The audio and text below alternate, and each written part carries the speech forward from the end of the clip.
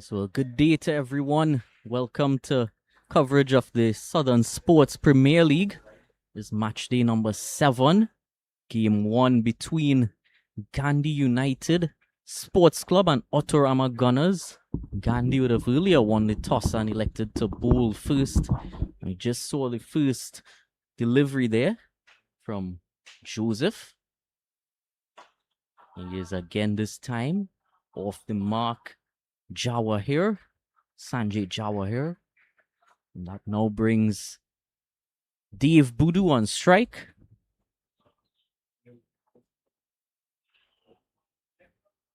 Left-right opening partnership.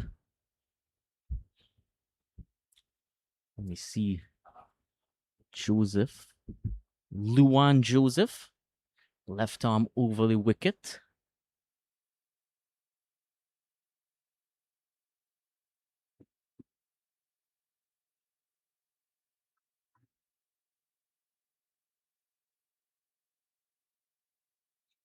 Oh, brilliant delivery to greet Boodoo.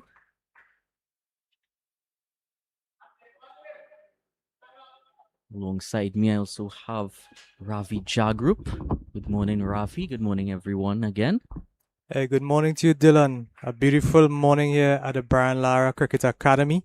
Quite a bit cloudy, overcast, pretty humid at the moment. I'm sure the bowlers will be looking forward to that.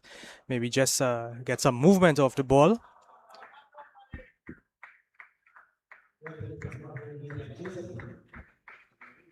Definitely seems to be getting a bit in the air.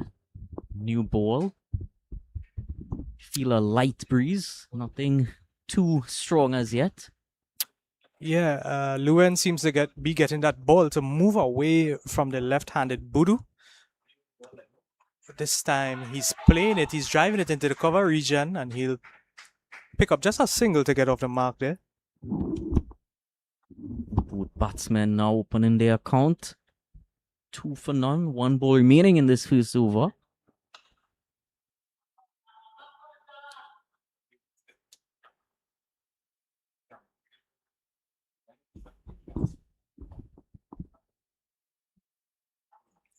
So that's changing up that field for the right-handed batsman. Just 2 men outside that in a circle with the fielding restrictions in this first power play. Last ball for the over. Nicely timed shot down to the long on region. And the first over 3 without loss.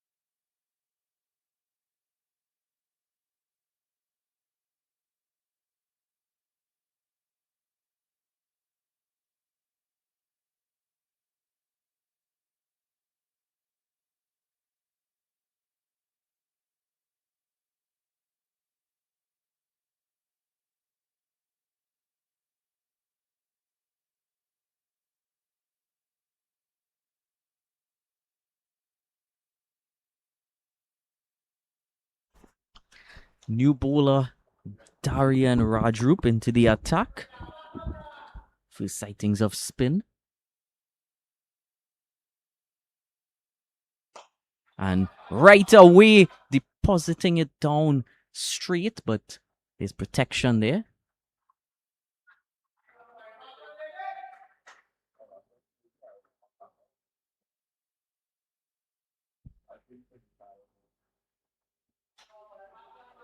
Well, I do hope that is Rajrup there because that ball was fielded by number 24, number 2.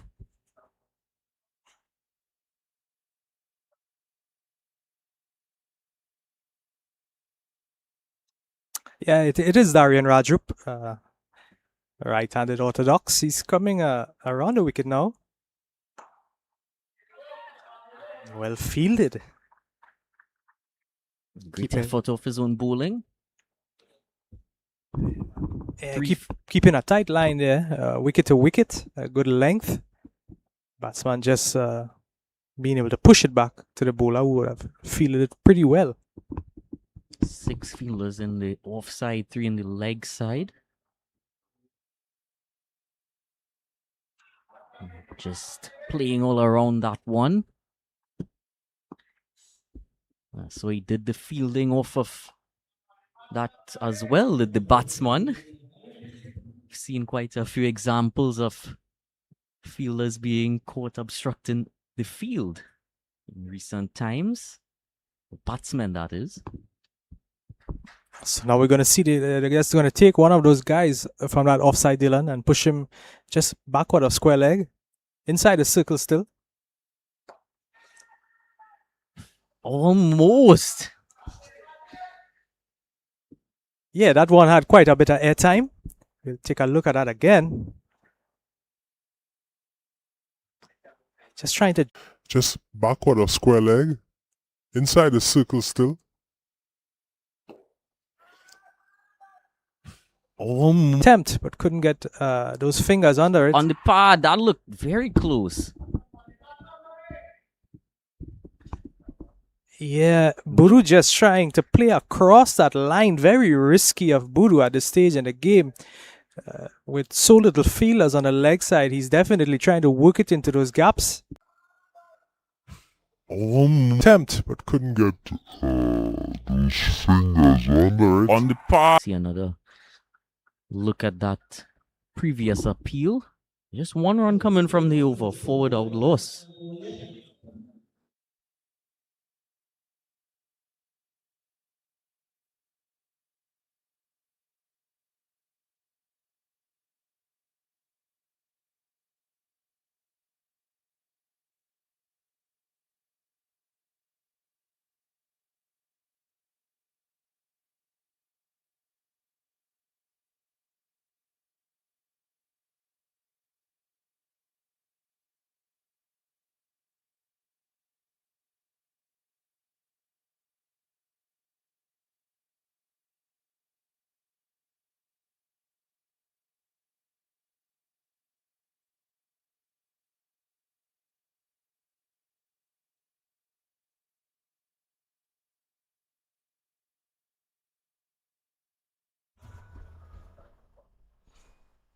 Joseph continues. Trapped on the pads again. But there's definitely...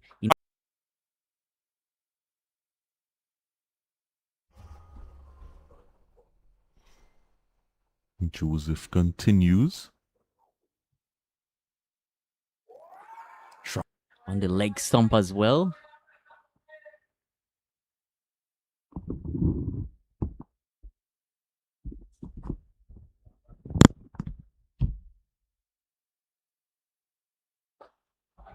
Again, leg side-ish, full and clipped nicely down to mid-wicket there. Running close to the boundary, but slowing down as it gets there. You'll collect that for 2. Yeah, Joseph just straightened down in that leg side line on this occasion, and the batsman taking advantage of that opportunity to work it into that less packed leg side space onto that mid-wicket region. Was able to get a comfortable couple off of that shot.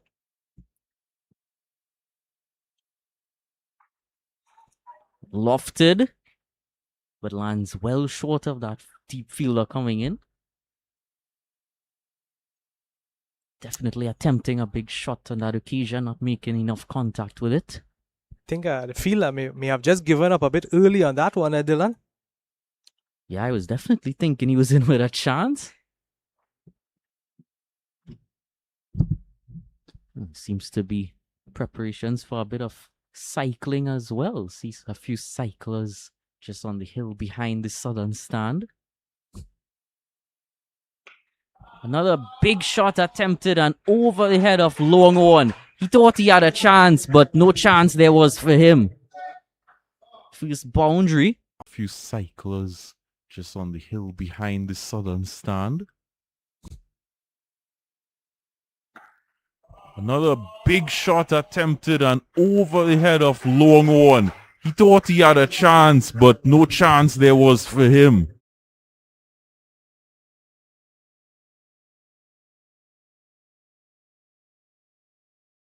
Live from the Brian Lara Cricketing Academy as we continue here. This one worked onto the leg side, lofted over the infield, and they are going to come back for a second and they're going to get that comfortably. Again, looking to go for that big shot. Seem to pick the area well, given the lack of fielders on that leg side.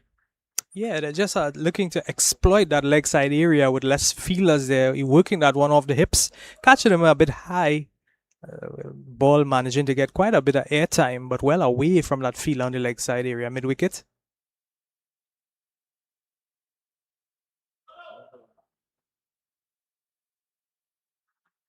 One delivery remaining in this over from Joseph. See a bit of a chat occurring there.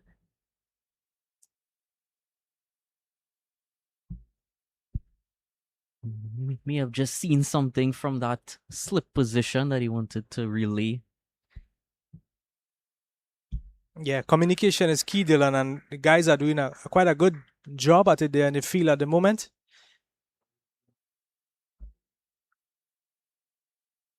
Some field changes taking place for this last delivery. Let's see what they have up their sleeves. The Gandhi United Sports Club.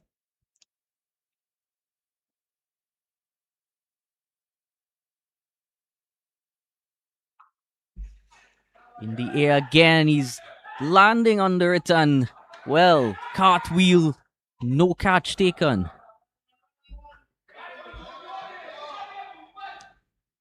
I thought he settled well in the position there to take the catch, but couldn't quite complete it.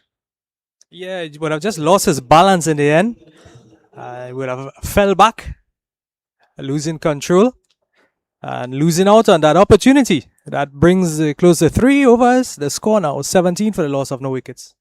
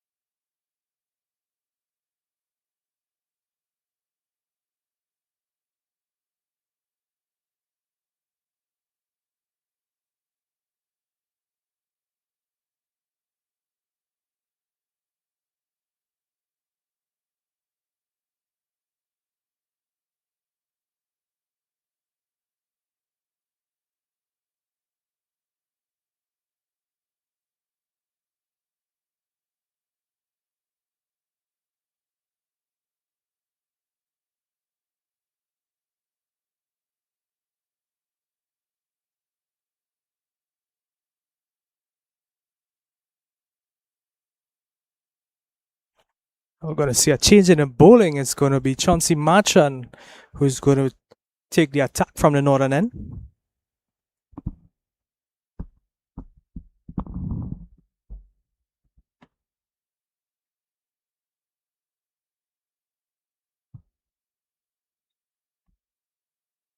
So a change from this northern end.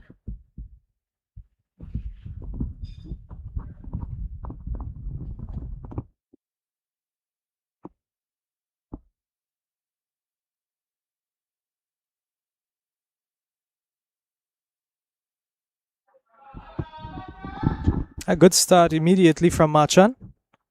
First ball dot delivery.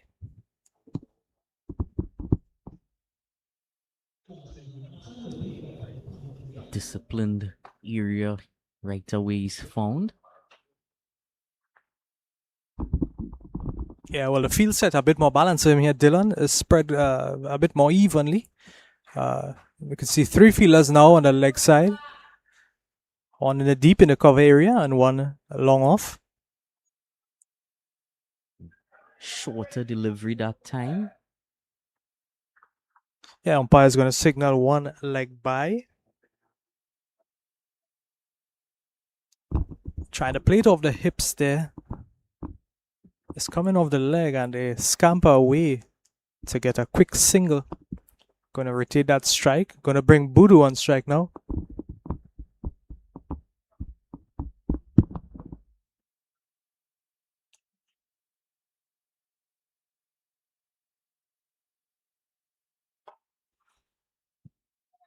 We just played that right where it was heading. Good timing.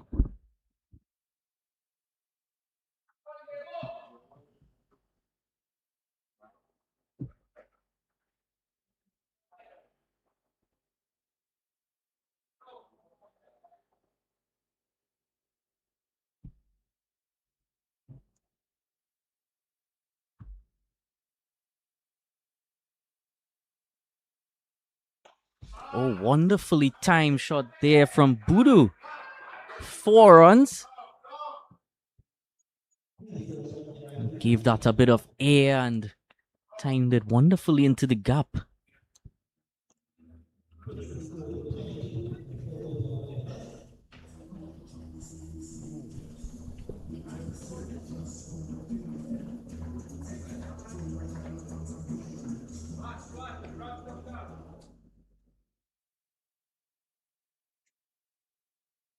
Yeah, that was good use of the feet and working that one well, lofting it onto the onside, and would have gotten a 4.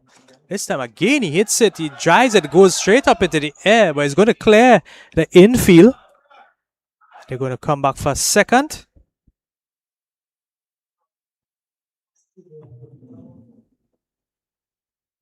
Budu does seem the more aggressive of the two.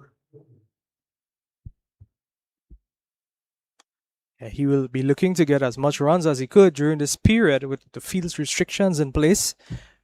You can see that there's nobody outside that circle in the offside area.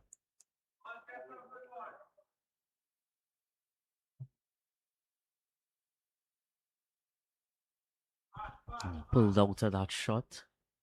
Gave a signal as well that he saw something.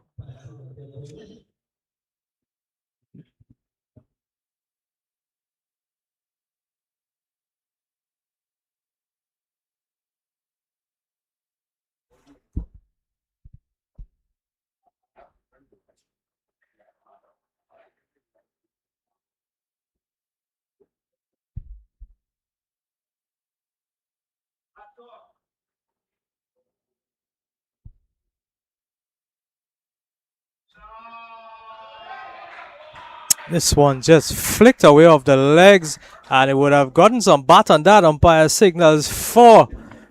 Beautiful shot, beautiful leg glance to finish the over. Probably get a look at that again shortly. But at 4.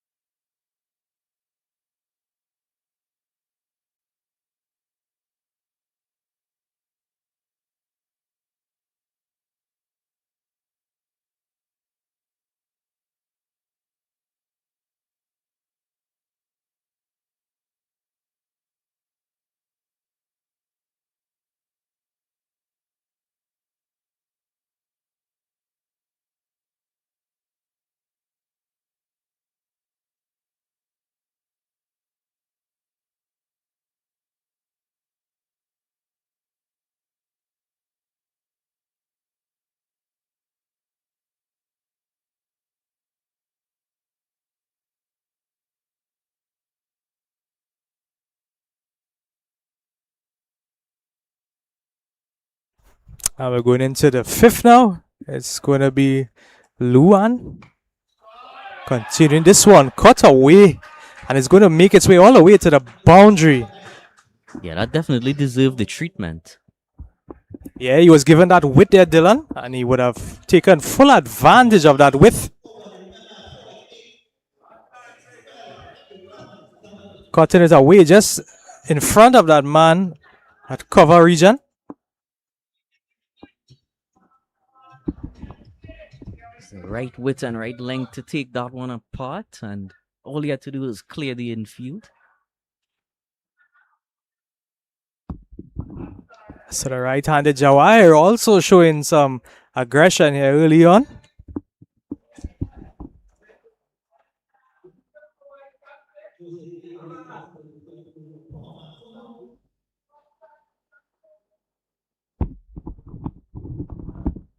Bringing in that man from that deep cover region. Now there's a long on and a long off. Second delivery, and he pulls this one into the mid-wicket region. It goes high into the air. It falls in no man's land, and they come back for a second. Definitely taking full advantage of this field restriction period. Off to quite a quick start. Yeah, good start by the batting team. That current run rate, 7.85 over. Going well at it here. Good opening partnership, putting down a good foundation for this batting side, the Autorama Gunners. And bowler just losing grip there. Had to pull out of that one. He'll have to reset, recalibrate, and restart that delivery.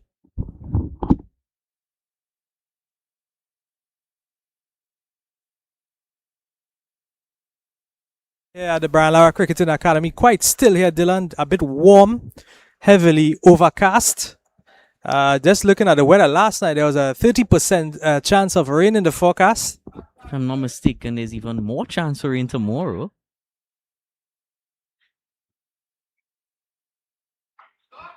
Wonderful pull shot this time. No fielders getting there. Timed it and gave it full throttle as well. Yeah, Dylan, well, the intentions are definitely clear by both batsmen here. They are going to have a go at it. As we look back at that one, pitched middle of the wicket and just given enough height as the batsman swiveled and pulled at it to the square leg region for a comfortable boundary. Yeah, he's trying some short stuff here, definitely from that left arm over angle, but he's not really getting much bounce out of the pitch. He's just sitting up and allowing the batsman to sit on that back foot and play that shot quite comfortably. Yeah, well, I'm sure that his intentions were to get that ball more on the offside of the batsman, seeing in past deliveries. Oh, this one is just whipped away past the keeper, another boundary.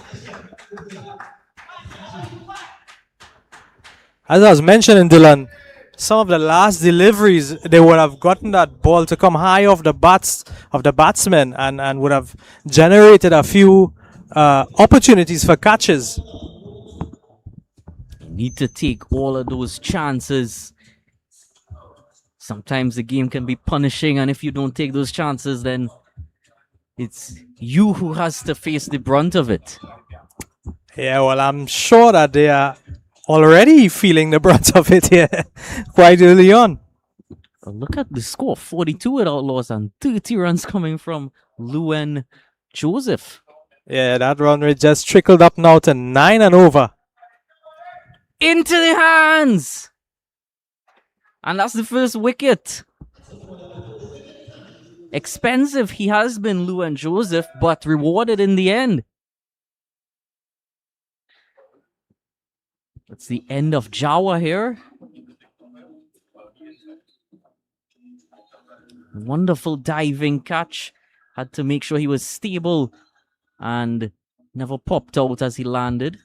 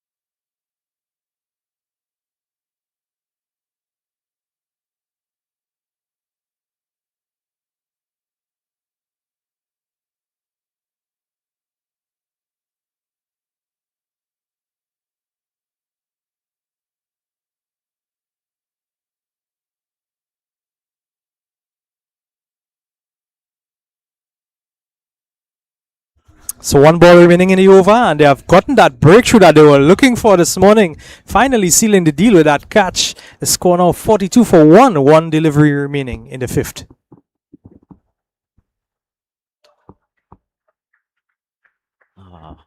What a greeting. End of the 5th over, it's 42 for 1.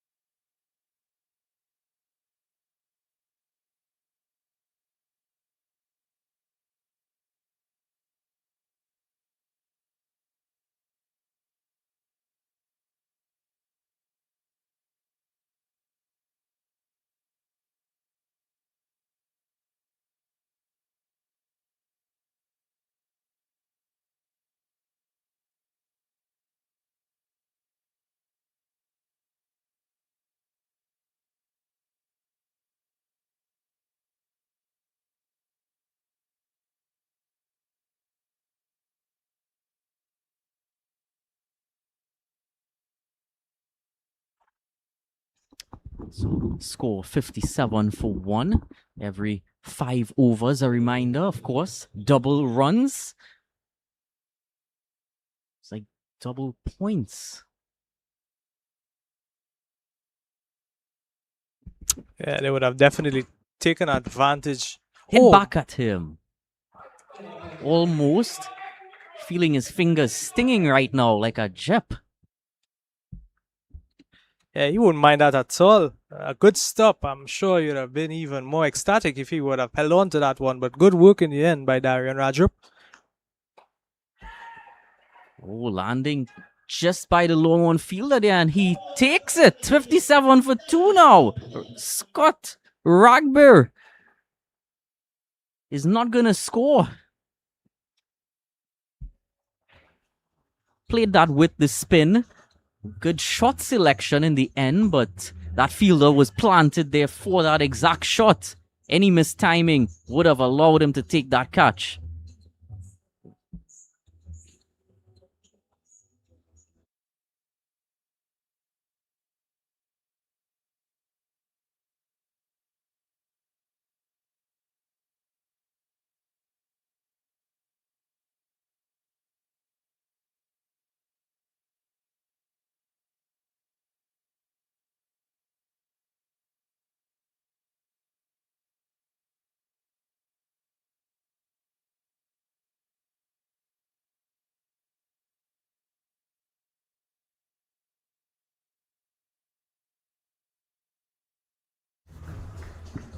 Andrew Rambaran now joins Boodoo at the crease.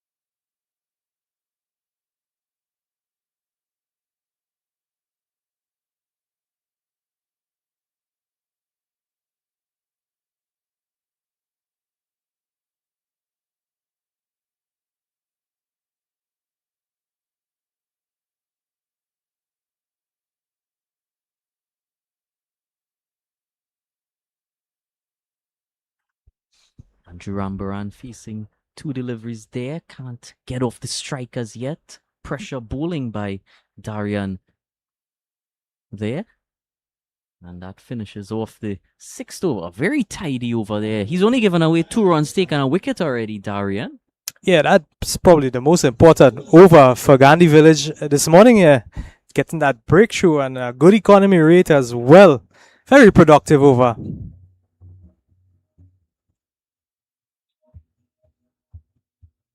Now the field restrictions are going to relax.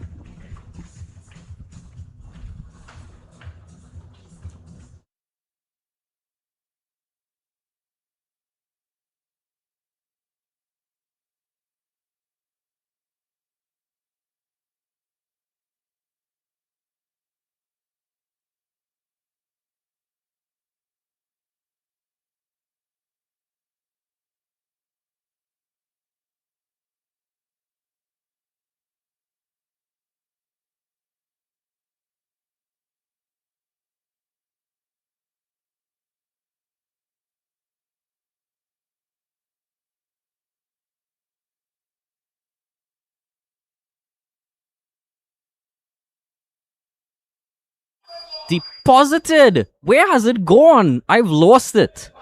I can't see where it went.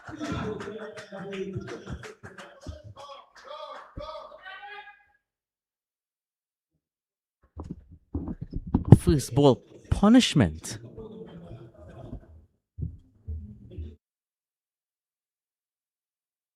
Ziggy Levi into the attack now. And he has been met with full force of that 6.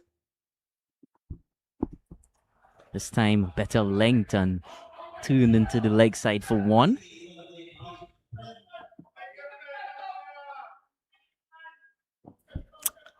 Ziggy Levy.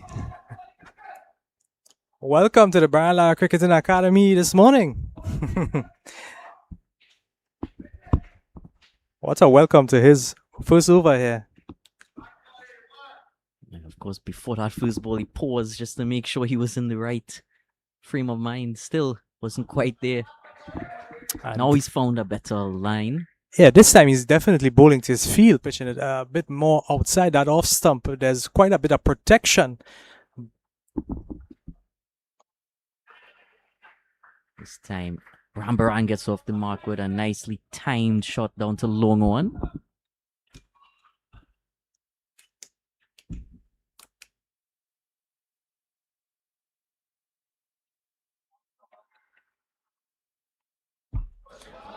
Well, that's cleared the boundary rope again.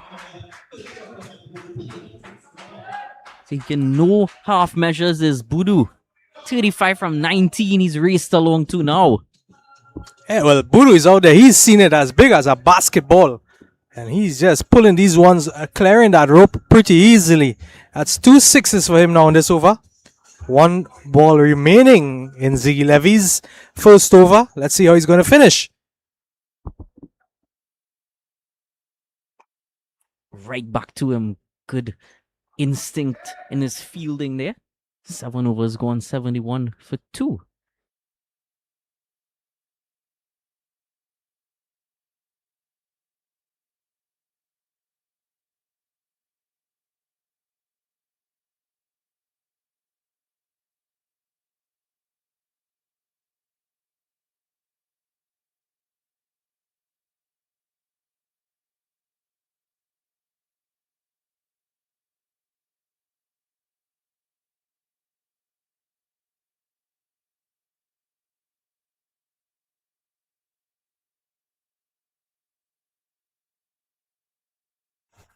Rajrup, he's going to continue here from that northern end.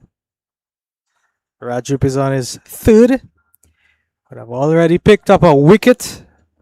Only conceived 2. So quite economical this morning from Darian Rajrup as he continues from this northern end around the wicket to the left-handed batsman. And he's driving through the cover region. He's only going to get a single. There's protection in that deep cover region. And it's going to rotate that strike. It's going to bring Buru into face.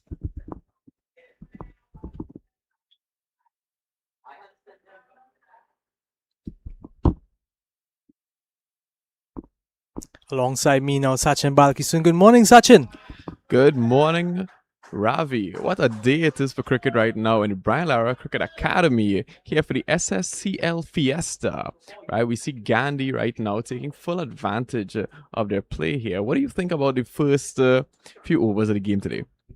Well, it was a well-balanced display of cricket from both sides. We've already seen 2 wickets and quite a good score on the board as well, with that projected score 199. We love the competitive plays here today when we see teams of the equal skill level come together and really test their limits right now, test their strategy, test their batting against their bowling. Right now they're taking full advantage of the Fiesta's special policy where every 5 overs it's double for the runs, so you can take full advantage of that and really rack up that score. Yeah, they did go pretty hard at that over. Despite losing 1 wicket, they did manage to get at least 3 boundaries in that over. One could say that they're risking it for the biscuit. This time there's an appeal. Umpire shows no interest. This one probably just sliding down to the leg side area, missing that leg stump. But good tight bowling here, as we have seen in his previous overs by Darian Rajrup. And this one is short and is picked up early and is pulled all the way over the boundary. That man at long off could only look at it sail over his head for 6 runs. Ravi, that went all the way out into the stands there. We had to see a replay on that one. Beautiful shot. Went way up into the air over everyone's head right there. And as you said, they could only look at it from afar. From the reaction I got from the fielder, I thought he wanted to jump up and catch it in the sky like a pelican. You would have needed a trampoline for that.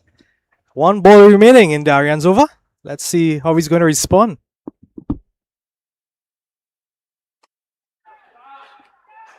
And this time it's dragged straight to the man at long on.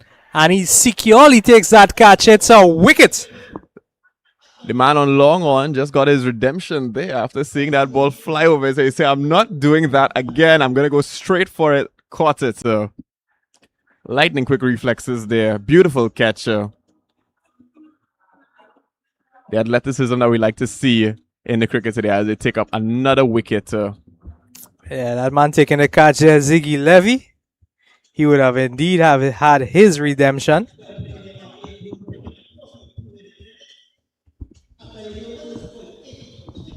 So 8 overs complete now to score 80 for the loss of 3 wickets.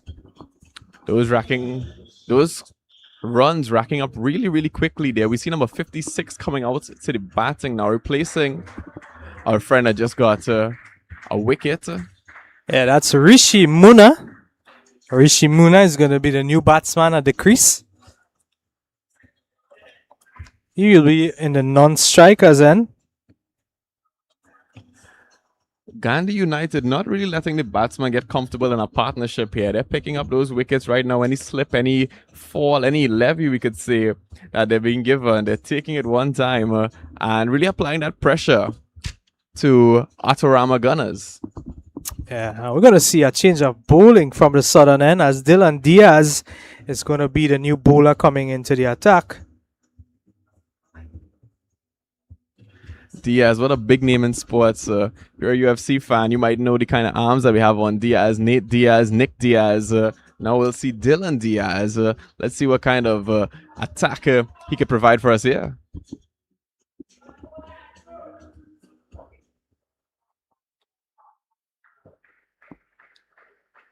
Yeah, Diaz is going to be bowling right arm orthodox. He's going to be coming over the wicket.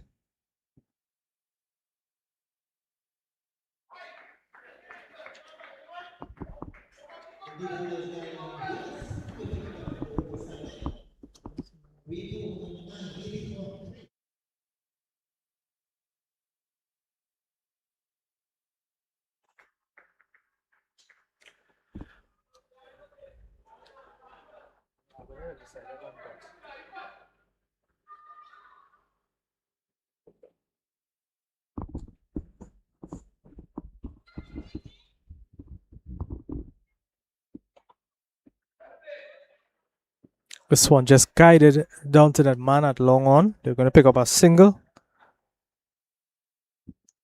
Going to rotate that strike. It's going to bring Muna into the attack. Muna hasn't faced a ball as yet. And now's the opportunity. It seems that Diaz is getting his footing in there, getting his line and his length. A few practice swings there we got from him. A few practice bowls there. But Muna now also fresh on the pitch, seeing what he could do. Fresh faces right now.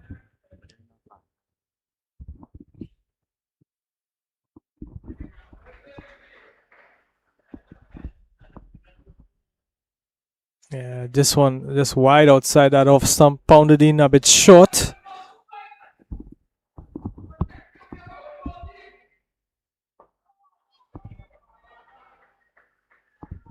Very watchful is Muna.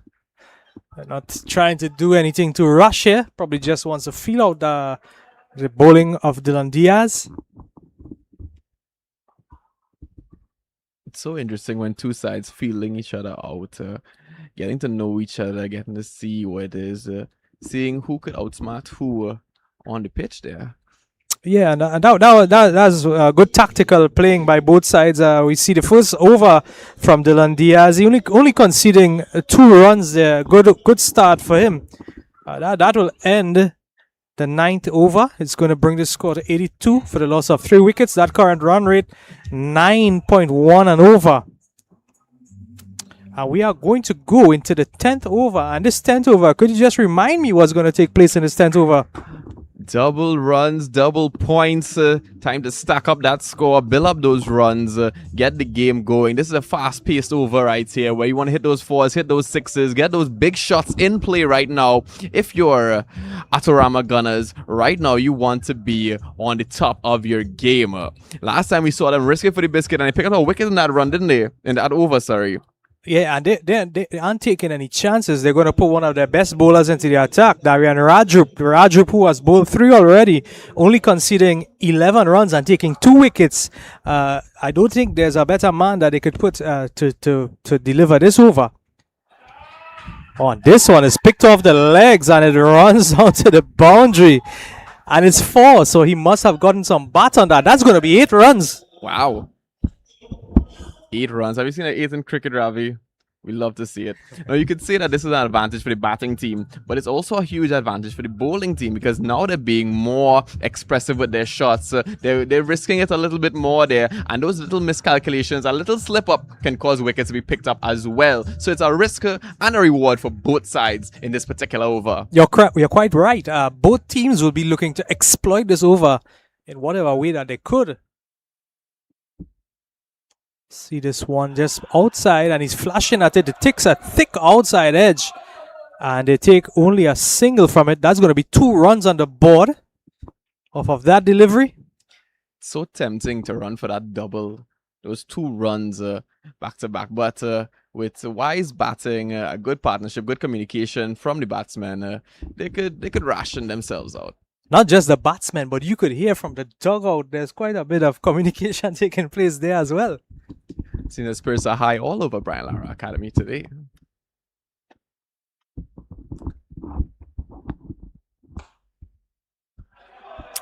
This one is driven past the fielder in short cover position. They're going to scamper through for a single run. That's going to put 2 more runs onto the board for them. It's going to rotate that strike. See how that ball just evaded the midfielder there. Went straight past him. He was brought down by that ball, actually. I feel like I was watching a football game for a second. Yeah, that's Sanjay Sukraj. Just didn't get the opportunity to go down on time to get that ball. This one, a dot delivery. A dot delivery in this over, Sachin, it's like goal for the bowling side. I must say so, Ravi. as you can see, both sides now, they seem to have really started applying pressure on each other. We can see a little more apprehensive approach, but it's not the over to be doing that, no?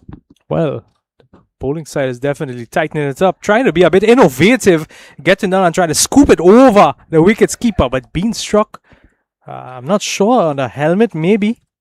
Talk about innovation from two sides there. He kind of dived to get some bat on that ball there. Some athleticism we're seeing from, who was that on the batting? Yeah, so the last 3 deliveries in that over were dots, and it will end complete that 10th over.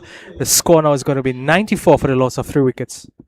Gandhi keeping the runs nice and low right now. Not letting Autorama Gunners take away too much in that particular over. Hopefully in the 15th, they can really play their shots again and try their best.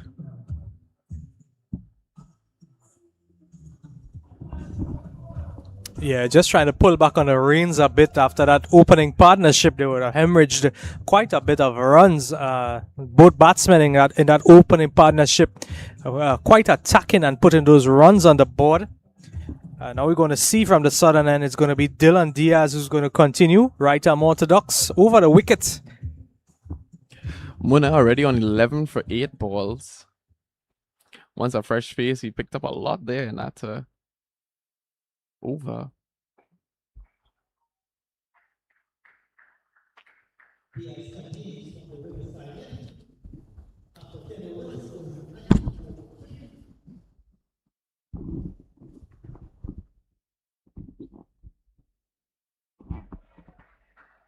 I'm not quite sure what Rambaran was trying to do there.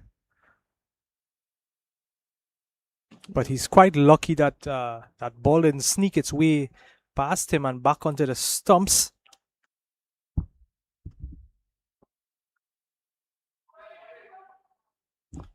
This one is lofting down to the man at long on. He's going to pick up a single, rotate that strike, get Munna. One strike there, that's going to steal a run here. Good running by the batting team. Yes, they seem to take advantage of a little bit of miscommunication, the feeling there. The man way out in the deep, he had a quick reaction to the ball there. It looked like something happened when it came back to the bowler. I don't know what happened. He seemed to have slipped with the ball, something of the sort, and it just kind of went haywire for a second there. But they seemed to regain their control and headed back to their positions. They obviously wouldn't try to get that be done again. This time he's cut into the man at point, just falling short by maybe about a yard. But well stopped in the end, restricting him to just a single off of that delivery. Once again, a bit of miscommunication. Not a miscommunication, a bit of misfeeling there from the man at point there. He had his hand on the ball and it kind of slipped up through him. Yeah, it was a difficult stop for him in the end, contemplating if to go forward for that catch, realizing that it was too much in front of him. Well, that alone could lay testament to the power of the Autorama Gunners right now on the batting. That ball was pitched up there for him and he just couldn't get his hands on it. Yeah, driven back nicely from the batsman. One delivery remaining in Diaz's second over. 4 conceding it from it thus far. And finishes strong with a dot delivery. That's going to complete the 11. The score now 98 for the loss of 3 wickets. Diaz maintaining a good consistency over his 2 overs. Can't say that he's playing it any risky, nothing too fancy. Just as you said, right orthodox. Not really spin bowling, not really Yorkers. We'll say having the Autorama Gunners on their defensive at the moment from this fresh face Diaz in the overs. As we wondering right now, Ravi, what are the Gunners thinking? What is Gandhi United thinking right now? Well, Gandhi United would have been the team to have won the toss this morning. They have chosen to field, so they have had the advantage of their preference in their first inning, and I'm sure they will be quite pleased with penetrating that opening batting, taking 3 wickets. It's 11 overs gone. They have conceded 98. I'm sure that they will want to pull the reins back quite a bit and restrict restrict the Autorama Gunners from putting any more runs on the board, at least not at an exponential rate. So they will be looking to stifle them here at this stage of the inning. Stifle is the name of the game right now. Obviously, in 20 over format, you don't necessarily want to go for a bowl out or, 10 wickets, nothing like that. You just want to keep the runs low so you have a manageable score in your innings. Yeah, this first delivery of Atiba quite high. He's lucky to get away with it. Just under the waist of the batsman, a full toss. Didn't concede any run. Pretty lucky. On this occasion, he will definitely have to work on his length. Let's see how he's going to recover.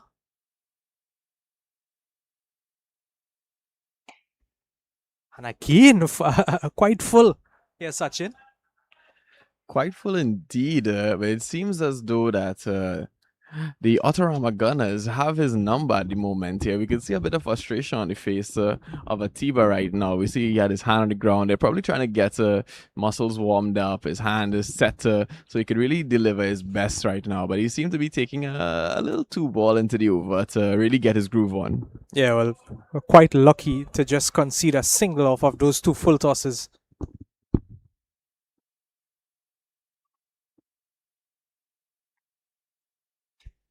Was way up into the air. Just short of a 4 there. Yeah, there's that protection deep mid-wicket. It's only got to get a single off of that.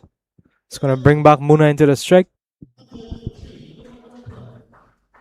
And that's going to bring up the 100 for the Autorama Gunners with that single. Projected score of 174 right now. This one is struck high. The man from long on settles under it and he completes a catch. It's another wicket down. Now it's 4 down. We'll have a look at that catch again. Certainly. Beautiful playing from Gandhi United right now. Just look at this catch here. 2 men went to get it, and he just takes it like a bullet to the face. He catches it, no fear whatsoever, is brought down with the catch, putting his body on the line there. Takes all that momentum from it being way up into the sky and gets that catcher.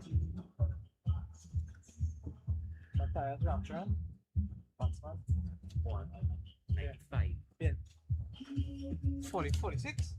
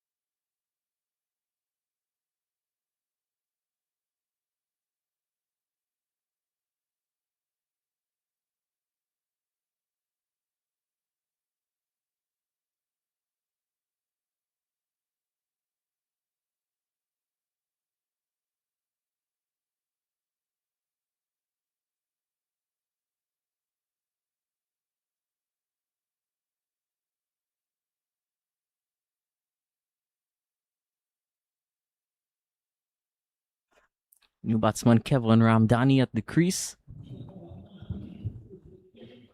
Atiba Villafana wicket in his first over.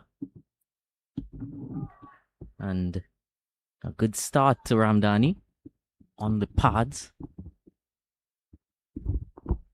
Seems to be having a bit of natural inward movement from that action. Yeah, Villafana recovering quite well and getting his line and length adjusted pretty nicely after those couple of full toss deliveries that he would have opened with. That wicket he would have taken, you would have just seen that the batsman would have misjudged the timing of that, the speed of that ball, and would have mistimed it. Came pretty slower than he would have expected it. And he would have hit it straight up into the air. Oh, almost a chance of a run out there. Yeah, good opening over by Atiba Villafana.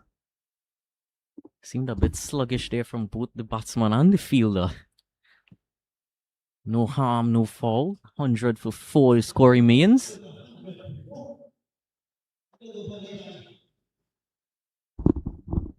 That current run rate would have dropped quite a bit, Dylan. Now it would have gone down to just over 8 runs and over. Of course, you always expect that after the power play phase, but a few quick wickets have certainly brought things more in the balance now. Yeah, most definitely. It would have definitely been the impact of those wickets that would have fell.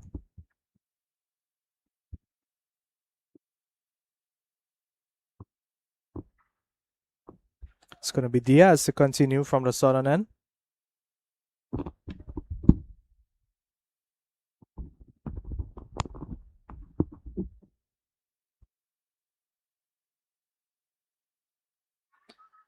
Again, attempting some very innovative stuff. Was it Rambaran himself who attempted one earlier?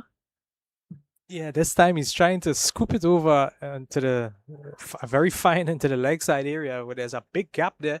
Only one man in the deep mid wicket and long on. Of course, we see Ramdani without the helmet. Rambaran for sure needs that helmet if he's attempting those shots. Again, this time he makes contact with it, but fielder looks like he might be able to cut it off, but not so in the end. 4 runs. Yeah, so that innovation would have paid off on this second attempt, and he would have manufactured a beautiful boundary, just paddling it from that offside region of the wicket, working it fine onto the leg side, and you would have gotten the rewards of his action. 4 runs.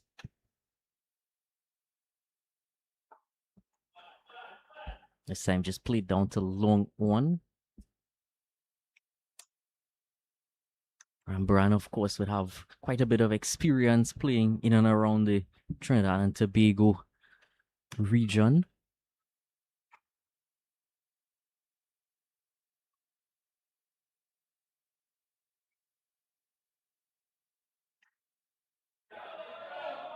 Ramdani gets off the mark. Settles for 1.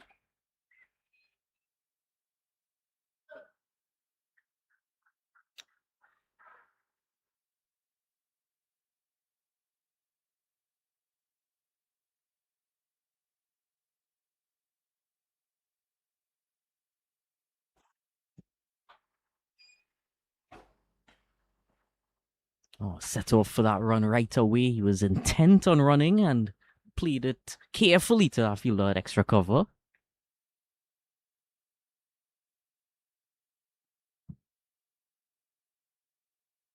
One delivery remaining.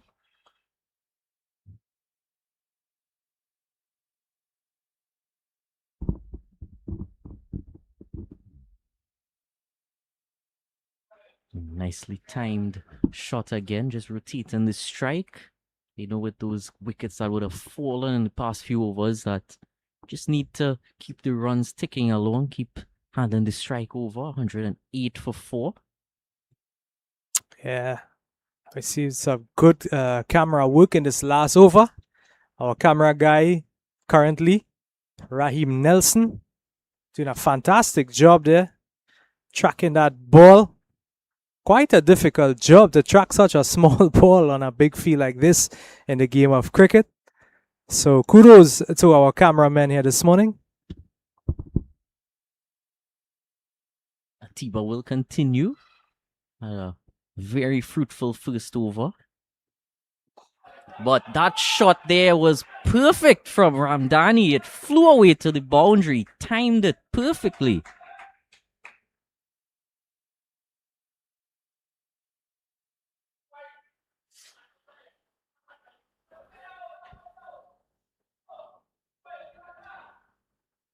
Over pitched and middled it. Yeah, he would have given it some width as well. So the batsman didn't hesitate to take a flash at it. Made it all the way up to the second mound.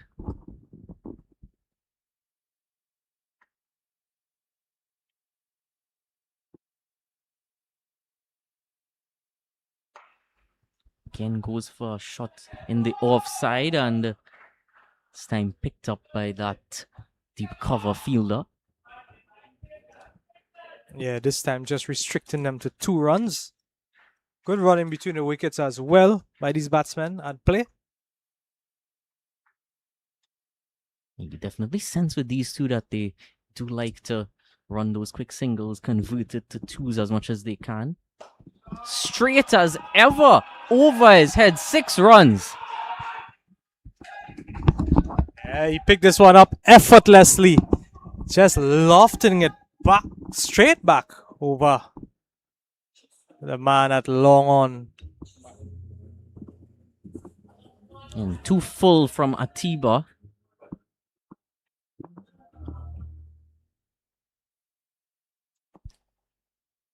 Yeah, drops the length back this time. Good response from Atiba Villafana. Wanted to slice at that one, Ramdani. Yeah, good comeback from Villafana on this ball. Ramdani looking in good form, especially this over here, Dylan. Oh, he's come out with a point to prove.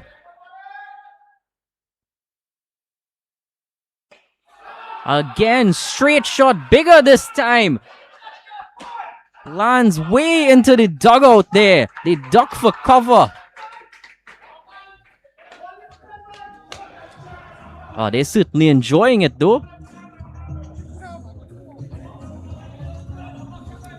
Yeah, he's asking for a promotion. He wants to open the batting. Yeah, that one almost took out our cameraman up here. What a 6. That was definitely the biggest for the day. Still 1 ball to go. This one striking on a pad and it's LBW given. In the end, Ramdani has to go, but a wonderful cameo from him. 20 from 10. That certainly would help the cause of Autorama Gunners. 126 for 5 now. Still 6 overs to go. They could certainly be looking towards a score of maybe 170, 180. Yeah, well, it's action all around from the bowling side. From the batting side, we have just witnessed quite a couple of big 6s, the biggest for the day. And in the end, the bowler smiles. Atiba Villafana as he gets his man, Rambaran. As he gets his man out, leg before wicket. Ryan Ragber now joins Rambaran at the crease. Not sure if there's any relation to Scott Ragber.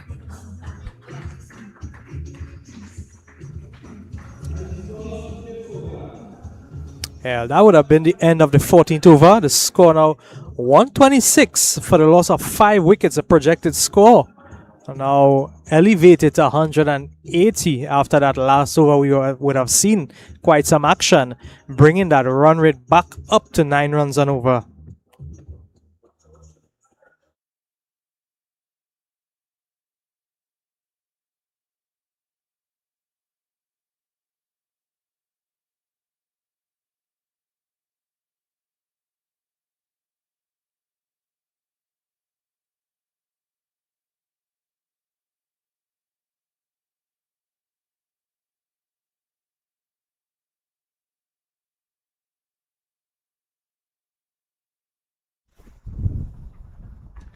So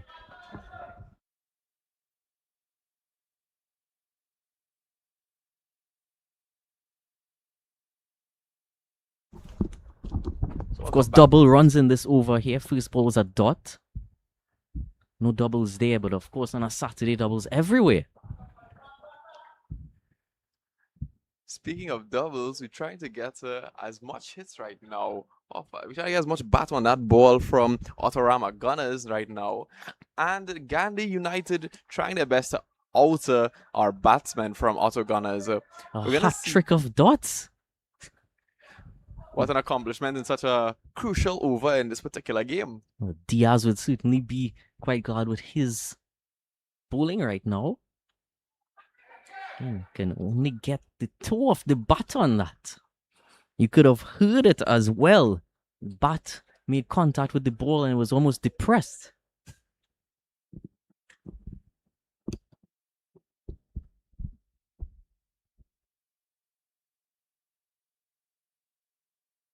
It would be rather depressing if the Autorama Gunners don't take full advantage of these double overs here, these double run overs right now Just on 2 balls Fiesta. remaining as well. They could score something. They're gonna pull it away and not really, but say fight up for 2 runs. They're just gonna risk it with a little 1 run there.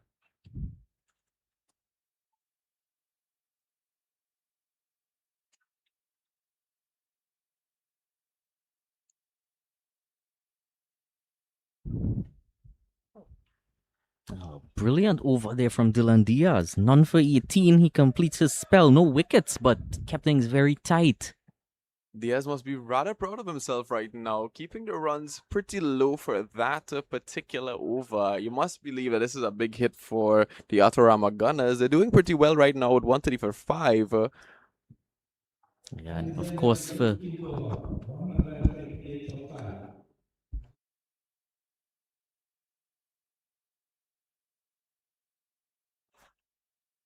Also, Gunners not really dropping the ball on that. They defended well. They're putting up a decent fight right now, but really in that particular over in the Sspl Fiesta, you want to take full advantage of those double runs. You want to rack up those points, rack up the score, give your enemy, your opposing team, the hardest challenge to make back up those, because they also have double overs every 5 overs to take advantage of as well. So you want to give your best out there.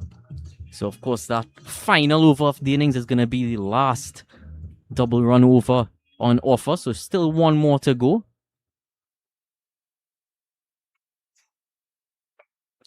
Oh, not timing that too well. Through to the offside and a quick... Well, I'm not sure who he was aiming at there, that fielder. Maybe he was just thinking respond. Because he came there, picked up the ball, and threw it way over the stumps. You could see the guy on the short kind of look at him, look at the other guy, be like, what was that?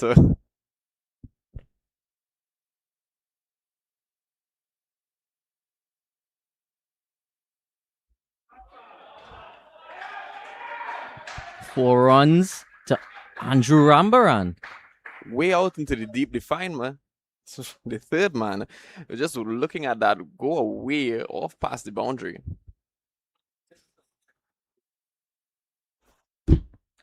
Nicely timed into the vacant fine leg region.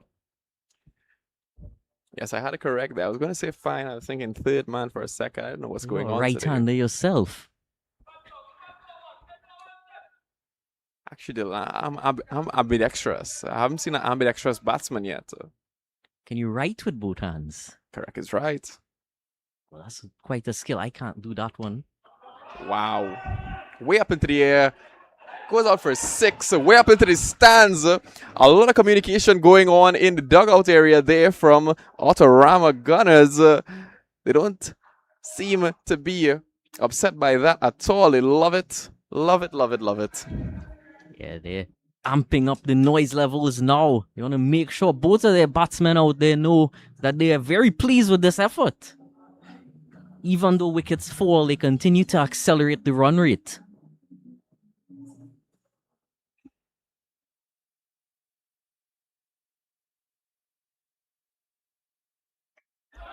And again, Another this time one. even bigger.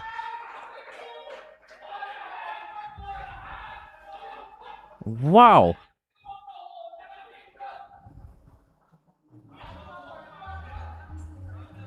See how that ball itself was. Yeah, it was a bit too short. All he had to do was swivel, pull that, and it was deposited. The man down in the deep there, he has to reach over the barricade to really get back that ball there, making them really work fit right now. Yeah, that's Eden Choon down there, the invitational player. Well, he's certainly worth his invite.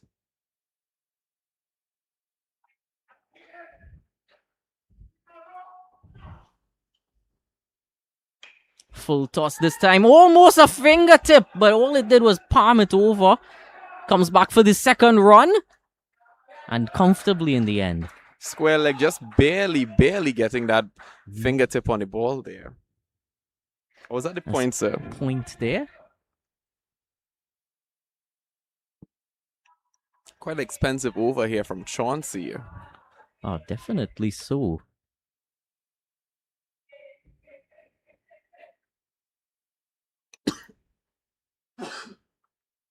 Final delivery, another lawful toss and driven through the offside, but cover comes around and takes that one. So restricts it to just one, but 148 for 5.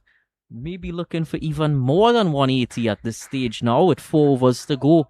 And another double run over still in play. You'd think if they put up a performance like that while the double over was going on the last over, they would have been a lot higher in the score right now. Yeah, and of course, from the Gandhi United perspective, they would be thinking, well, they got away with a pretty cheap double over. So when they come out to bat, they pretty much have an extra one in the bank. Now, cheap double over, correct. However, they paid for it in this particular over here, with about 2 sixes going out in that over in the 16th. Now, Dylan, if you are Gandhi United right now, what is going through your head as you're seeing the runs come up and up with every over? To be fair, at this stage, it's just about continuing to take wickets because they have taken wickets up onto this stage, but every time they do, the run rate continues to go up. The key thing now is just to get Rambaran out, and you'll be into the lower order batsmen. Rambaran right now proving to be a dangerous man on the pitch today. 38 and 32 deliveries right now. And of course, a very experienced player has... This time Ragber gets in on some action, but deep cover is out there and it's well to the task. Aidan Tune again. He's been patrolling out there, took a spectacular catch earlier to take the first wicket. Of course, he plays his cricket for Presentation College San Fernando. And Andrew Rambaran, who's on strike right now, has played with the Trinidad and Tobago Red Force in the Super 50. Some of the best out here in local Trinidadian cricket. Right here, the Sspl Fiesta. The SSPL. Thank you for that correction, Dylan. 150 up.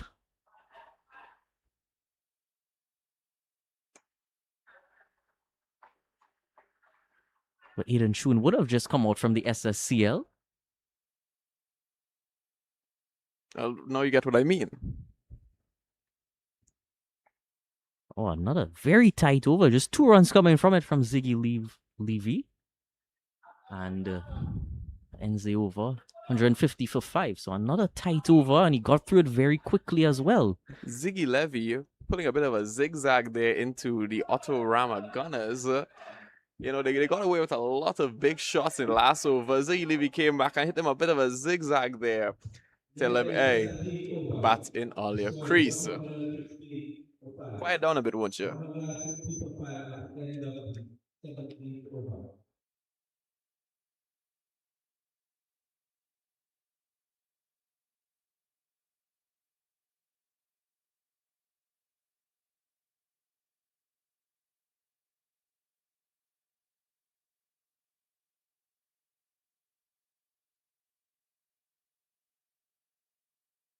The return of number 26 Chauncey after a very expensive over and a much better start this time. Goes straight to the keeper there.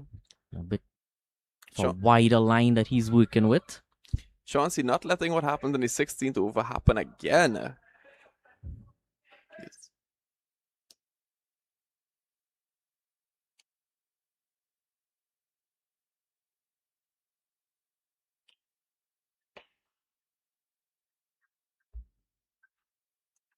Makes contact. Long one's there to save it.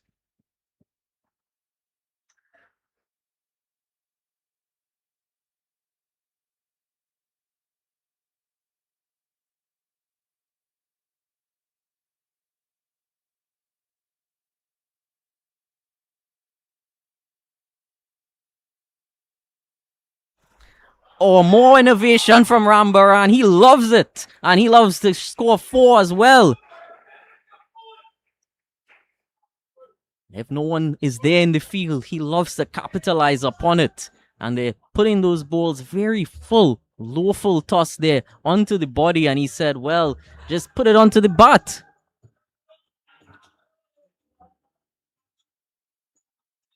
Long stop there, couldn't believe it for a minute there. I see him follow the ball, his eyes made a full U-turn. Couldn't believe that he turned that ball way over.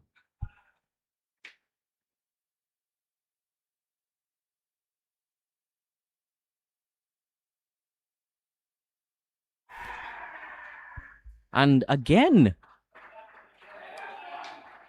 another 4 in that same area there. if they keep feeding him, he's going to continue to eat with those 4s.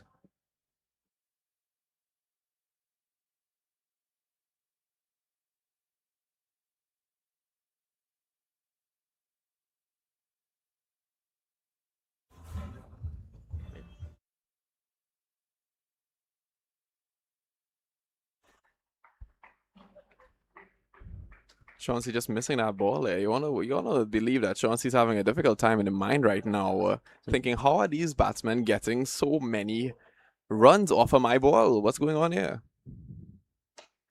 And of course, more. This time, full 6. I thought that was gonna go way out of the park there. It really did look like it was. Thankfully, it doesn't. Fielder doesn't have too far to go. Fielder would have had to pay an entrance fee again if he had to come back. He had to receive another invitation. Wow, look at the height on that. Oh, well, we're feeling some very comfortable breeze here now.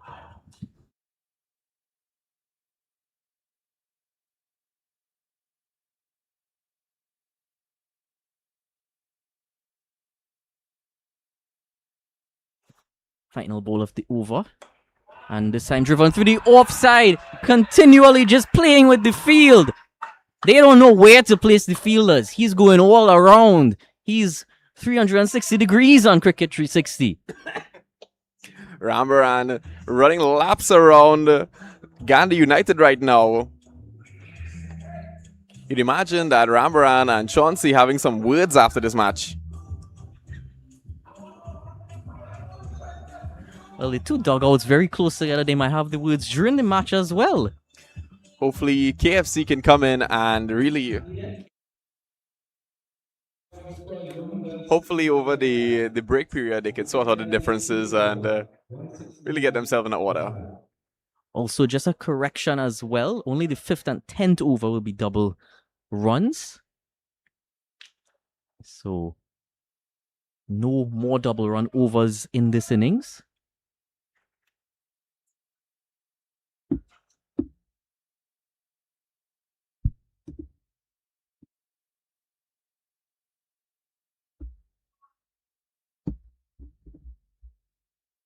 Ready on 169.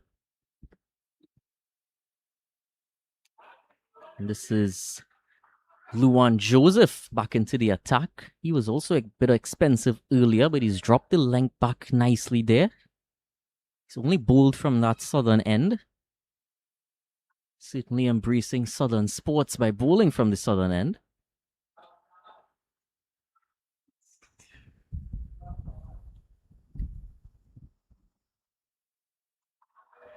And again, a great delivery there. Lewin seemed to make a correction in his deliveries there. As you said, it was expensive before. He looks to be a bit cheaper right now. Maybe he's on a half-off sale, you know? Who knows? Oh, no half-overs, of course. Well, that would have been something. He also has Radbeer on strike. He hasn't quite found his stride out there.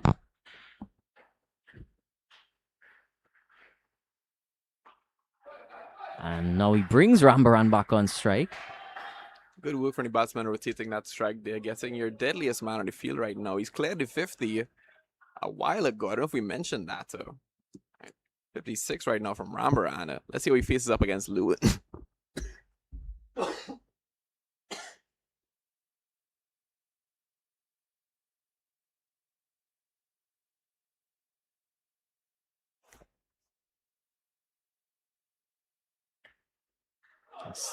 Nicely timed. Thinking about a second, and he does come back for it. A fumble out there at mid-wicket. from Kiran Singh. All fielders need to be on their P's and Q's right now when Rambaran is on striker, seeing as he can play that shot anywhere, anyhow. Seems as he's being punished now. He's brought up in the ring and another fielder's going out there to patrol.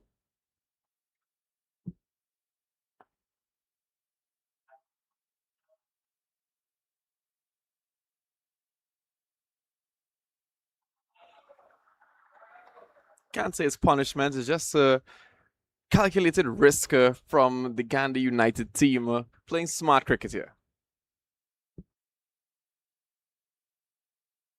Yeah, again, only just 3 runs coming from this over. It's been a good pull back from the Gandhi United. Up in the air. Who's catching it? Joseph didn't have to move all that far. And he took it himself. Rambaran is not going to be there for the last over. Could that be the turning point? Could it be a crux for the Autorama Gunners right now? Clearly a very important man on the pitch there, Rambaran. He's now out. What does this mean for the Autorama Gunners? But great work from the Gandhi United. Getting him comfortable, getting him ready to play those big shots there. And he just gets it up in the air and is caught out by, that's our guy, Chauncey. Is it not?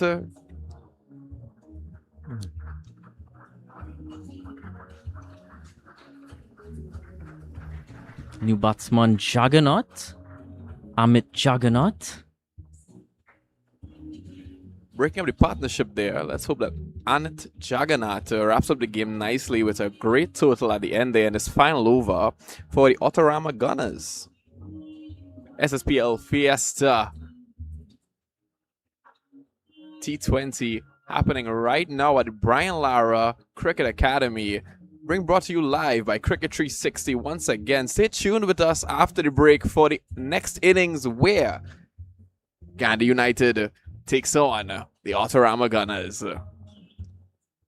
Atiba Villafana, 2 for 20. He's been brilliant. He's going to bowl the last over. No surprises. But cut away. No one there in the third man boundary. He saw that area open. He was given the width as well by Atiba Villafana. And, well, that's very nicely timed there and placed.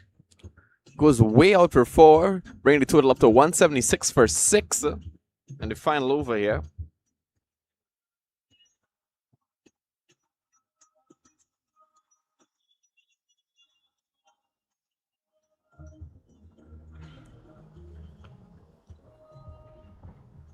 Obviously, you don't want this last over to be expensive here. You're trying to keep that total right where it is. However, Autorama might have something to say about that.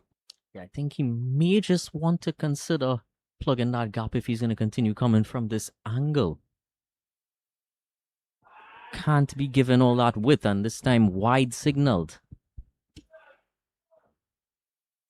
He's plugging that gap a bit of a misaverage there. Plugging that gap a bit too firmly, too loosely. What would you say?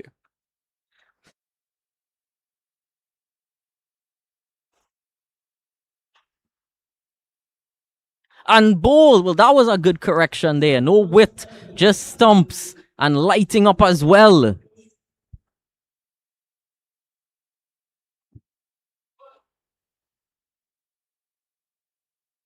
Yeah, that's all he had to do. Keep it on the stumps. Don't give any width away. A ball completely evaded the bat there. Bit of a mistime there from our guy that just came in. Wait, no, that's not a guy that just came in. That's Ragbir, who had been struggling to really get his innings going. And all he could do in this last over was really just swing for the hills.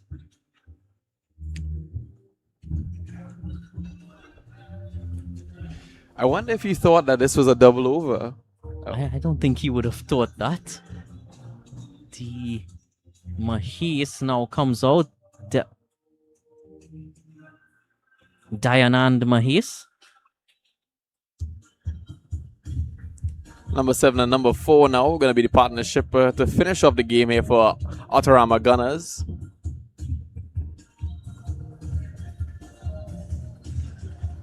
Score is 177 for 7 now. Atiba still has 4 balls left in his over right now to complete.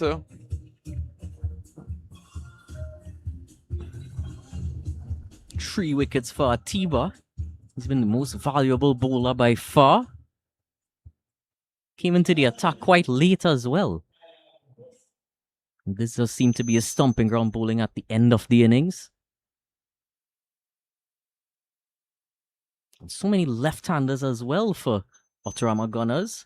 Certainly, it's quite confusing me looking at my fielding sheet right now, trying to call the fielding positions.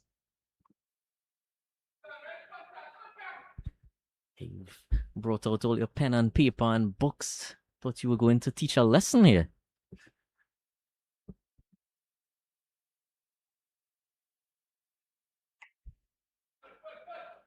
Off the mark is Mahis. Down to deep cover for 1. That replacement in deep cover really coming in handy right now.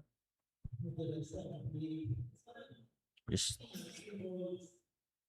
3 balls remaining.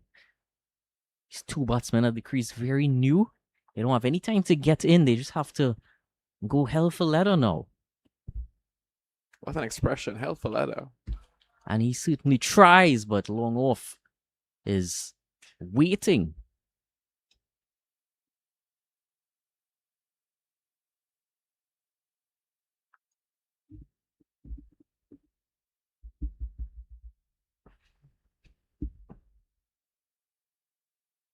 $180 brought up, so that does seem like was a target in mind. Maximizing that though over the offside and away to the boundary for 4 runs.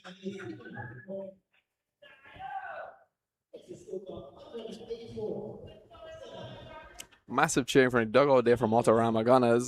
Seem to certainly be supporting each other. Seem to be happy with the performance that they've put up in their innings right now. 170. What is it for 7 right now? 184 for 7. 184 for 7. Certainly putting up a really big total there for Gandhi United to chase.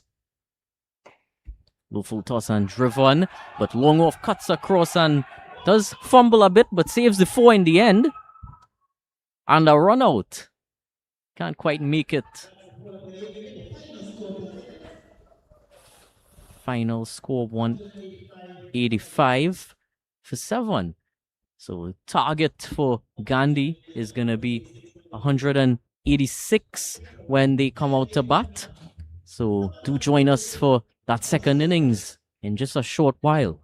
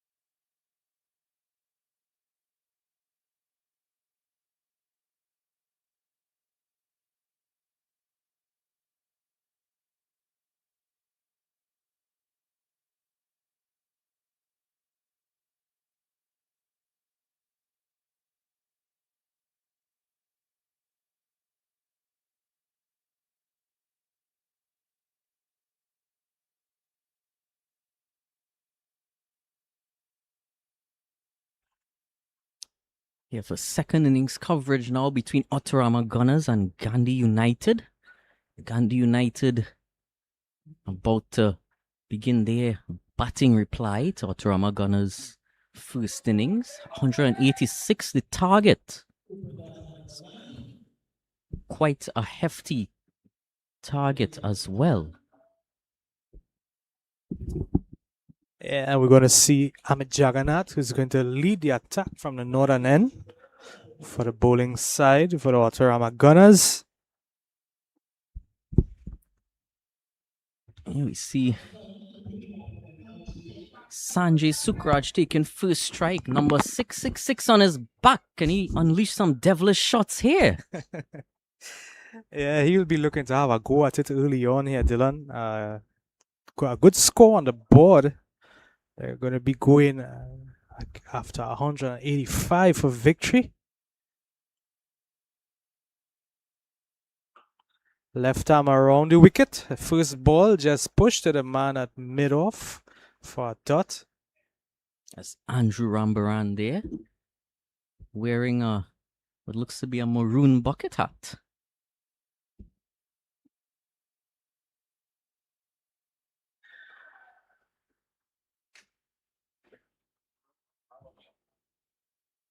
Stepping down, met it on the full, but landed just short of long on who was coming around. Almost for a second, thought he might have been in with a chance of a catch. Yeah, definitely a half a chance there. The fielder trying to make that ground. Managed to meet it in the end to save that boundary. Just restricting him for a single. And he's going to rotate the strike, bringing Chauncey into the attack. Left-handed batsman. Bowler's now going to come around the wicket, over the wicket to the left-hander. Almost another chance there. Slip. Caught napping. Or caught slipping. Yeah, it was a slip in the slips. And he got a second life there, Sanjay. Sukraj flashing us. Let's have a look at it again. You could see pitched outside that line of off. Somebody's having a flash at He it. actually made some contact with his hands too, but he just panicked at the last moment. Yeah, so it's all happening out in the middle there now. This one wide.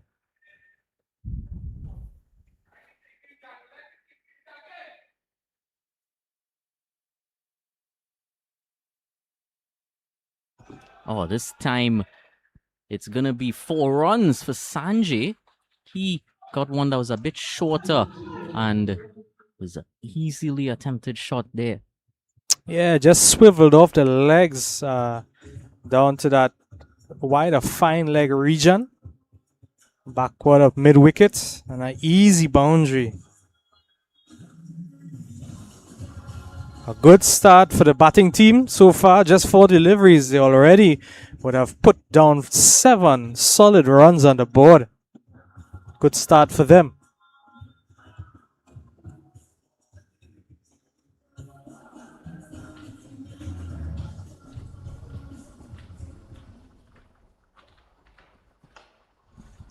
Oh, nicely timed again. A lawful toss. He's mixed up the lengths quite a bit, Juggernaut. Some maybe more certain than others. Yeah, and picked up nicely off the legs, working it to the man down there deep mid-wicket. And they're going to get a single and rotate that strike yet again. It's going to be Marchand facing off the last ball of this over. Good finish to the over from Juggernaut. Just a bit of drift away. 8 without loss after 1.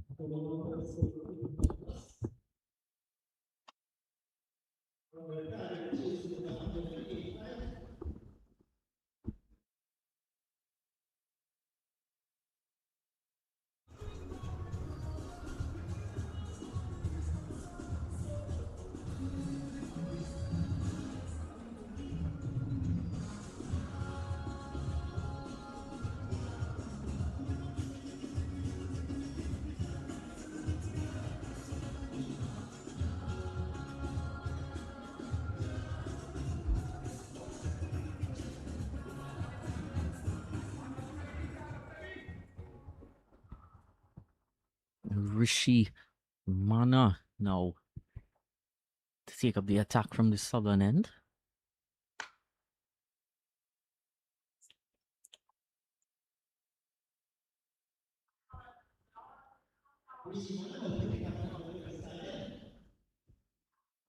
Yeah, he'll be coming right arm over the wicket to the right-handed Sanjay at the crease. One slip in play for him, a man in the deep cover region. All other fielders in the circle.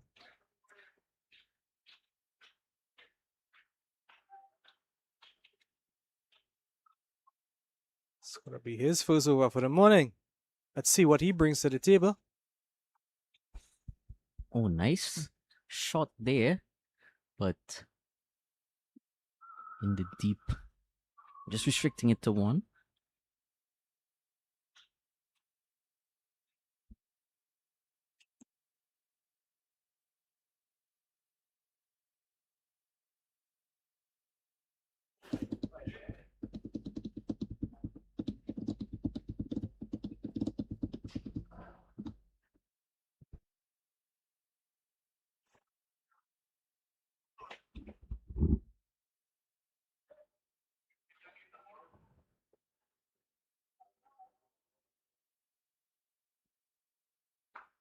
Up in the air, chance of a catch, settles and takes it, pouches it very easily, took it in his sleep. Number 18 there, that's Dave Budu.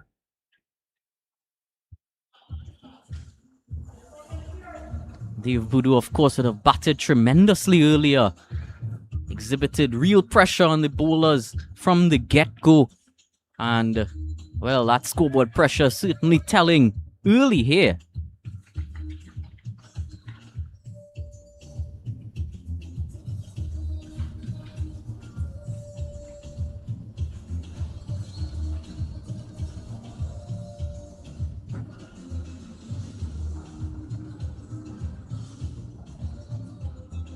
So easily he took that catch. Was waiting for it. And a much different start than what we saw in the first innings. Of course, remember quite a few catches going down.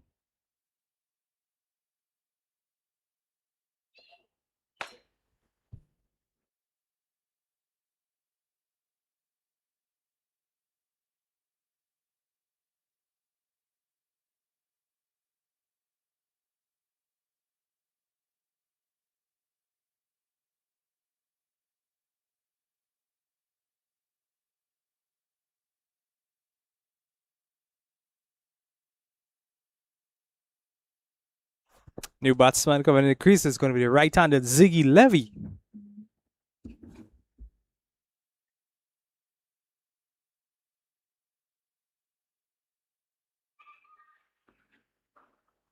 Levy cutting at this one straight to the man at point and connected him quite solidly there. He would have felt that one. Would have seen his life flash before his eyes there. Ball coming at him. Don't go towards the light. That was quite a fiery one coming at him. Short and wide, and could have easily gotten more out of that. They come back for a second. Someone dropped his gloves. Was the keeper. Yeah, so we just see Muna working that outside the off-stump region, short and wide. This one brought back into the batsman. They're going to scamper across for a single. Rotate that strike. It's going to bring Sanjay. Sukraj to face. Sanjay Sukraj, another right-hander. So just one man out there in the deep cover position. Again, short, but just guided it down to third man. Easy single. 13 for 1.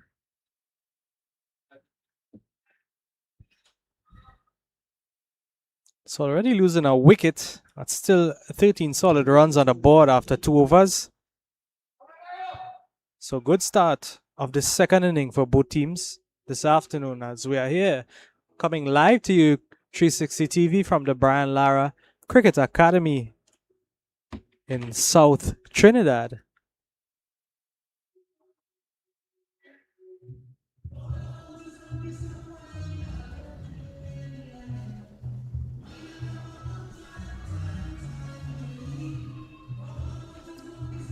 It's a Southern Sports Premier League T20. First game for the day. Still have another match remaining this afternoon. You could see that that man at point there really feeling the effects of that delivery. He would have stopped. He would just come off the field briefly. He's getting treatment from Rendra Ram, number 007. It's a secret agent out there. Juggernaut continues down the leg side. And is it going to make it? Yes, it does. 4 wides. Freebies there for Gandhi.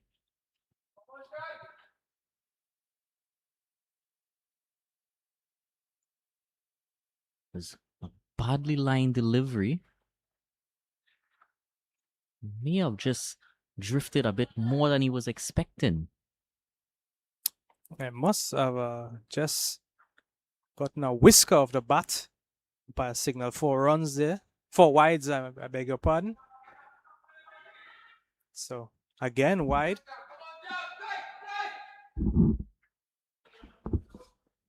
So there's no bat involved. We thought it may have been a whisker, but no bat involved on that last. This one, another wide. So, no legal balls as yet. Here we go now. Got some bat on it. Sanjay Jawahir.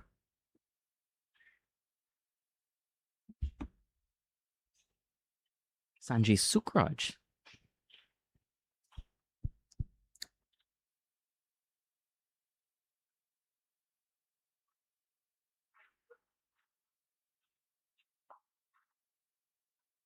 Sukraj just working this one nicely into the onside. They're going to get a single. Yeah, so they are now looking to rotate that strike, keep that scoreboard ticking, get those singles, not waste any deliveries. So 165 needed in 106 balls. Again on the leg side, and this one is whipped away backward of square leg, and it's going to be a boundary.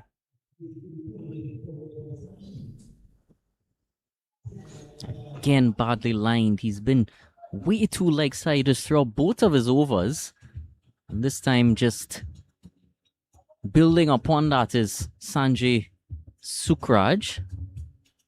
As he puts that one away. All he had to do was just guide it where it was headed.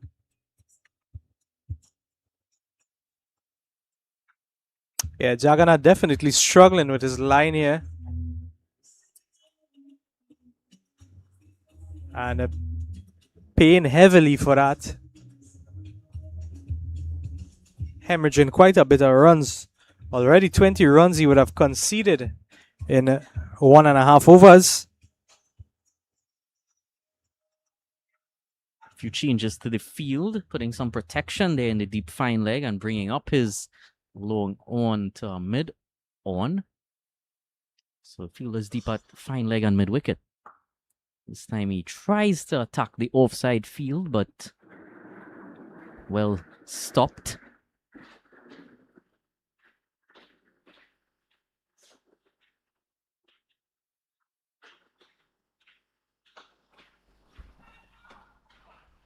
Running a quick single and gets there safely in the end. Yeah, that's good running between the wickets. Good communication by the batsman. Very committed running. Committed into that single. And would have successfully done so. Good cricket.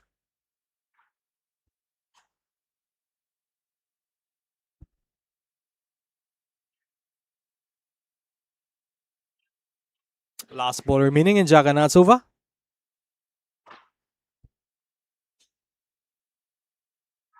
And strongly defended, just seeing that one off to complete that over.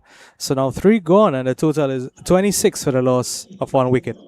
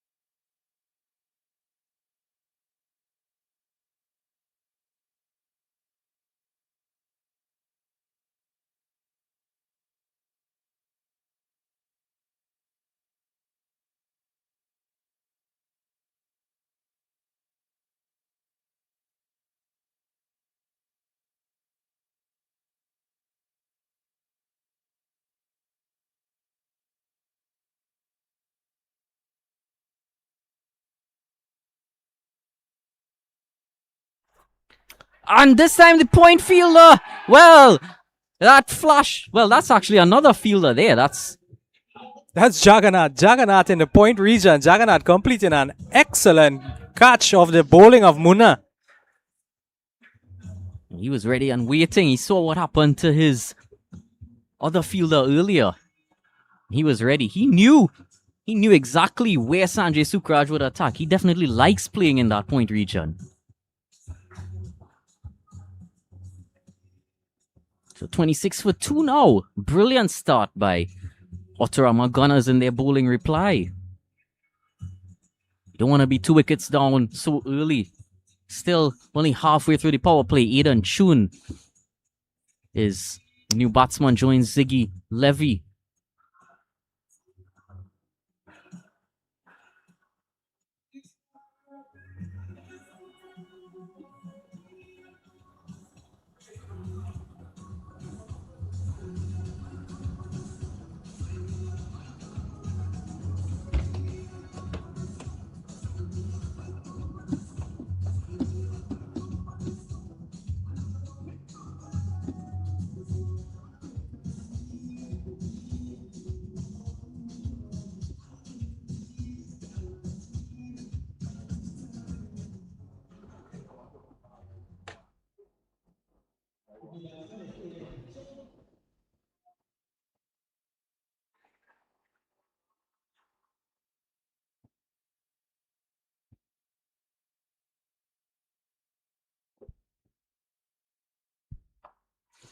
A short one, and he was actually dealt with it very well.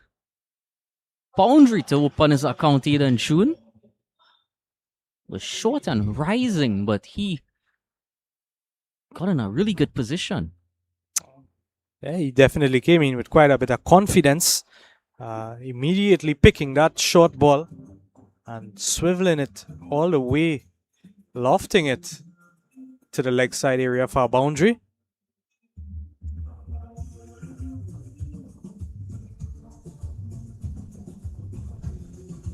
So now they're going to push that man back into deep mid-wicket. Or a little bit more backward, maybe deeper square leg, to give him that extra protection out there. Oh, not quite confident. That shot. Eventually, they decide to take the single. Slight fumble by that fielder there. Yeah, that ball taking up the inside edge and missing leg stump on its way through past the keeper. So they managed to get a single here. It's going to bring Levy back into the attack, back into strike. 2 men out in the deep third man, a deep cover. Oh, brilliant delivery. He's pleading and begging.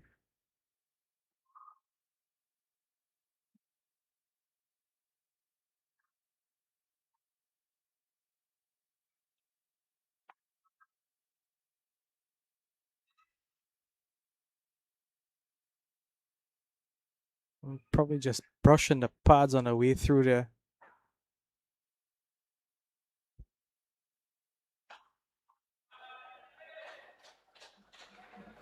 Four runs.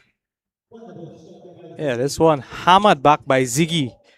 Passing the bowler straight back for 4 runs.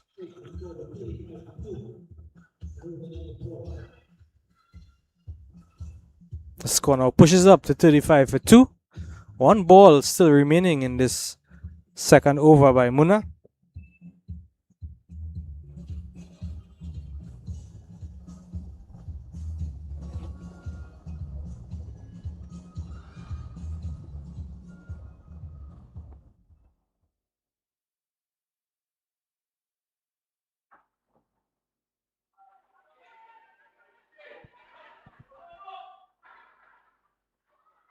Yeah, Ziggy wanted the second. Chun wanted no part of it. I wonder why.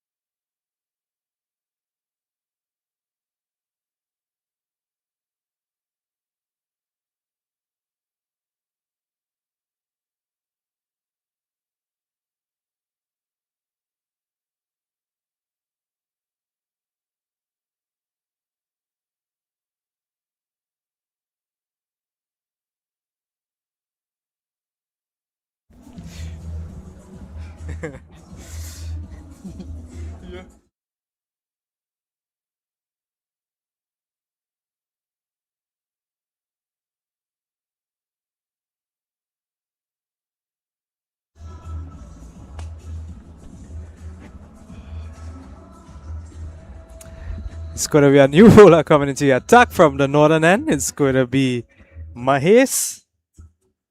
Lucky number 7. Yeah, Mahes, right-hander. He's going to be coming over the wicket.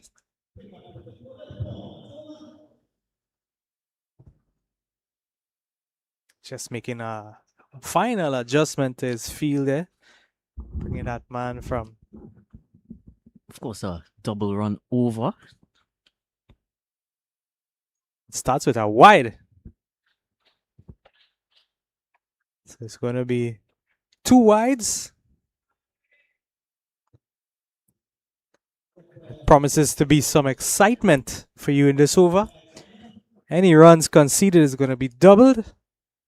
It's going to urge the batsman to have a go at it. And Up he in the air. does. Straight back, and it clears the boundary easily. It's a big 6. And that's going to be 12 runs for Aidan Chun. That's going to also bring up the 50 for the Gandhi United Sports Club.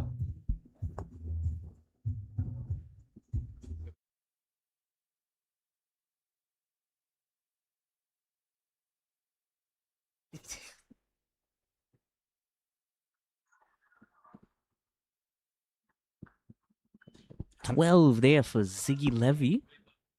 Yeah, as promised, Dylan. We promised that there's going to be some action in this over, and there you have it. It's a big 6. It didn't even look like it was well timed when he hit it. Yeah, it did. It definitely did go up pretty high.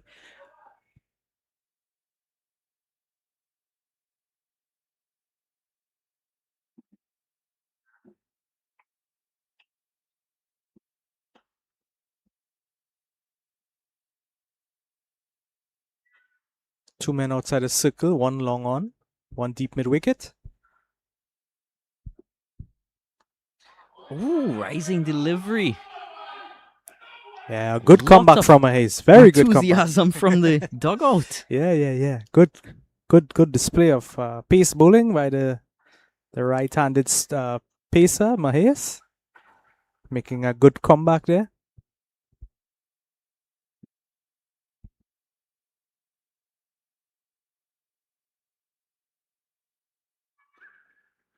Oh, again, it's finding something off the surface.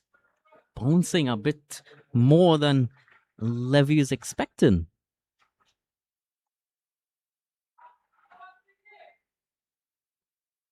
Yeah, Levy is forced to have a go at it and keeping that line tight outside that off stump, asking him to fish at it. Any mistakes, and it will be to the demise of Levy, who again is flashing at it. It goes straight up into the air, and the man takes it comfortably. It's another wicket down. And Levy has to go after 21. Wonderfully taken catch there. I'm left to wonder, maybe in the double run overs they should have double wickets. That was a good catch there by Scott Ragbeer. Very easy catch. Oh, we're going to see that new batsman coming in here to face this over. It's Sspl. Wicket keeper Subaru. Don't be confused with Subaru.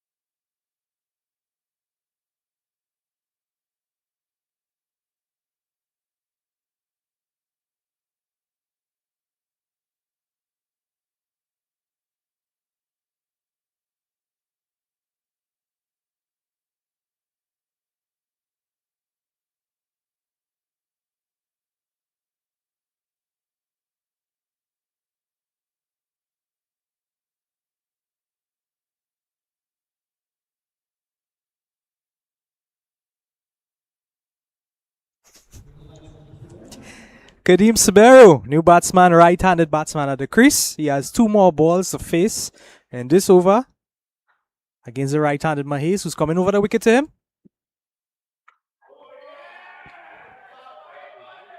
And he's in solid defense on that back foot, just seen off that delivery.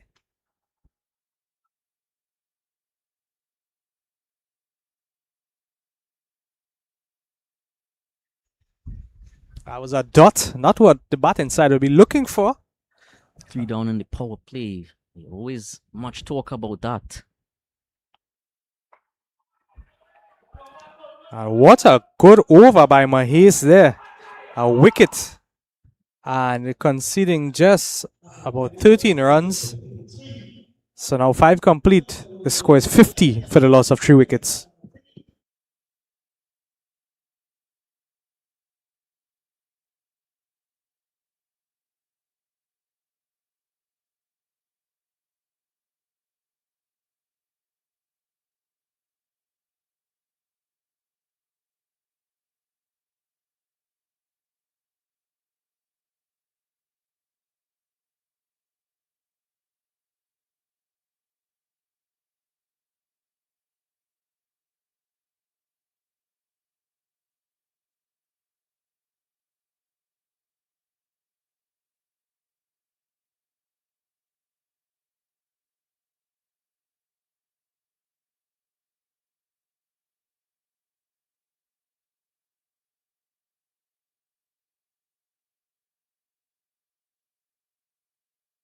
Muna into his 3rd over.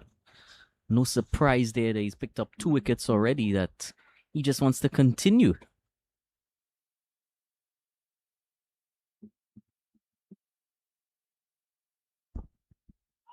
Oh, through the legs. Lucky that didn't make contact with the stumps. Yeah, just passing that leg stump. Very, very lucky there. Trying to play across the line of the ball, maybe just has to adjust his line, play a bit straighter.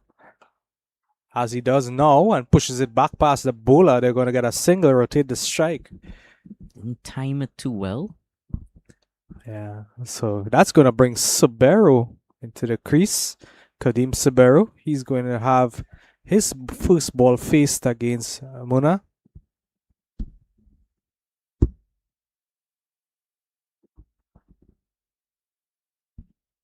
There's a deep third man, a deep cover. All of the fielders in the circle. over his head, but long mid-off is quickly to it. Yeah, just a single in the end. Good run in between the wickets.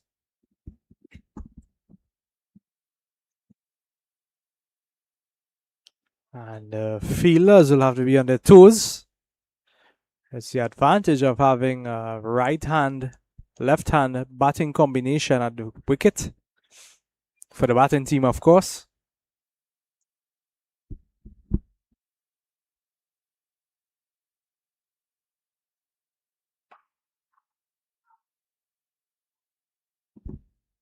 We see Chun here in his regular style trying to hammer back those deliveries back past the bowler.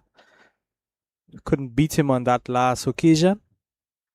One delivery remaining in Muna's third over.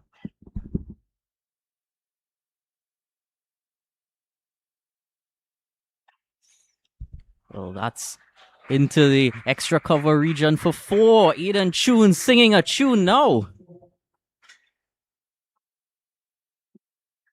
A powerful shot that was. And those fielders could just watch it as it flew past them. Yeah, speaking of tune, that sounded really well off the face of the bat as he flashed at it, dissecting the field for a comfortable boundary. That now brings the score up after 6 overs completed. It's 56 for the loss of 3 wickets.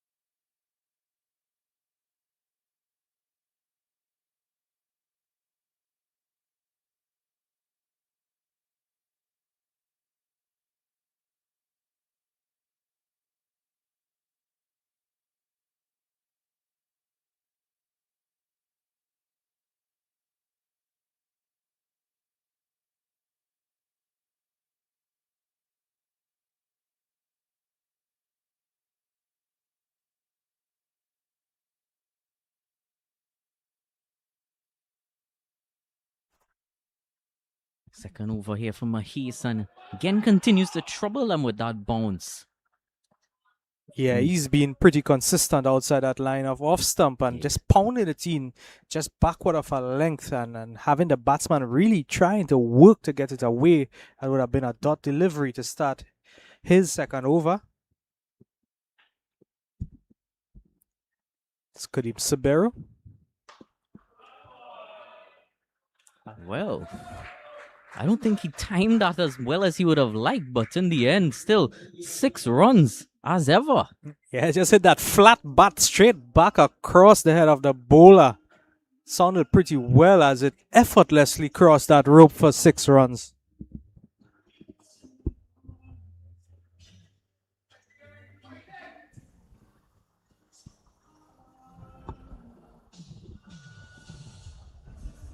Well, Dylan, I don't think that the men out there in the middle could ask for any better weather than this for cricket. It's breezy, it's cool.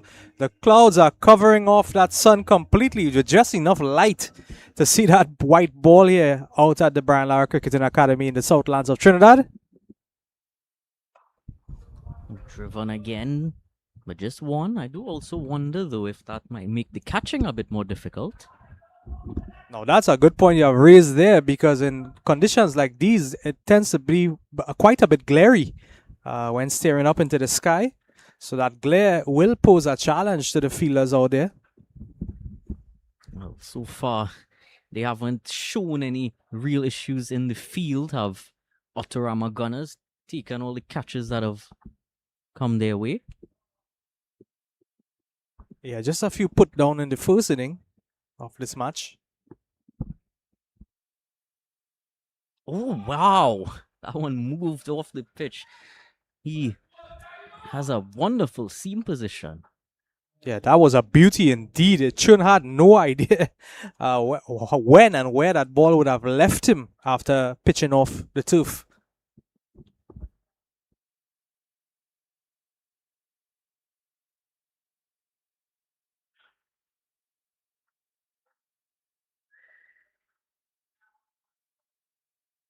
Chun will be more mindful now and will. This one is wide, and he'll have to bowl it again. Reload, reset. Yeah, good from the wicketkeeper there to ensure that was no more than just one extra.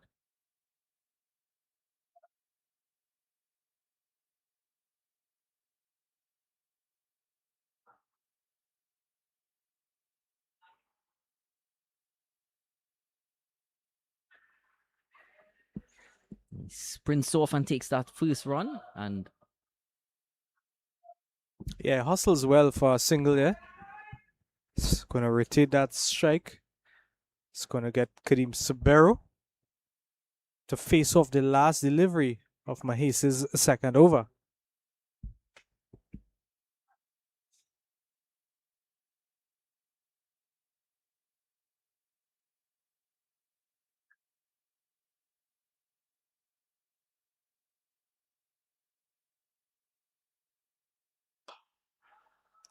full and driven with a straight bat. Long off comes around, restricts it to 1. 66 for 3 after 7.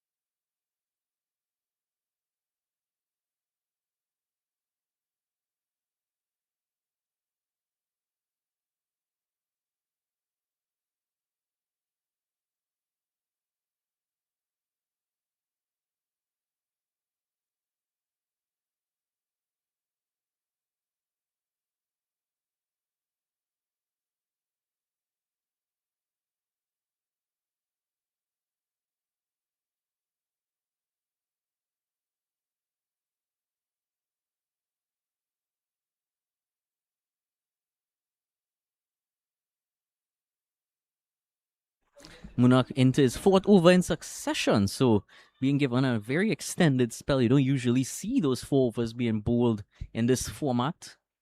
Yeah, well, he would have managed to penetrate the bat inside and take 2 wickets in his last 3 overs, only conceding 22 runs off of it.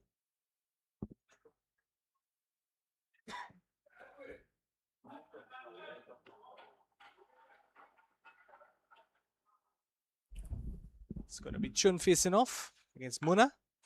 And this time gets a lot more on it. In between overs, you saw him there just getting a change of bat, and this one has certainly worked for him. He has rocked back onto that back leg and pulled it all the way over that long on region back into the bleachers for 6 runs.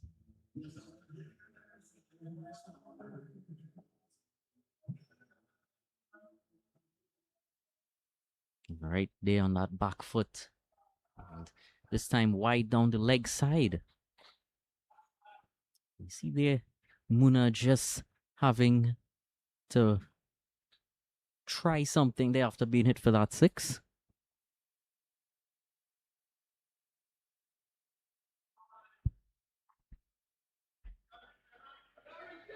Much better area this time.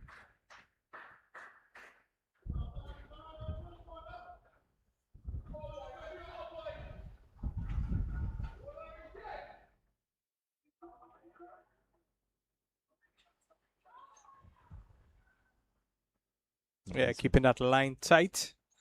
Cramping Muna now. Cramping Chun now for spaces Muna. Winding up to play those big shots, and Muna, after being it for that 6, knows better as far as where to place the ball.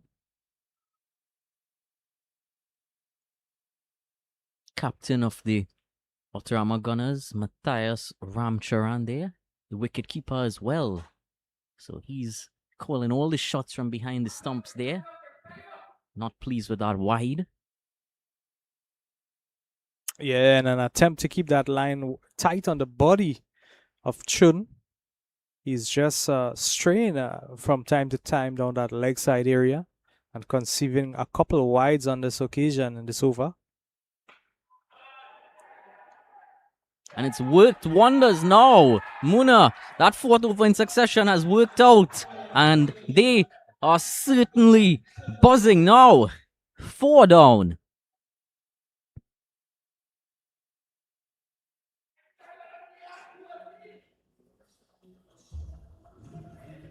Yeah, again, was keeping it on his pads. Went for the big shot and didn't time it well enough. Caught that long on.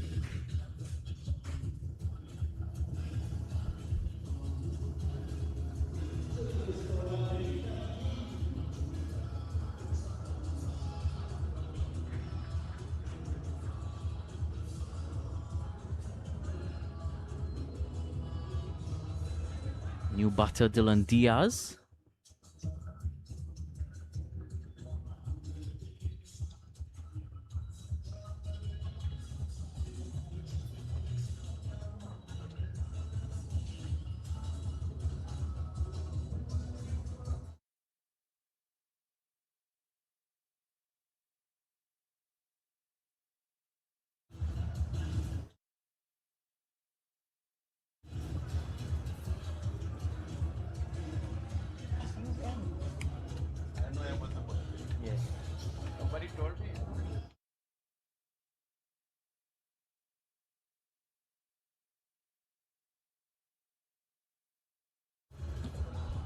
Three for 30 for Rishi Munna.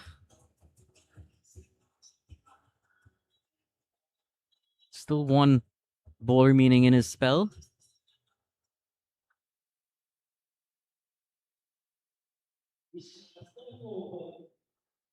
End of the 8th over, 75 for 4. Change of bowler now. It's going to be Andrew Rambaran with his left arm spin coming round the wicket. He's going to be another key figure.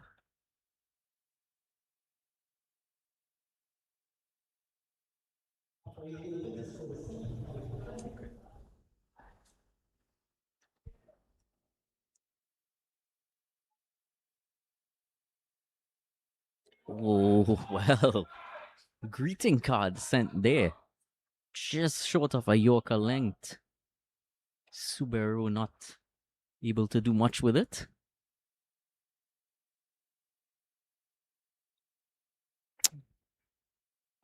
Drift this time. Yeah, he certainly does enjoy drifting the ball with that slightly lower arm action. Also, 4 fielders in the deep, giving him that protection. Quicker that time and quickly hit out of the ground into the stands. Yeah, well, Dylan, no amount of fielders will be able to protect that one. That was a big 6 hit into cow corner. Well, not a single person in the stands has helped out with that one. They're all firmly planted, like he was firmly planted when he hit that 6. Yeah, definitely did come off the middle of the bat. Sounded excellent. And that ball traveled. See him still looking for it. Yeah, he would have just recovered it. So many seats there still on offer if you want to come down here on your Saturday. Still a second match to be played after this, before they head to the finals later on in the season.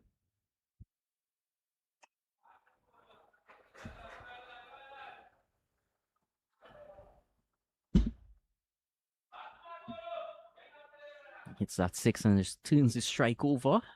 Diaz has not yet got off the mark, so good batsmanship from Subaru to just allow Diaz to have a few earlier rather than later. Yeah, well, a couple deliveries remaining in this over for him to face off against. Let's see how he will begin his inning here. And this ball, almost Yorker length, forcing him to get that bat down. And luckily getting it done on time to defend that delivery. Excellent delivery by Rambaran. Diaz yet to get off that mark.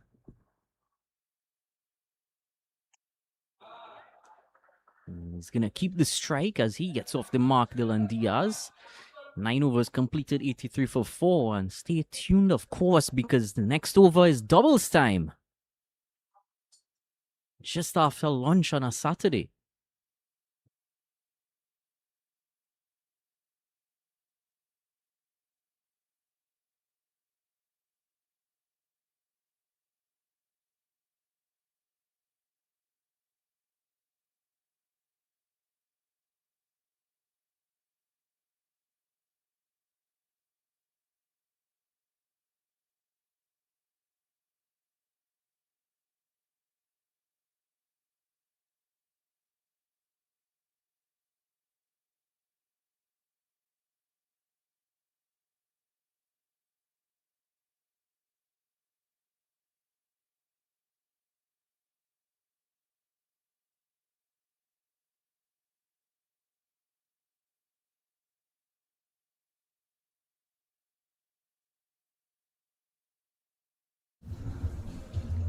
So Mahis switches around now to the southern end.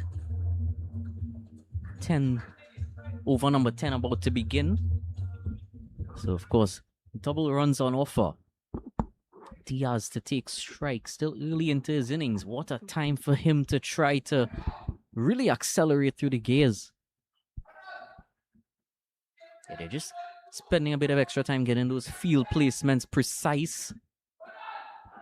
Seeing someone is outside of the ring. Where is he going? Might just be a 12th man. There's a lot of argument about something. You see Agent 007 coming out again. He's waving.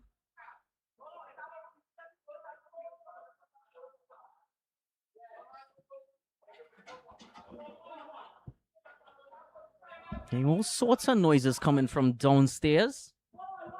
Yeah, they are just trying to question if one bowler could bowl the 2 power overs, if he's allowed to bowl the 2 power overs, seeing that he would have switched ends. So that's the topic of discussion out in the field here at the moment. So the umpire will have to clear up that issue and bring some light to that matter. And it seems to be okay, Dylan. I think that's fine. They would have pre-planned, it seems, to switch his ends around, and well, good start from him. No wonder they want him bowling these overs. It's a leg by, it would seem. Yes, it is. So that'll be 2 leg byes. It's going to rotate that strike. It's going to bring Kadeem to face.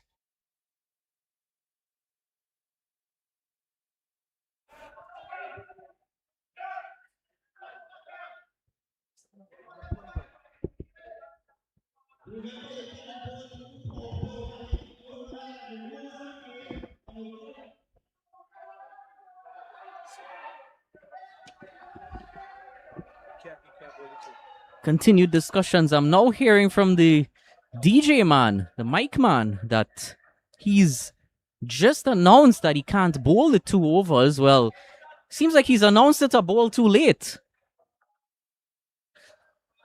They might have just been digging up in the rule book there.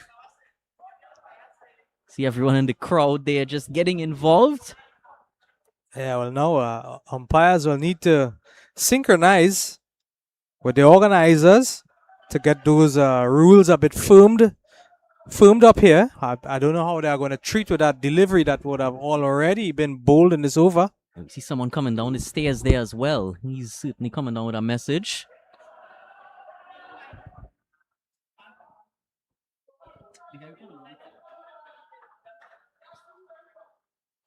You see he's about to exhibit some knowledge.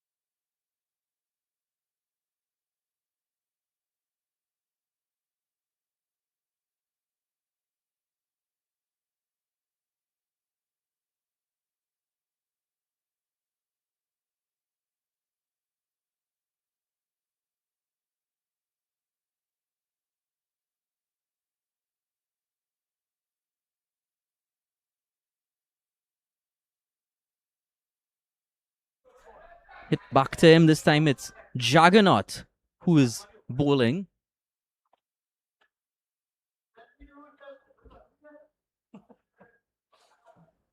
Well, whether they undid that first ball or not, it's still 2. Yeah, one way or the other, Dylan. Yeah, dot ball there. Those fielders are going to be extra riled up now. Yeah, adrenaline pumped all around.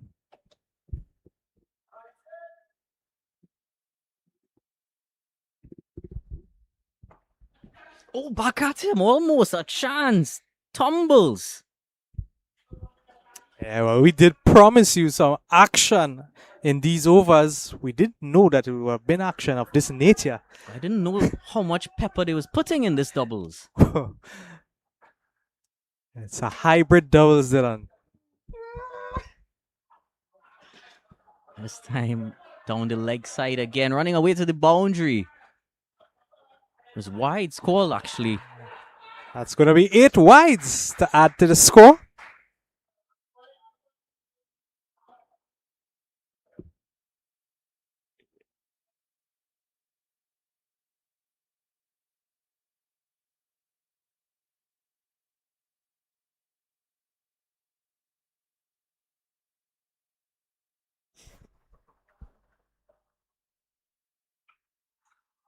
Oh, hit that hard, but didn't time it well. Down to deep extra cover for. Yeah, they would have run well between the wickets, running 2 runs, putting 4 onto the board in that delivery.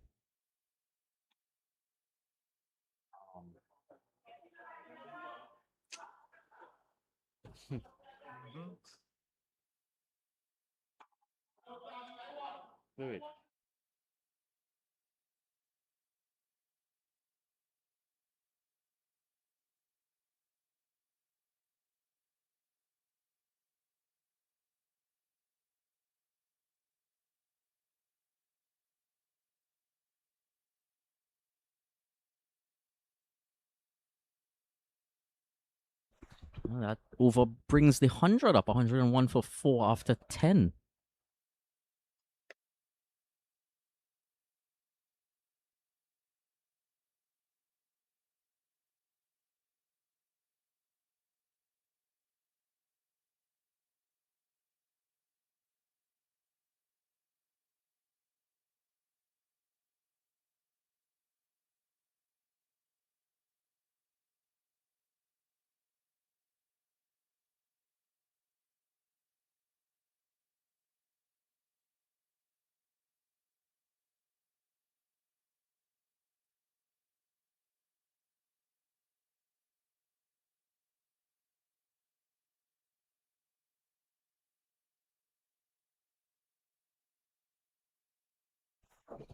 Andrew Rambaran continues.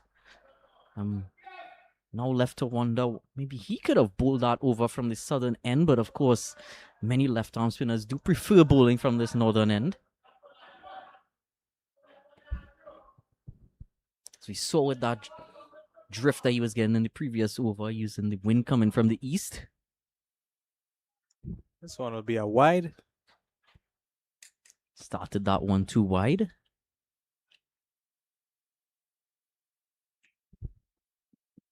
Four men out in the deep. And he's guiding this one to the man backward of point. They're going to just get a single to rotate that strike. Interesting comparison here. After 10 overs, Autorama Gunners were actually 94 for 3. So things, even though there were so many early wickets, run rate neck and neck. Yeah, things balanced pretty well here. This one a dot. Things balance pretty well between both sides.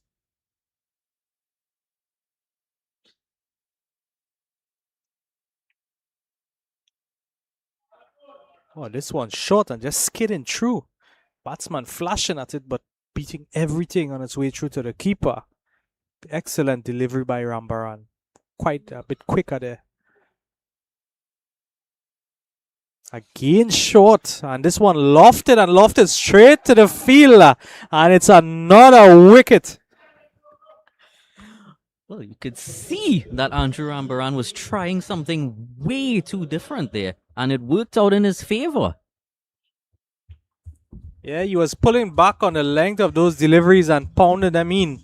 This one pounded wide and getting the batsman to play at it, but lofting it on this occasion and lofting it straight at the fielder. Another one has to go. Sspl has to go for just 25. Let's have a look at that again. Wide, turning back into Sspl, who is cutting at it and lofting it straight to that fielder, number 18. Simple catch in the end. And that's Dave Budu again, his second catch, and also scored a lot of runs. He's been quite a valuable asset. yeah, So now see a man who didn't want to choose any numbers, Neville Garcia. 0-0. yeah, Garcia has to come in now. 5 wickets down.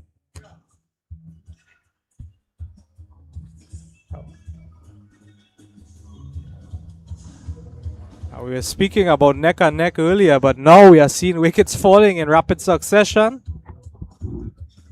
Still one delivery remaining in Rambaran's over.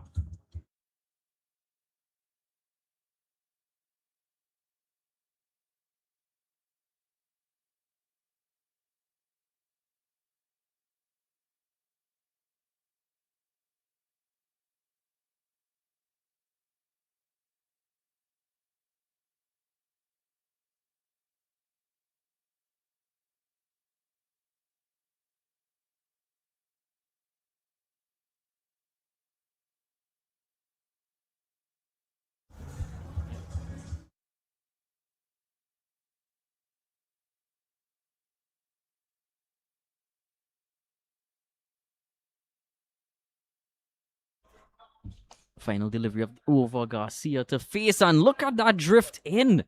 Wow. Andrew Rambaran. He's showing all of his tricks. 103 for 5 now.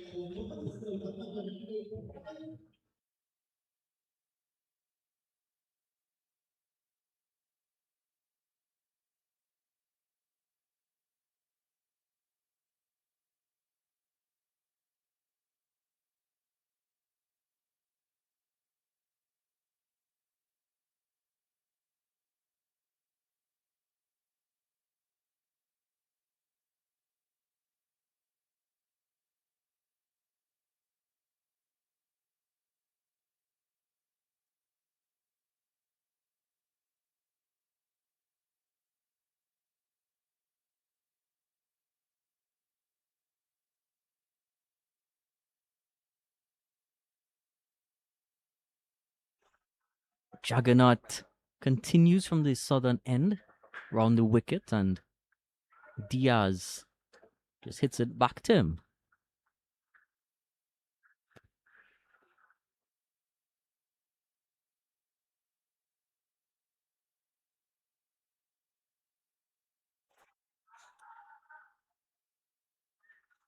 Turns the strike over. Garcia now looking to get off the mark. Juggernaut conceded 40 in his last 3 overs, yet to get a wicket. It's going to be the right-handed Garcia in strike. He has faced 2 deliveries so far and still trying to get off that mark. Umpire is going to signal. Is it a no ball? I think it was a wide signal there.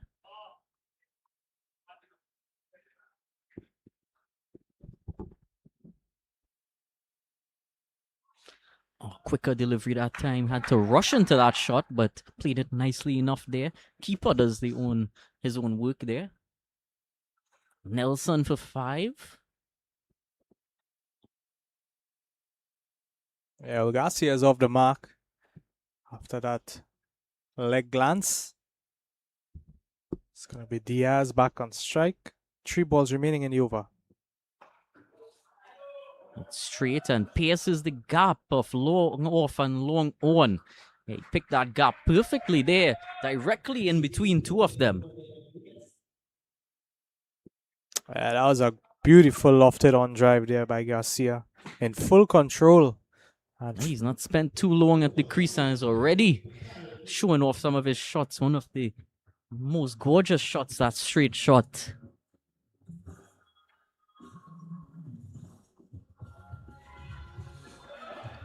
Oh, well, cartwheels. Point fielder was quick there, but didn't aim at the stumps.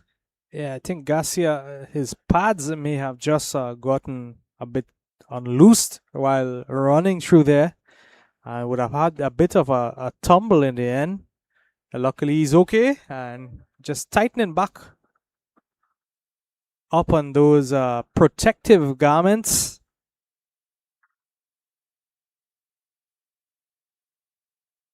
Double-digit zeros.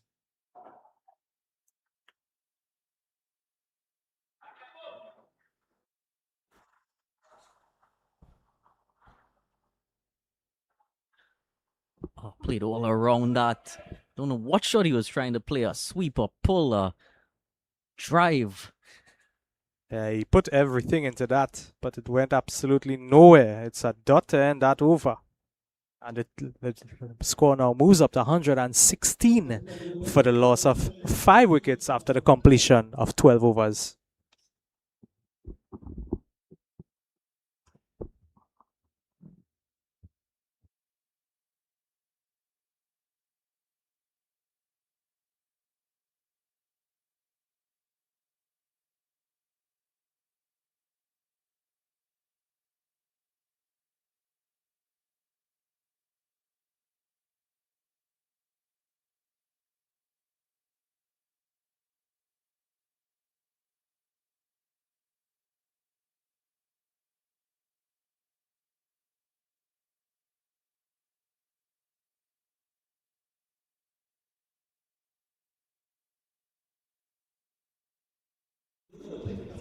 New bowler into attack from the northern end. It's going to be Dave Budu. First ball for him, already taken 2 catches, scored so many runs. Confidence. And that confidence brings a wicket. What can't he do? What can't Budu do? Yes, all-round performance by Budu here. A good One difficult catch as well, having to take it over his shoulder there from Kevon Ramdani, but made it look very simple in the end. It was in the air for quite some time as well. I was looking at it and I thought it would have cleared him, but he positioned himself brilliantly. New batsman coming into the crease is going to be Kiran Singh. So the wickets tumbling in rapid succession here at the Brian Lara Cricketing Academy. Let's look at that again. Just a slice and a dice.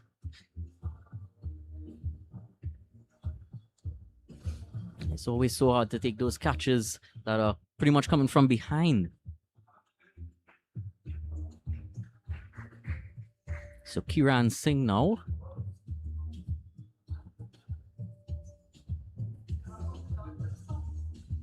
Yeah, well, they really need to stabilize the inning here, this batting pair. They need to settle and start building a partnership. That current run rate, 9.5, just over the required one. So the runs are gettable, but they just need to find some stability in the middle of the wicket.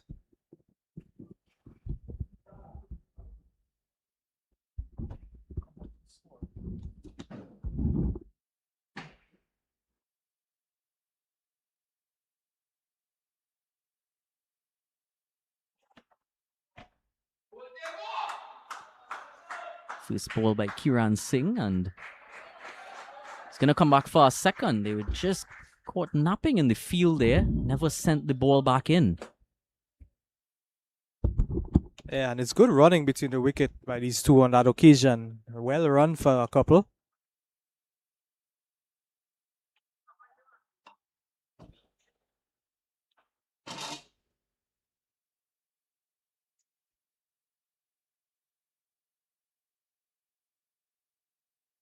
So Budu off to a strong start here. It's just making his final twerks to the field.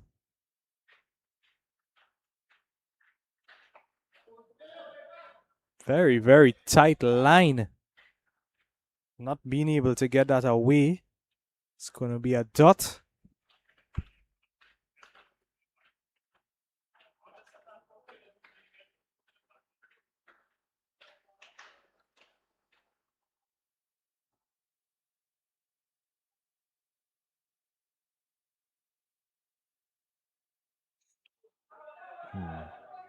Dodgy bit of shot making there.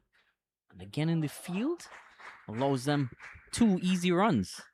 Yeah, just working it off the legs, guiding it past that man at short fine leg. And again, I will reiterate, good running between this pair. And that's what they will need to stabilize this inning. Putting runs on the board without any additional risk.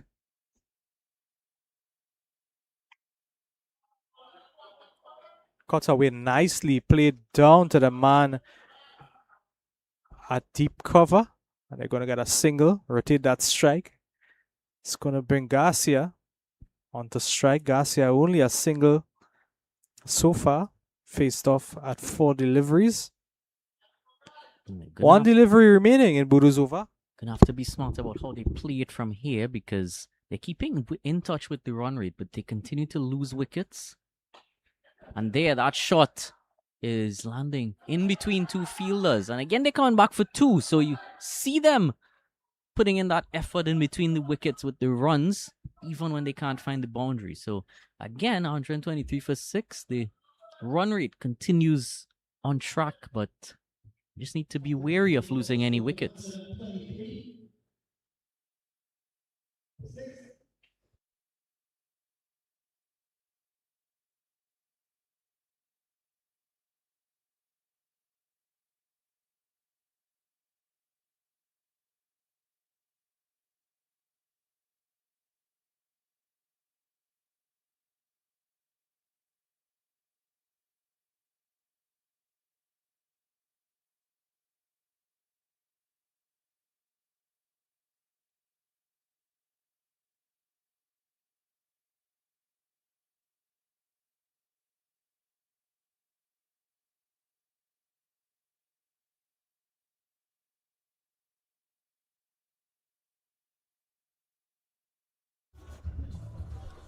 Ryan Ragbear now about to take up proceedings from the southern end. Ragbear, a right arm medium, coming over the wicket to the right-handed Kiran Singh.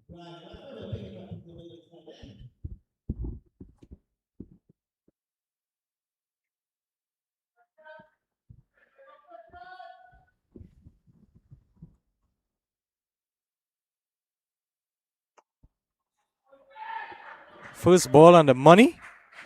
Batsman still manages to push it into that gap in the off for a single. Fielders in the deep at cover, long off, long on, and deep mid wicket. Inside the ring, there's point, extra cover. Short mid wicket and a fine leg. There's also a deep third man.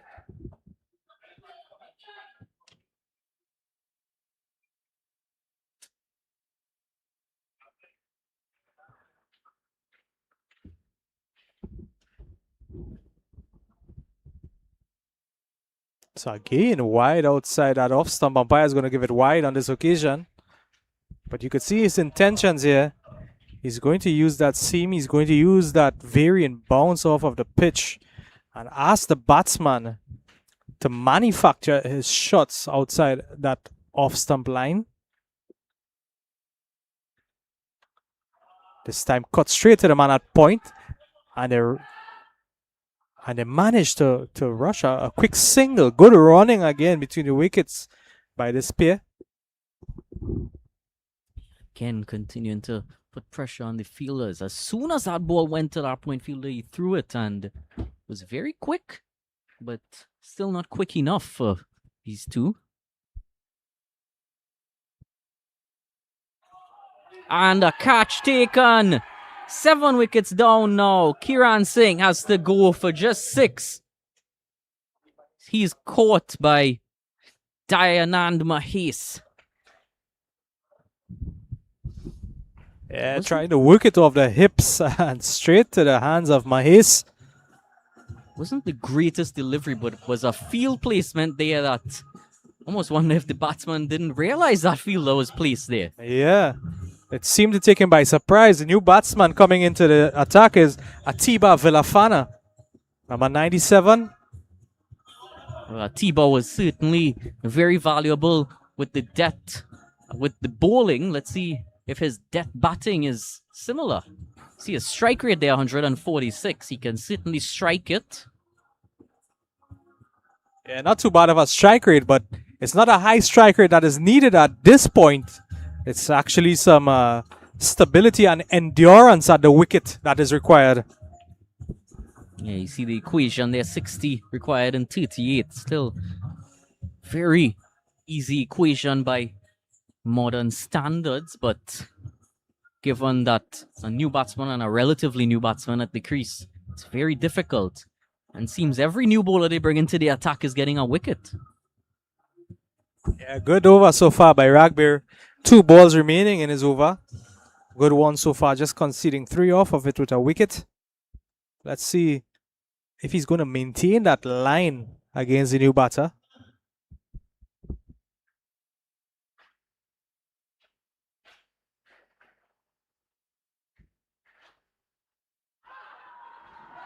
First ball looking for that Yorker, but just straight down the leg side. Umpire shows no interest, and they still managed to scamper through for a single. It's going to be a leg by, and it's going to rotate the attack to Garcia.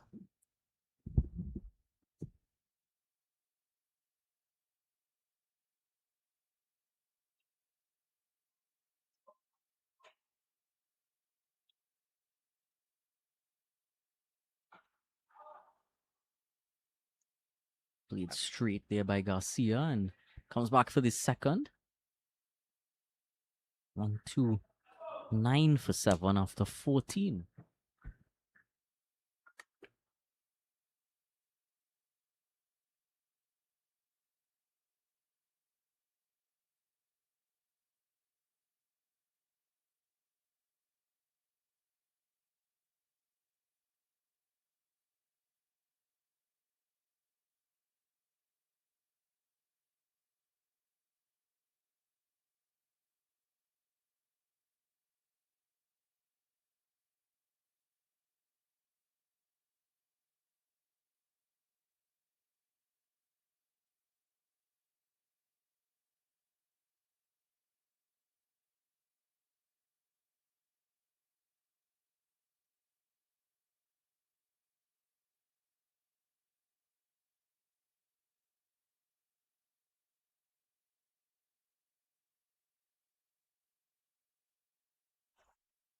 Budu gets his second over.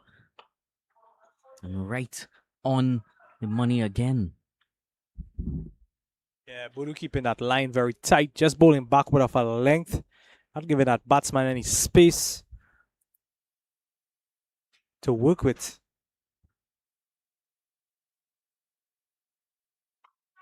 Up in the air and lands short of those fielders coming in from long off and long on. Andrew Rambaran restricts it to 1. Yeah, with that tight line and length, they will have to work for those shots to manufacture those runs.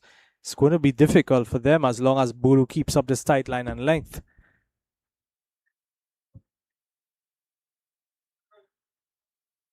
Wind just picking up a bit. And talking about picking up a little bit, Budu would have picked up a bit of pace on that last delivery. Garcia would have certainly felt extra wind coming from the ball as well.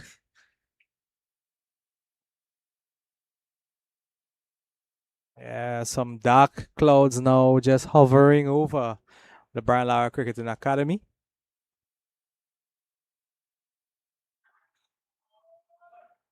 Brilliant again. Garcia just can't seem to read that line and length here by Buru. And Buru is taking full advantage.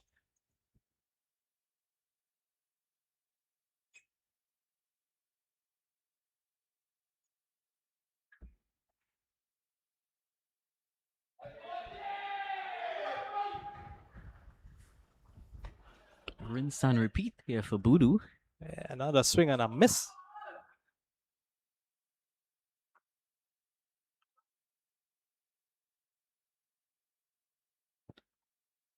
Garcia has to be careful he doesn't throw out that shoulder.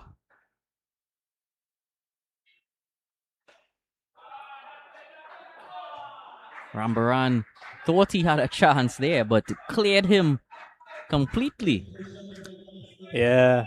As we look at this replay, you'll see how Garcia on this occasion would have used his legs nicely to close that gap between the pitch of the ball and advancing down the track. Made good connection to hit it well over that man at long off 6. Yeah, that footwork was a bit lacking in the previous shot attempts. Yeah, so that would have completed the 15 over. The score now moves up to 136 for the loss of 7 wickets. Only 50 runs needed now off the last 5 overs.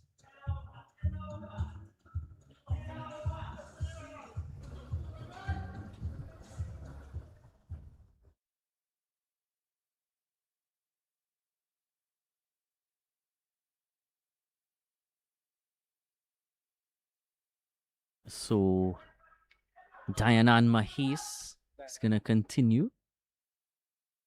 He's going to actually come back into the attack from that end.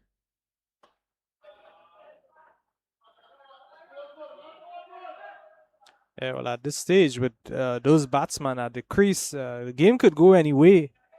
I still see it that way, Dylan. It could go in any direction at this stage. Just 10 runs and over for victory.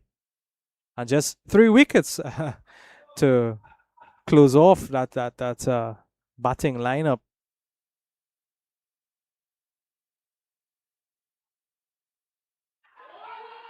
Well, that looked close. Yeah, maybe just drifting down the leg side. Have another look at that. Yeah, that might have been the only thing going against it. Yeah, pitching middle, striking and maybe just on leg. So definitely drifting down that leg side. That's why umpire had no interest in that one.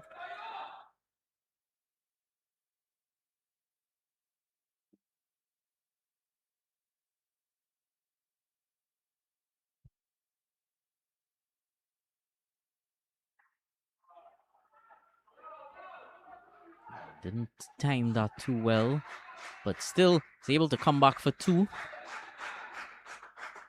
Yeah, good hard running after the first. Coming back easily for the second. So good running between the wickets by these two.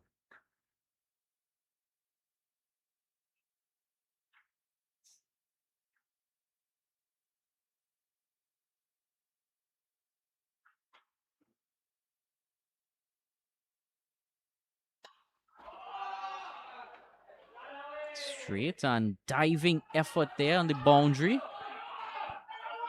There's a mix-up in the middle.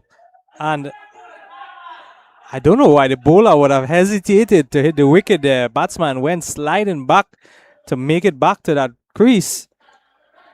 See that effort on the boundary, of course, very good there, putting the body on the line and mix up.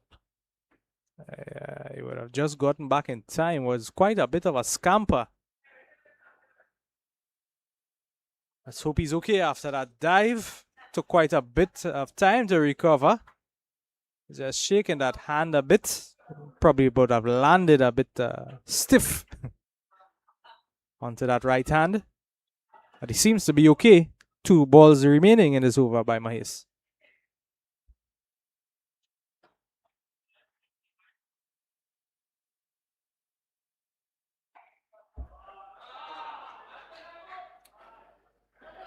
Scampers 1, almost wanted a second, but decided against it early.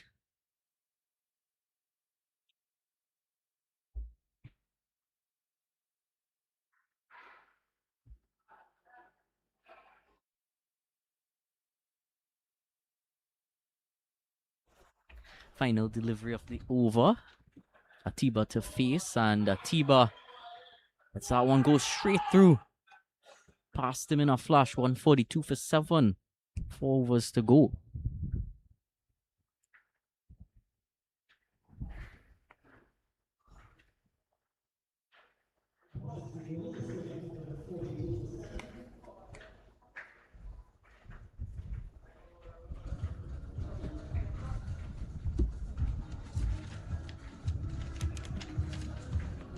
Umpires today, Kelvin Amro and Balkaran Budram.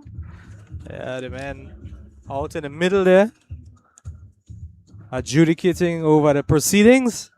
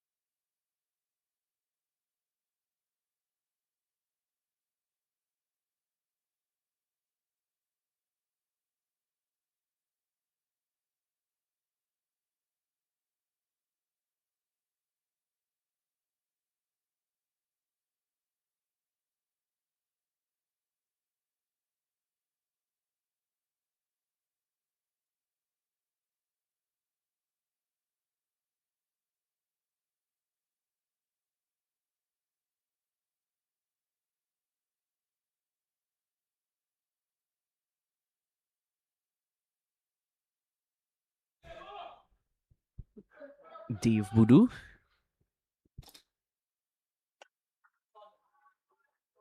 This one is slapped back down the ground. He'll just get a single from this one. 3 men in the deep on the onside. Just 1 man deep at a long off.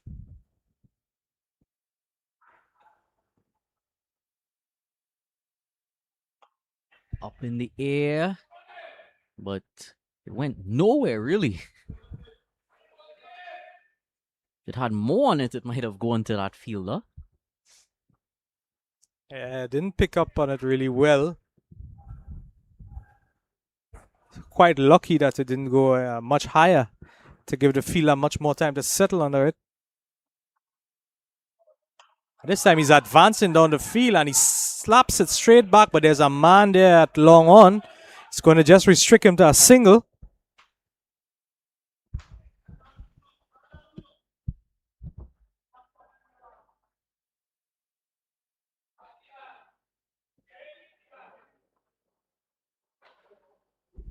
So with 3 singles of that first 3 deliveries, the run rate now climbing to 11 runs and over required. This time it has enough distance to make it all the way for 6. Yeah, and the man at the dugout needs to take cover there. This one well hit straight back. And it's a lovely 6. Just releasing the pressure that was building in this over. He set up and gave himself enough room there to play that shot and played it lovely. Yeah, we could have seen that he would have used the feet there nicely, Dylan.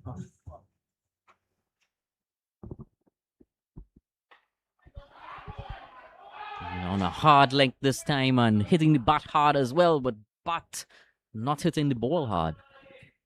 Yeah, and at this stage, each dot delivery worth its weight in goal here for the bowling team. Still though 35 from 19. Well within reach. Yeah, most definitely so. At current run rate, just under 9.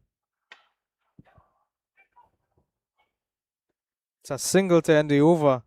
It's going to take the score now to 152 for the loss of 7 wickets. 3 overs remaining.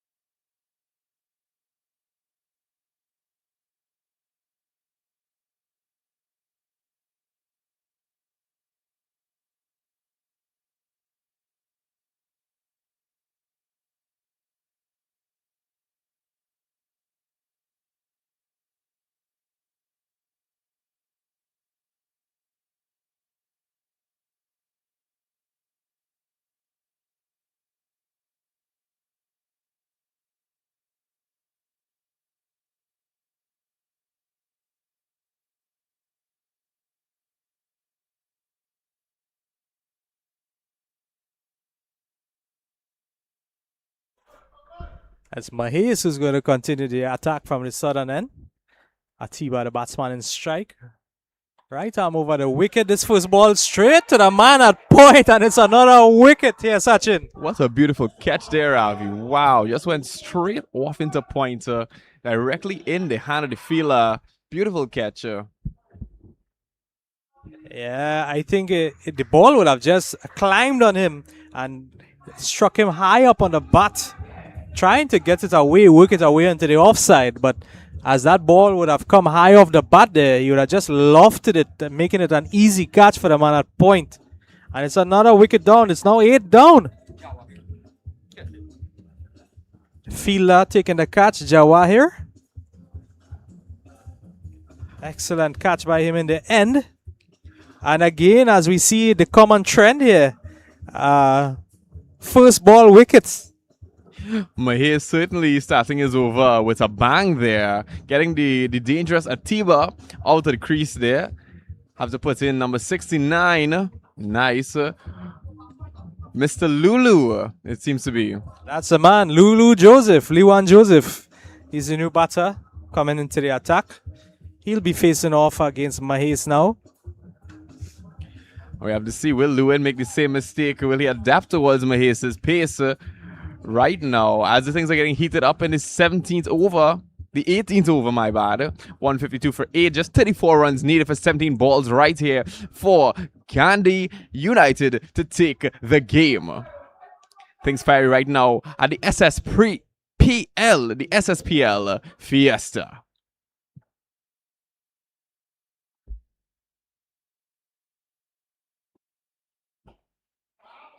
Mahes continuing right arm over the wicket to the new batsman, and he works it well down to that mid-on region as he's going to get his single and come off the mark right away, bringing Garcia back into the strike. Things heated definitely out in the middle there, Sachin, but very cool. Very cool because of those clouds hovering over the Brian Lara Cricket Academy. Bit of darker clouds now, not much glare as you would say before, so maybe the fielders get a bit of help there from nature. This one wide and struck. It's high in the air. The fielder settles under it. The man at low, and he puts it down. Just misses that catch again. Goes straight through the hands. Let's see that again. Imagine that fielder is beating himself up at the moment here. Why couldn't I get that catch? It was in my literal hands. Way up into the air. Goes down. He reaches for it, and it just slips straight through the hands there. He looks back at that ball like, wow. Yeah, well, commentators curse, as you would call it, as Sachin was just mentioning that glare being a bit of a challenge to the fielders out there.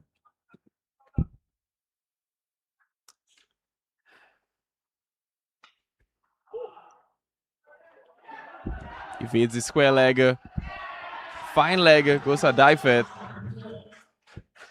Yeah, he just would have worked this one through the covers there, and he would have beat the fielder out at long off and run all the way to the boundary. He's going to get 4 runs off of that shot. So he's going to swing at everything here now. He's going to try to milk as much runs as he could off of this over. Evades both fielders mid-off and long-off and goes way out there for 4.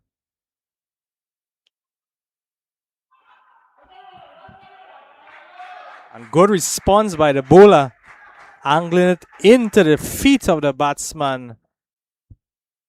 Couldn't get it away. Great diving attempt from the keeper there. He did a bit of a turn mid-air there. Some athleticism we're seeing here at the Southern Sports Premier League Fiesta.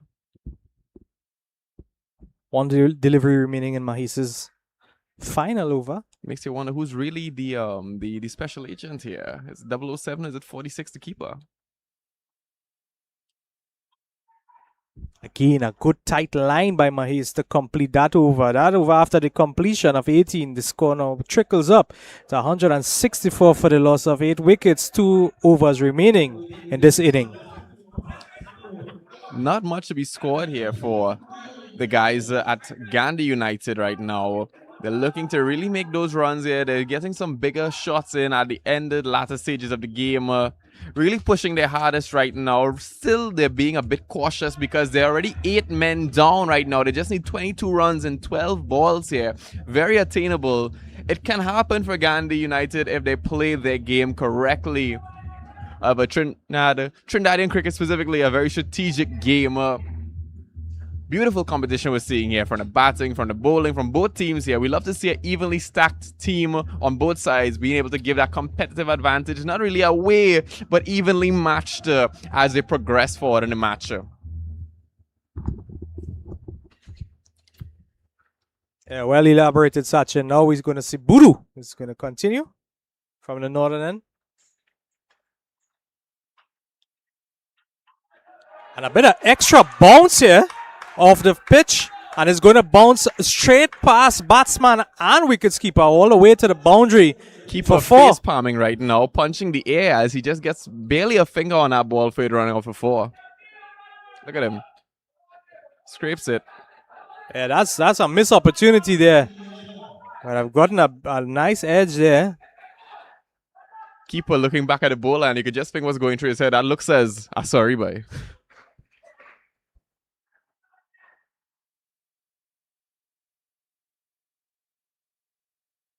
He would have been quite apologetic, I'm sure. But the game has to go on. Again, slapping this one back, straight back. It falls safely. And a good return by the man at long off. Hitting the stumps plump there. We see both long off and long on both chase for that ball there. Long off got it in the end there and throwing it back. But it went way up into the air there. We didn't quite know if it was going to go out for 6. So it just falls short of that. We're basically on the boundary there. Great save from the Autorama Gunners.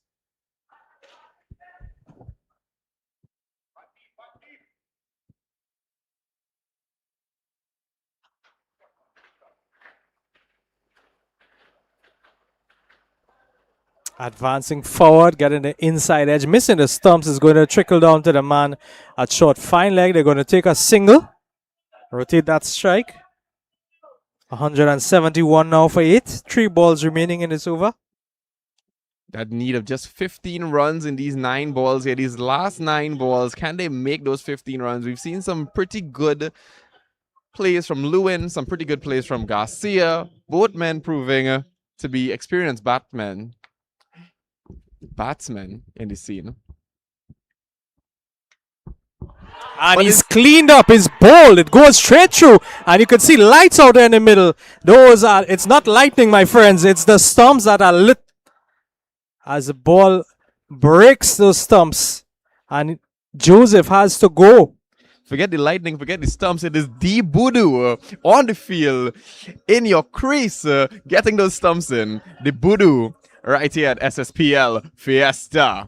What a out there. A loss of 9 right now for 171. Very tight, very competitive game right now. It comes down to Darian, number 24, here to wrap up the match for Gandhi United. Can he make those runs? Can he get his groove in really quickly and fit the function in the crease right now to get those last bit of runs that they need to take this game home and celebrate all Saturday, Sunday, Monday long for the long weekend here? Yeah, long weekend indeed. We have 2 long weekends in succession. This weekend, we have Spiritual Baptist Liberation Day on Monday. And next weekend, we have Good Friday. Seems to be a rather holy couple of weekends here. If there's any indication given by the cricket being played today, it's rather spiritual we see here on the field. As both teams in high spirits right now on this very, very competitive game in the Brian Lara Cricket Academy. Yes, high spirits and good spirits indeed all around. As you see, the final batter is taking his walk to the middle. 2 deliveries remaining in this over, the penultimate over of this inning, of this match. He's still facing that dangerous man, D Budu, who just outed his friend Lewin. We're going to see if that's happening again. Budu making some changes to the fielding right now. Gandhi United now in some trouble. No wickets in hand. We have the third man, the fine leg, the square leg, mid-wicket, long on, long off, and a bit of deep cover point. And deep backward. The new batsman gets off the mark immediately with a single. Garcia just losing his foot in there. Wasn't able to get up in time to make that second. So he'll be facing this final delivery of Buduzova. Garcia, of course, the set batsman in the crease. Already conceiving, already managing to put 33 on the board after just 22 deliveries. Let's see what he could do off of this last delivery.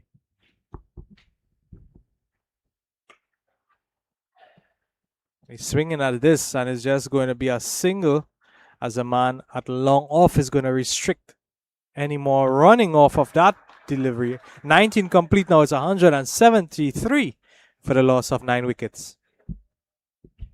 Just a few more runs. Gandhi saying just a few more runs, fellas. We can get it together. I don't care how green the partnership is. It should be ripe right now, as this is the last over of the game right here. Don't forget, we have another game coming up a little bit later today in the Sspl Fiesta right here at Brian Lara Cricket Academy. Join us at 360 TV to keep watching as this beautiful cricket is played right through. Long off man gets it once again, throws it back inside. Yeah, so final over. 13 needed.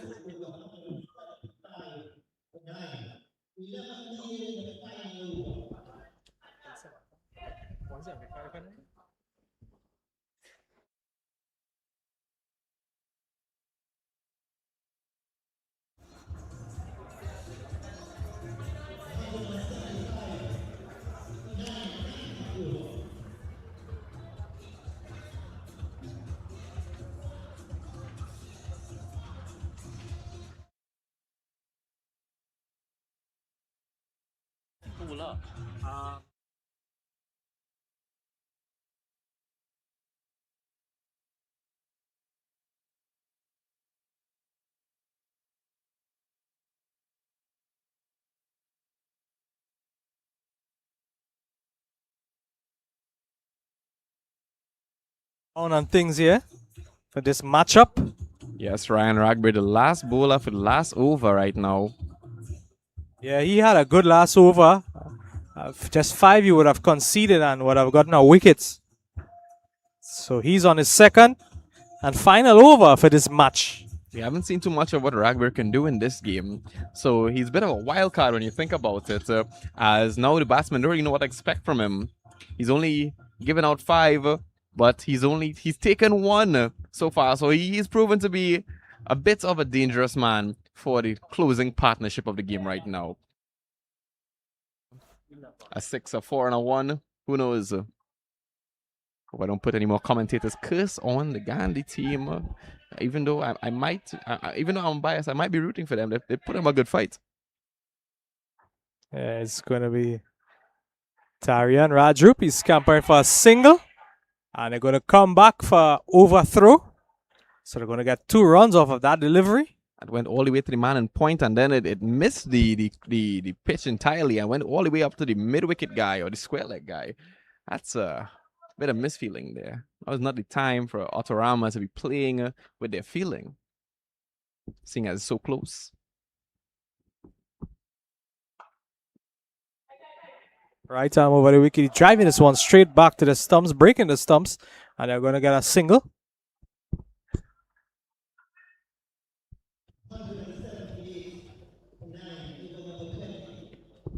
So now 8 runs needed in 4 deliveries. The game could go any way, any direction at this point here. Sachin, just takes 2 boundaries to win this game. Ragbery has to be on his P's and Q's right now and really toss those full deliveries in there. Give them no room for error. Give them no room to slip up whatsoever. So he could take home that victory for his team. But Gandhi wants that victory, and they're willing to starve it right now. Oh, this one really wide. And it's an extra. He'd have to bowl it over. I can wonder if the pressure is getting to young rugby. Most right now. definitely so. It would seem that way because, as we could see in the middle of the screen here, the keeper would have just came up to him to have a bit of a consultation, Maybe maybe offer just a settle word. his nerves. Maybe offered a word of advice. Maybe had some companionship and say, hey, boy, don't worry yourself. Just do your thing. Colloquially, as we say. Who knows what the conversation may have been. But here we could see that he would have made quite a bit of a recovery, angling this one straight into the legs of Garcia. And losing his foot in there. Still managed to scamper for a leg by. Let's have a look at that again. Garcia almost brought down by this one here. So now we know, Sachin, what the discussion between keeper and bowler would have been. Would you like it colloquialized for you, sir?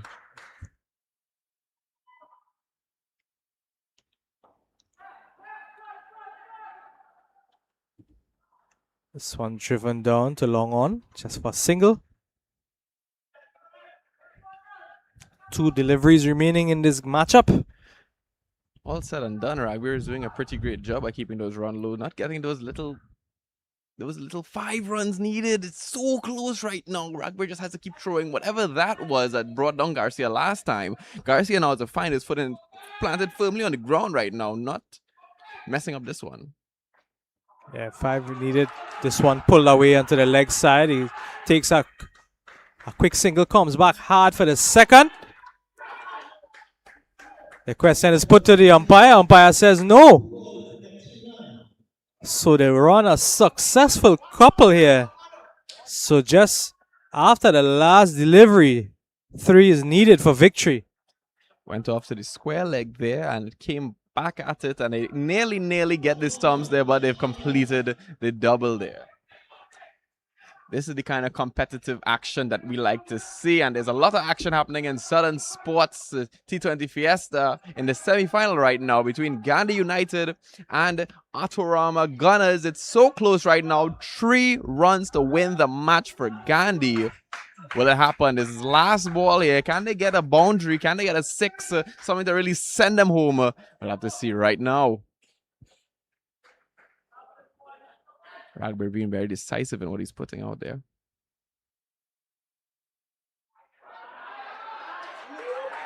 Umpire gives it a wide. That's really wide there. So now 1 ball, just 2 runs to victory. All players on edge. A lot of nerves at play. Right now the batsman discussing, can we run this double? Can we get this done? This can happen. See a little bit of a glove touch for confirmation there. They seem to be ready for it. Garcia hoping not to fall down again.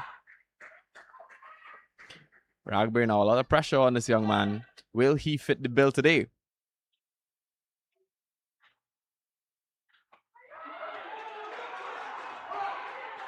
That's 1. And they win the match. It's a good couple runs and the batsmen celebrate. Good hard running. Excellent work by the batsmen here.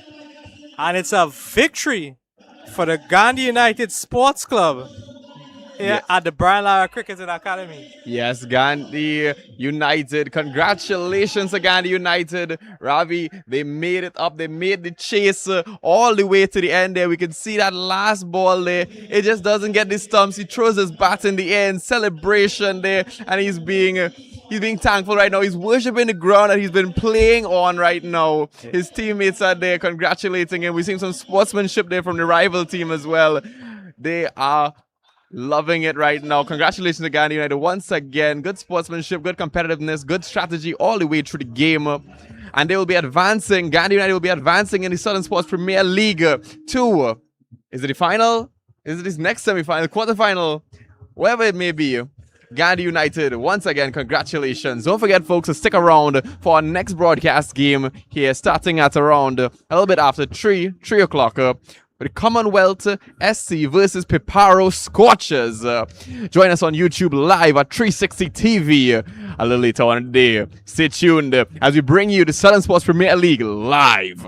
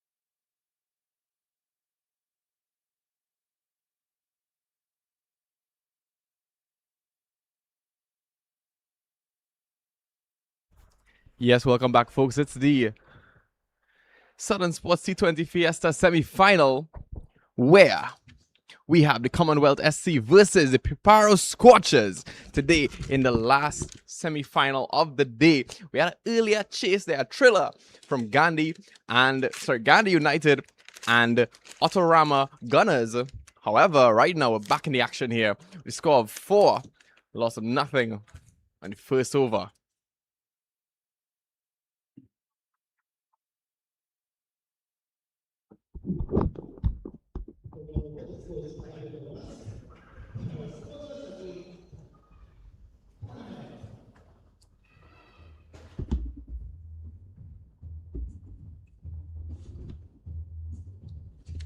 Action just getting started here right now.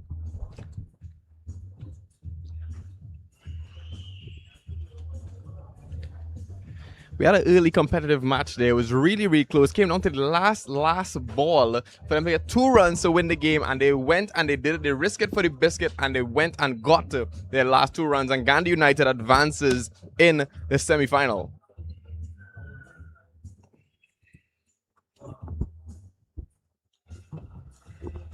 Good afternoon, Ravi. On the inside here, we have Ravi. Mr. Ravi on the inside. Sachin, that was a brief lunch break. We are back to the action live at the Brian Lara Cricketing Academy. And we have the side and strike, the Piparo Scorchers. Going to see Manik. He's going to be facing up against Chinshu. This one just driven through the cover region. It's going to be 4 runs. First ball of that over. All the way out there. Beautiful for starting up the momentum here. Yeah, Chinshu just a bit too short on that occasion. You could have seen that he would have gotten a bit of movement away from the right-hander. But it was just short enough. Gave Manik enough time to settle on that back foot and punch it through the offside.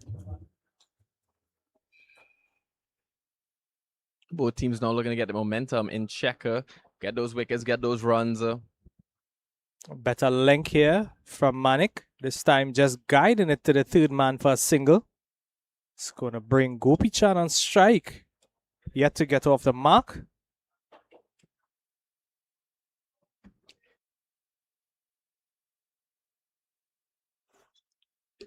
Piparo Scorchers now looking to bring up those runs as fast as possible. They seem to be livid right now. A lot of energy going into the batting, a lot of energy into the fielding. Both teams fresh and ready for it in the semi-final game right now in the Southern Sports Premier League. I wonder if it's going to be another thriller like last game. Well, that's left to be seen. As Chinshu is going to continue from the southern end, just making a few minor adjustments to his field. Asking for that man at fine leg to come a bit finer. Has him more in the long stop position. Yeah. Or the long leg. He would have just switched him to that third man position. Yes, you are correct. He's now there. Beautiful display of bowling by Chinshu. Good line, good length. Moving the ball away from the left-handed Gopichan Singh. A packed out offside field for him here. Very true. Long off. Cover. Point. Third man. Bit of a cover point inside there as well. Cover point gets it. But excellent running in the end. Still managing to sneak in that single despite that packed offside field. So good running by this pair, Manik and Gopichan Singh. And that he would have been able to get off the mark there, Gopichan Singh, with that single.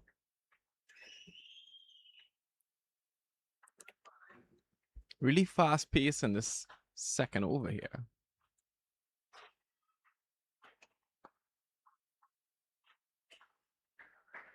Yeah, goes out to long off. Yeah, just working it down to that man at mid-on for a comfortable single. So we are seeing a good display of running between this pair of batsmen at the crease.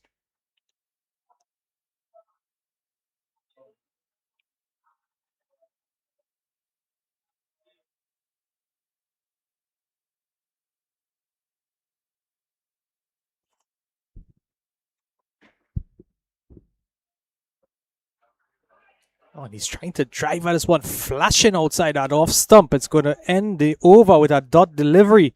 Just 7 coming from it. After 2 completed, the score is 12 for the loss of no wickets.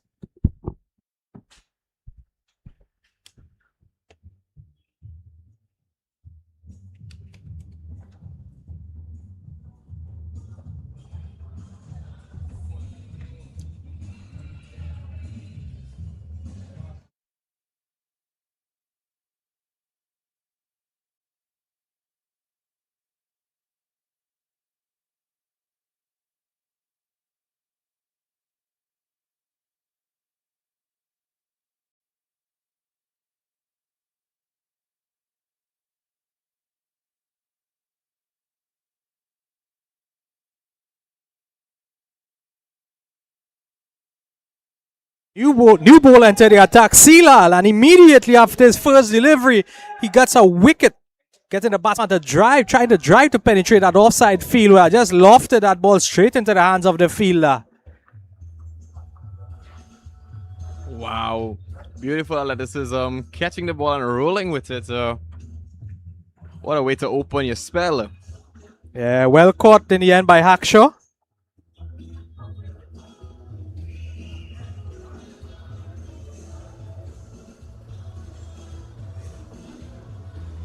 New batsman coming into the middle, Randy Silal.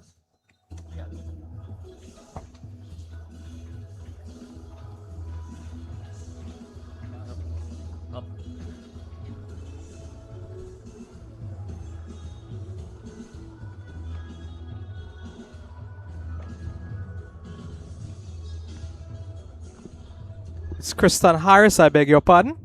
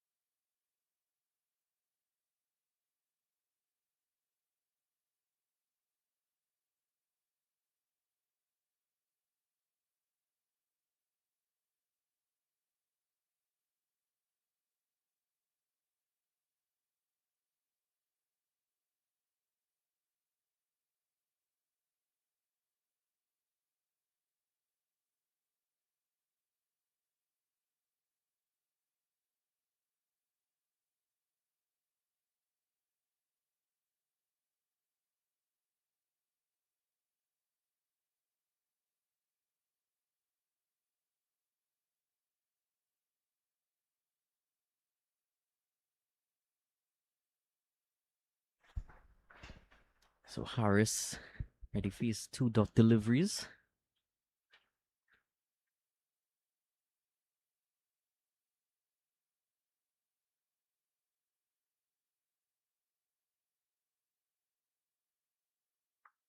This one just worked down to the leg for a quick single. It's going to get him off the umpire actually signal a bye there.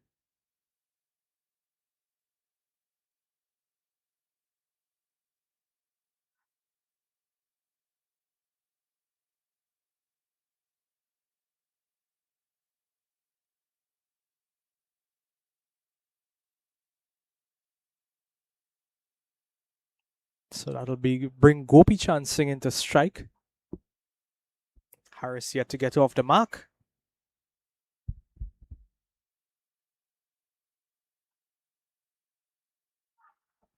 A good strike rotation there. Testing those close fielders.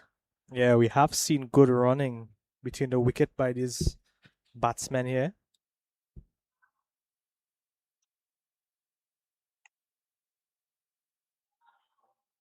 Soft hands and good running.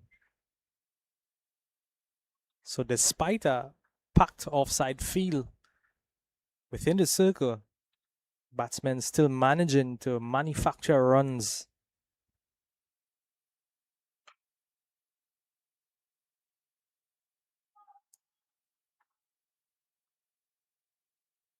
And that's 3 complete now, 14 for the loss of 1 wicket.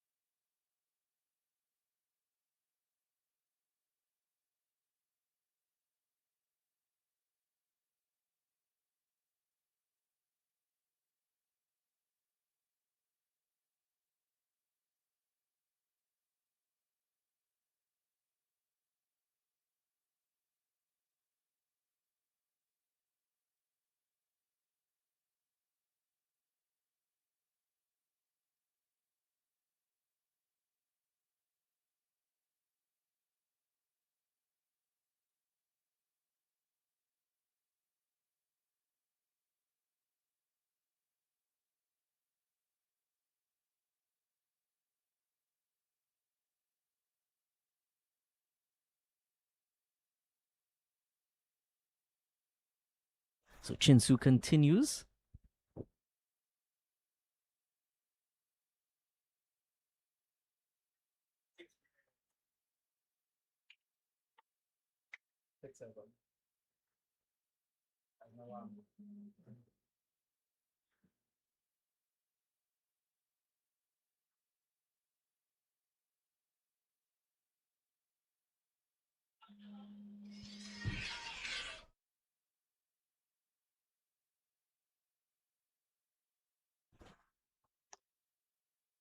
Chinsu, second delivery, right arm over the wicket.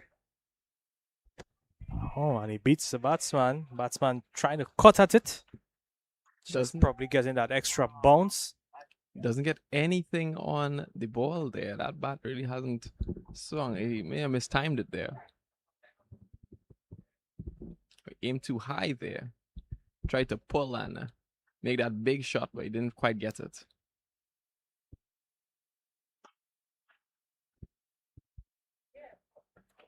Just one man out on the boundary. Out in that cover region.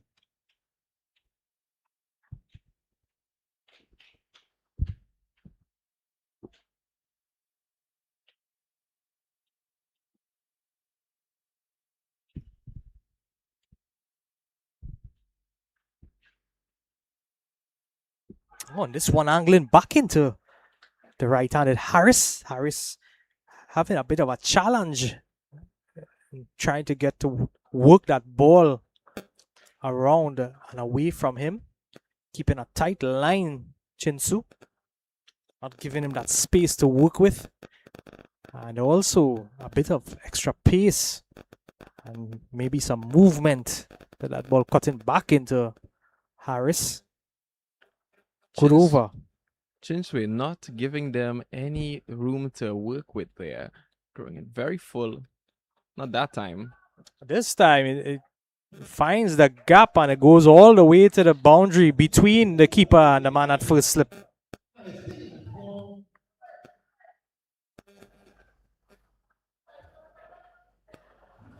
Look at this right here. Completely evades the keeper. Completely evades the slipper. Goes all the way out. Tries to save it. Doesn't happen. Goes out for 4. 19 for 1 now.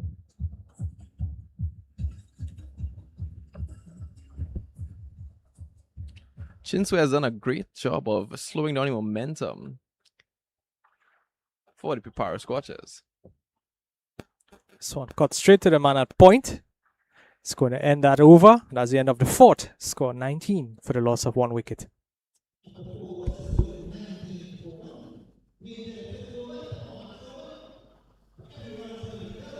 Obviously now is the 5th over. It's double runs.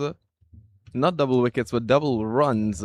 Right now, it's really an over you like to capitalize in, play your best shots, give them what you got, really show it out on the field there. Both sides now taking both of a risk and a reward as as the batsmen get a bit more ambitious in their shots, the bowler now might try to trick them and get that wicket in there. So it's a bit of an even playing field with double the risk, double the reward. It's a double over on the 50 at the Sspl T20 Fiesta.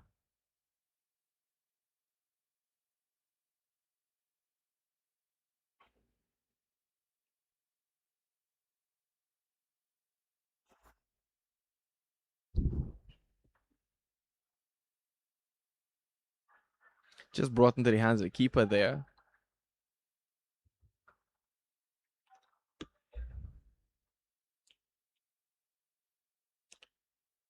Aaron Gopichan facing Jaiprasad Bihari. Bihari picking up that first wicket there, only conceding 6 runs. Not really making any change in the fielding there for Mr. Gopichan. Misses it completely, goes back to the keeper there. Seems that bounced up and he tried to sweep it away, but it just evaded him. Gopichan making some adjustments to his protective gear there, trying to get into the right mood to take on Jaiprasad Bihari.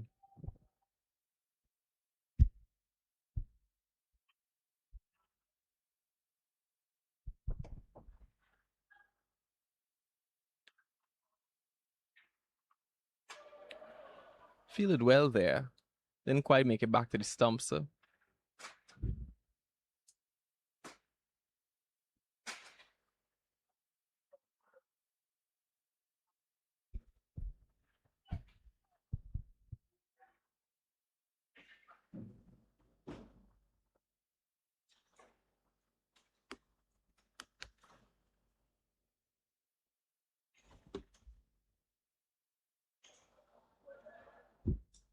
Bihari now taking a methodical approach to his bowling there, being very deliberate with every delivery. Way up into the air, caught beautifully right there, taking Mr. Gopichan out of the match, out of the equation. Smiling with that catch. Look at this again. I say methodical from him, not really bowling it all the way full, getting the batter over eager, and it goes straight into the hands of the fielder. Beautiful catch. Bit of a celebration there from the team now. Glad to get Mr. Gopichan out of the equation.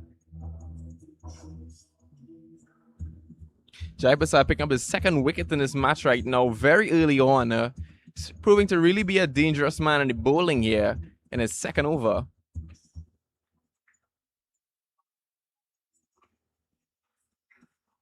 Placing him as number 99, Mr. Chappie, which is Ashraf Ali.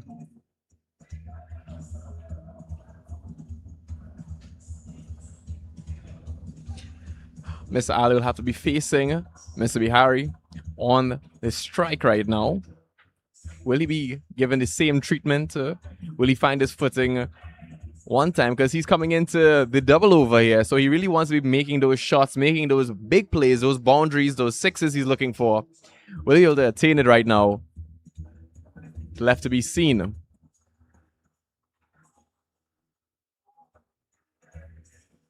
Ashraf Ali on striker. Brand new man.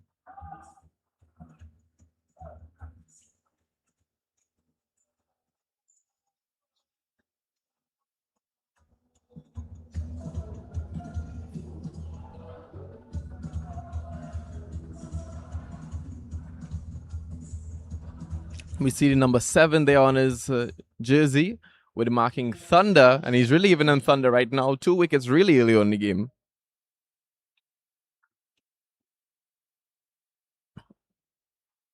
And we can see Bihari is not rushing himself at all. He's just gauging the line length as he lets the ball go. And he says, no, I'm going to take my time and do that one again. I feel like I could give it a better shot this time. Not letting anything slip away, not anything miscalculate in this double over here. Very crucial over if you're trying to make up those runs and beef up your score. Oh, wow. Fielded immediately by Clark. Quite a bit interesting here. We have number 07 and number 7, Clark and Bihari, respectively.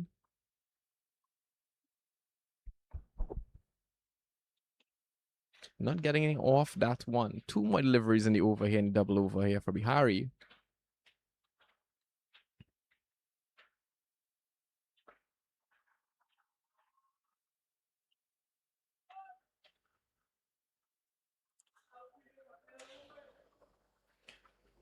Once again, gets away with a dot ball there. Ashraf Ali playing a bit defensively right now. He seems to understand the danger that he's in. This guy has already picked up 2 wickets here. He does not want to be the third.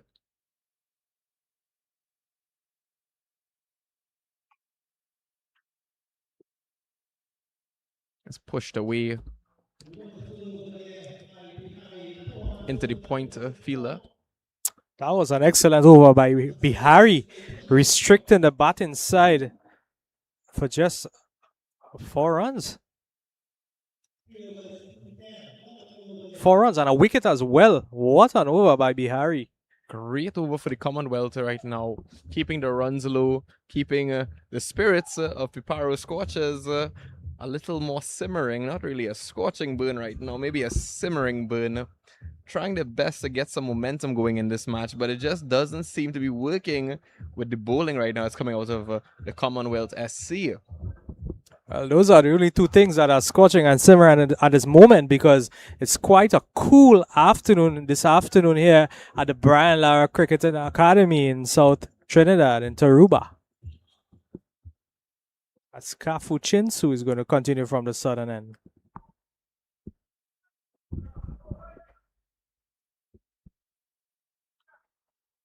Goes over 3 man in square leg. Yeah, just guided to that man at point.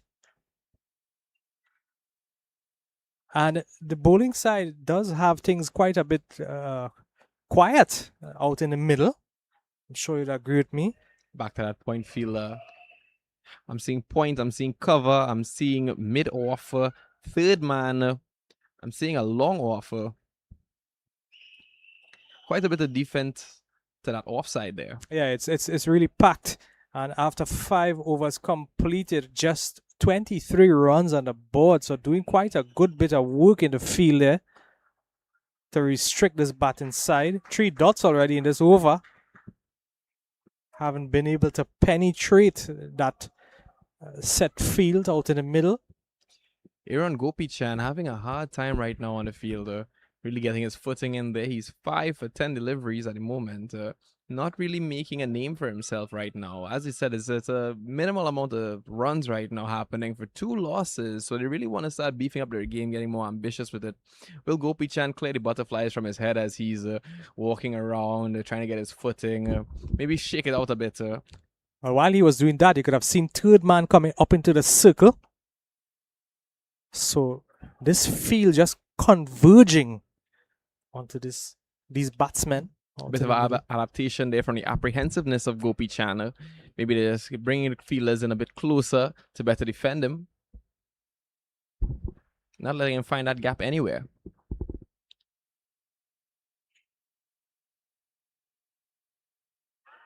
Again, cannot penetrate that field. That man backward of point, sharp as ever. The quick return to the keeper. Keeper smiling as he walks back now. He's seeing that the defense is bulletproof at the moment. Will Gopichan be able to find the gap? The entire onside is barely guarded. There is a square leg, there's a fine leg. Nothing crazy. Goes straight to the keeper's hands. And Chinsu does well to bowl to his field placement. That with that last ball being a dot, he has completed an excellent maiden over to complete the 6th over of this afternoon's play in this first inning. The second match lineup here of the Piparo Scorchers versus the Commonwealth SC Cricket Club. So the scores now 23 for 2 after 6. Kafu Chinsu, number 6-7, having a maiden, that elusive maiden that you always want to get. Seems back in the bowling right now is back to Jai Prasad Bihari. Coming back into the attack here. We can see that he's been a devastating man there. Bowling from that southern end. Yeah, Chinsu bowling from that southern end, and now we have Bihari who's coming from the northern end.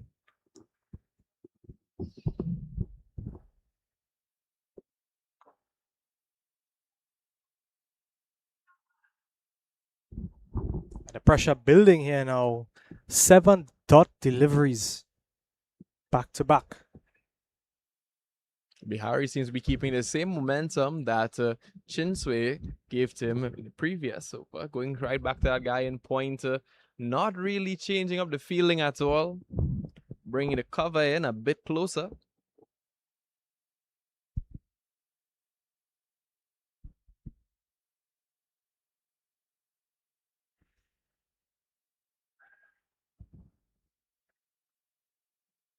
You have to wonder, is Bihari psyching out the batsman there as he's going to throw something devastating and he says, no, I'll take my time and run again.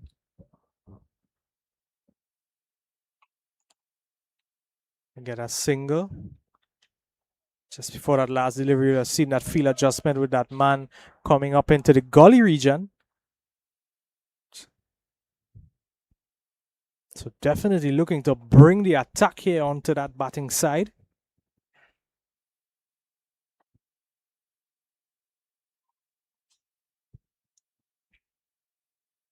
And it's a left-handed Gopi Chan Singh now on strike against Bihari.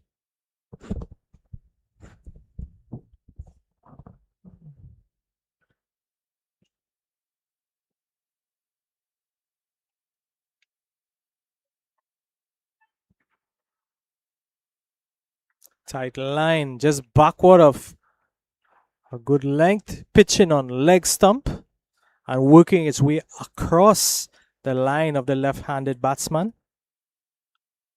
Going straight out to point there.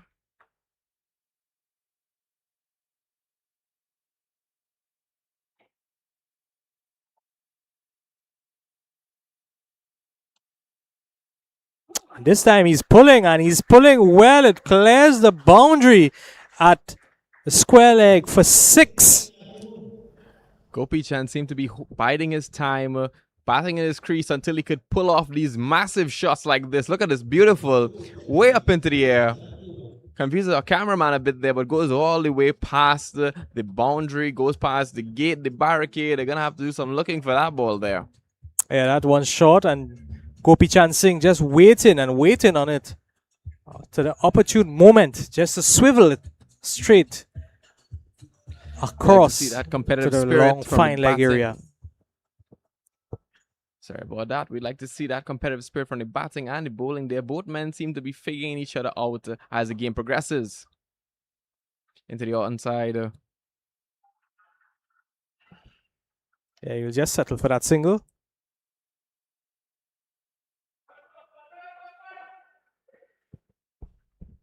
Long one gets it.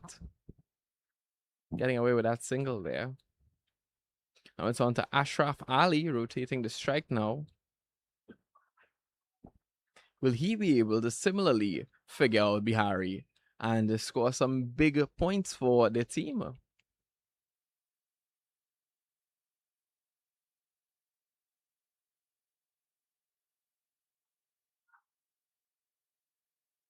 Yeah, so going through the overs pretty quickly here now. The Commonwealth SC. 7 completed. It's 32 for the loss of 2 wickets.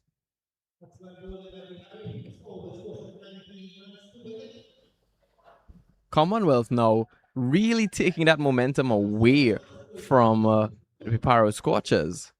Not giving them an inch to breathe, a slight miscalculation, a gap in the defense to play with there. They just seem to be tweaking their formula ever so slightly.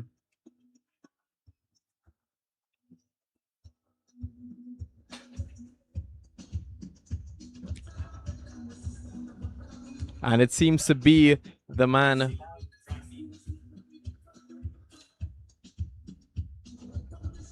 New bowler coming into this from the southern end, Randy Silal. Silal, who's going to be coming right arm orthodox. over the wicket to the right-handed Ali.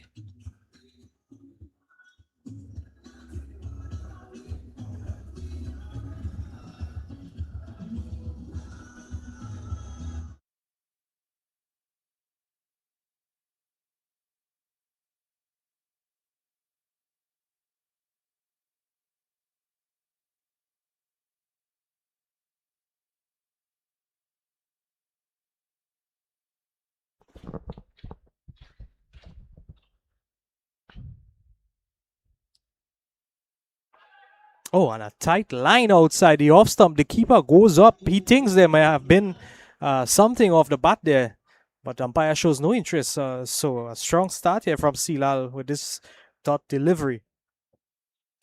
Stacked offside here. I'm seeing a mid-wicket. I'm seeing the offside. More feelers than the onside right now. Kind of the setup that they put for Gopi Chan. Doing the same thing for Ali right now. They seem to have it. Man, way down in deep cover pointer. Feel it.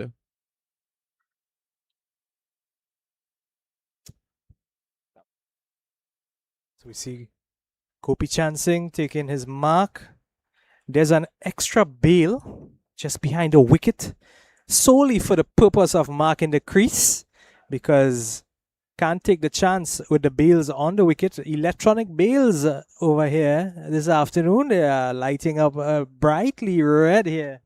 Sachin, what do you think about that? One might say scorching. Certainly, it's high-tech, the cutting edge of cricket technology here. Definitely don't want to be nailing those into the wicket with a bat.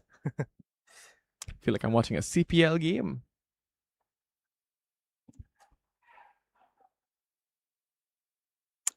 Just worked onto the leg side. That man had short mid-wicket for a quick single.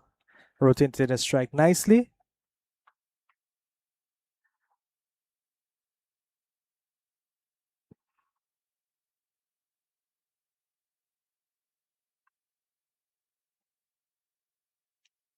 Feel it way out into the deeper. Yeah, that man out there in the cover region. He won't mind these singles because he's sticking to a very strict line outside that off stump. Yes, that deep cover point line. That deep cover point fielder doing some work there right now. Oh, and this one is paddled over the keeper and is going to run all the way to the boundary for 4. Quite an innovative shot here. And he's going to get a boundary off of it. So now 8 complete. The score now moves on to 39 for the loss of 2 wickets. Completely evades the third man there. Goes out into the fine. Runs out for 4. 39 for 2 and the 8 over there. Gopi Chan seems to have found his footing. Seems to have figured out that the attack from the Commonwealth SC isn't that formidable. He seems to be finding his groove, getting more comfortable in the crease, and starting to play those big shots that we want to see from the Piparo Scorchers, so they could be right on track, fully lit, and ready for action.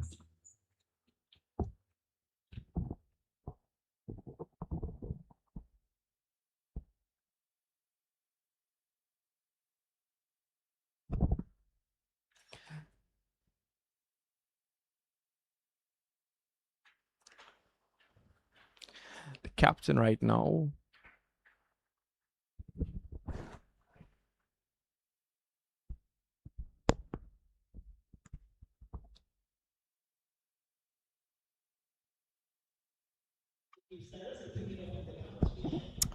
New bowler coming into the attack, Shakil Cyrus, number 24, right arm over the wicket.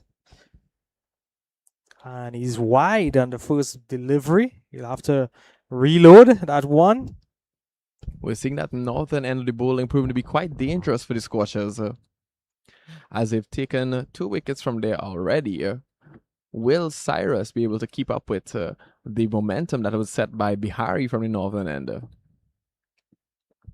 Ashraf Ali is yet to see. Oh, and just beating the man at point. It was a half a chance. He did well to try to get at it, but I've just passed him and dissected the fielders out on the boundary. It will make its way all the way for 4, but I'm sure the bowler will be pleased to see that it was a half a chance indeed. Difficult one of that. Yes, third man and deep cover point. Both tried to get it together to save that 4, but it just was short. What do they say? $1 late and a minute short. Yeah, so you could see that his plan definitely coming together. Getting the batsman to cut at that and cut in the air, but just wide of the man at point on this occasion. Ashraf Ali now building his confidence in the game. Yeah, very disciplined with regards to that line he's looking to achieve. Outside that off stump, just back off a length. So he's going to ask that right-handed batsman to cut at that ball with those feelers set in those catching positions. Yes, we have third man point cover. Mid off, long off. No, not a long This off. one is lofted in the air. It goes high and it's comfortably taken. It's another wicket. Taken straight to cover there. Caught out.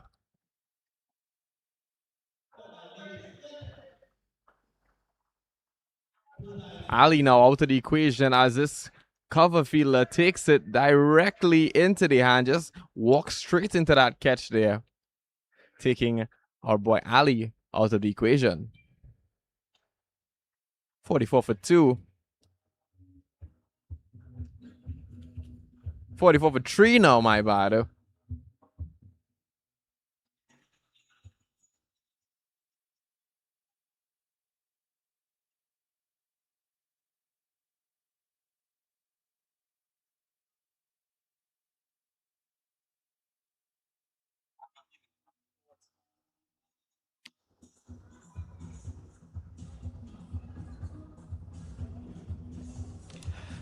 Coming in to the batting is Jamil Akil Antoine. Ready to back up his partner. Making this new partnership kind of crucial at the moment because the score is only 44 for 3 and it's almost halfway through the innings here. They're taking Shaquille Cyrus, who's just taken a wicket. 3 wickets taken now from that northern end. He got a wide, he got a 4. A dot in this over. Let's see how Shaquille Cyrus wraps up his over in the next 3 balls here. Facing the very new Jamil Akil Antoine.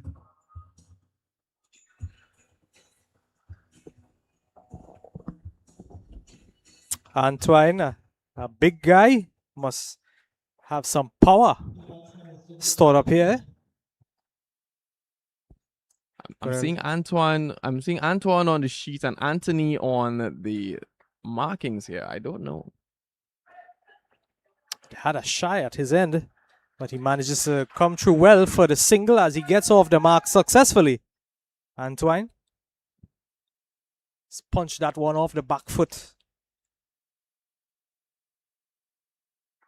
and manufactured a successful single on that occasion.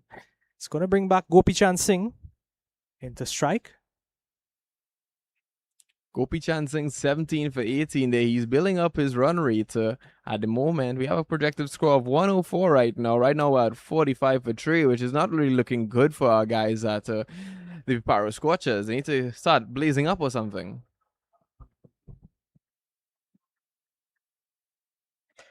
Not really seeing that volcano erupting in the field today.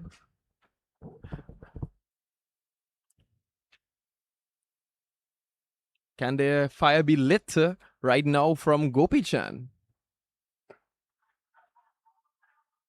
Again, good running out in the middle there. Getting that single. Gopi Chand Singh is going to retain strike in the next over. And it's now 9 complete, 46 for 3. This is going to be the 10th over to be bowled, and it's a power max over where all runs in this over are doubled. Double runs, double the stakes, double the reward, double the risk. How will this second power over be played today? It's a brand new partnership, brand new bowler. Who's the bowler they're putting in for this one? It seems to be number 7, which is Clark.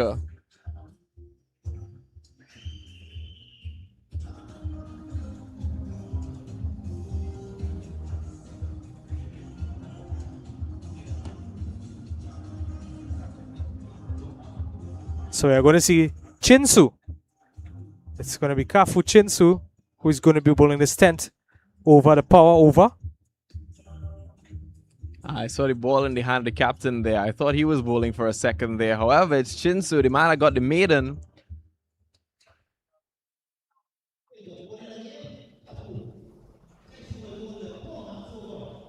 Yeah, this is going to be Kafu's last over for his inning.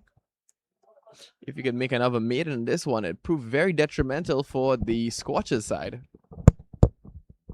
Yeah, most definitely so.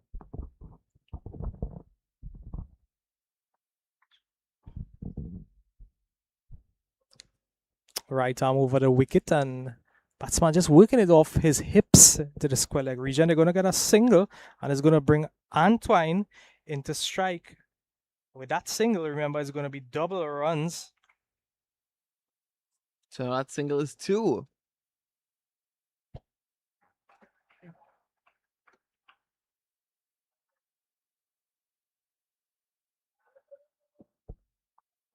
Antoine on strike now.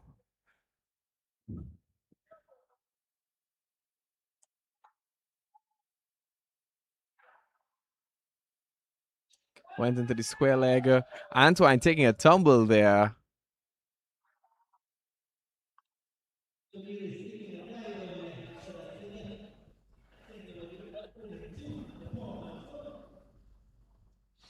Now, Antoine seems to be a man with a lot of power behind his shoulders there, so you'd want to just realize if the Scorchers are planning to rotate the strike again to get him back in there, see if he makes some of those power plays, those boundaries, those sixes. So crucial in this double over, power over. Yeah, Antoine being a big man, and the fielding side knows this. On 2 occasions they would have a couple shy at his stumps. This Gopi Chan gets it, evades the fielder for a second there, but fielded. And they get away with another 2. 52 for 3 in the 10th over, still half the over remaining.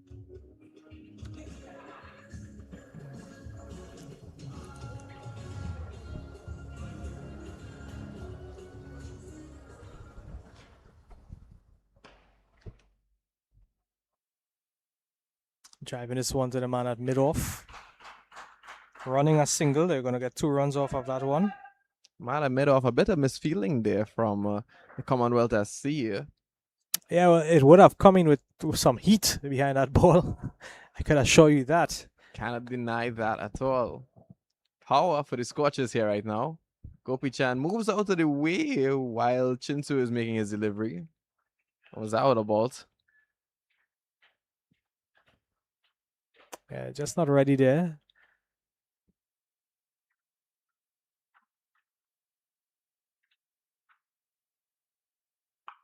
And this one is driven well, way back. It goes, and it goes all the way. It's going to be 12 runs. Wow, Ravi, a 12 in cricket there. That went way up into the air. We thought it could have been a catch-out, but from this angle here, it went all the way out for 6. Watch it, beautiful. And way up into the air, way out into the stands, bouncing into the stands, bouncing just off that boundary rope, going over the stands, and coming back into the field, actually. A lot of power behind there from Gopi Chan.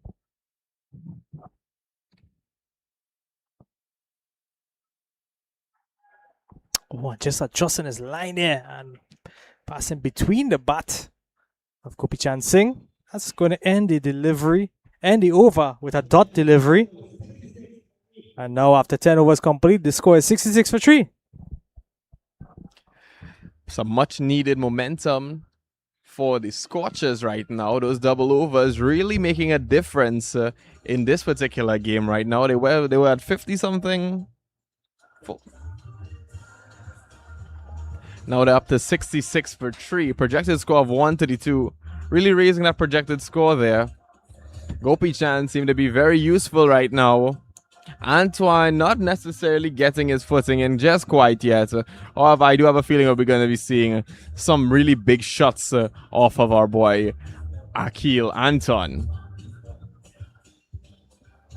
Yeah, it's going to be Shakil coming back into the attack from the northern end.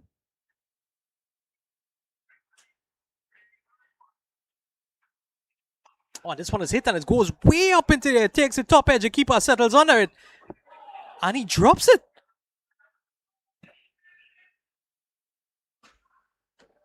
Keeper there, a bit of misfeeling. Goes straight through the gloves of the keeper. May have just stumbled at last minute there. Straight through. Oh my. Takes a tumble there. Maybe he was a bit over anxious, over eager for that catch there. He was maybe thinking, the celebration I'm going to have after this, I'm going to high five everybody. Yeah, I think he may have just lost that ball swerving on its way down in the glare with this cloud cover this afternoon. And this one straight back to the bowler and he takes the catch. Bowl and caught Sspl Cyrus. And Gopi Chansing has to go.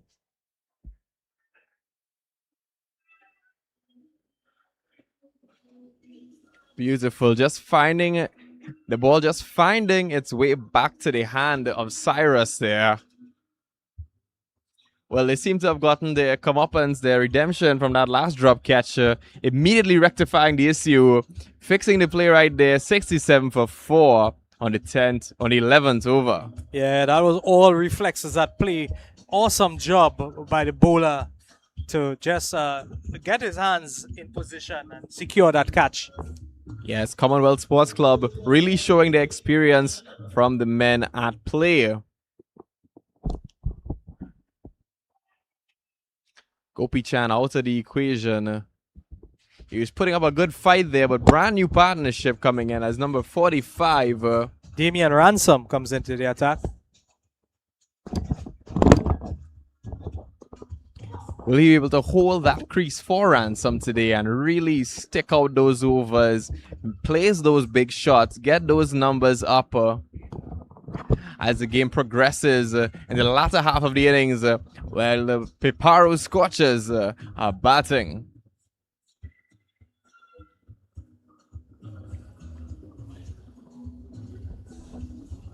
So now we're going to have a left-hand, right-hand combination at the crease. Ransom batting left-handed.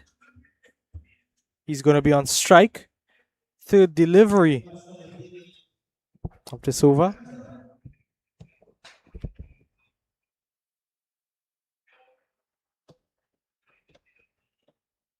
Left-hand batsman Ransom right now.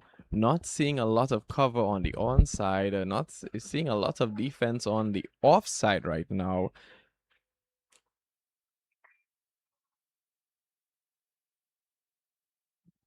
It goes straight to that man at point. They take no run. It's going to be a dot delivery. Good over so far for Sspl Cyrus. Just a single and a wicket. Seeing point short.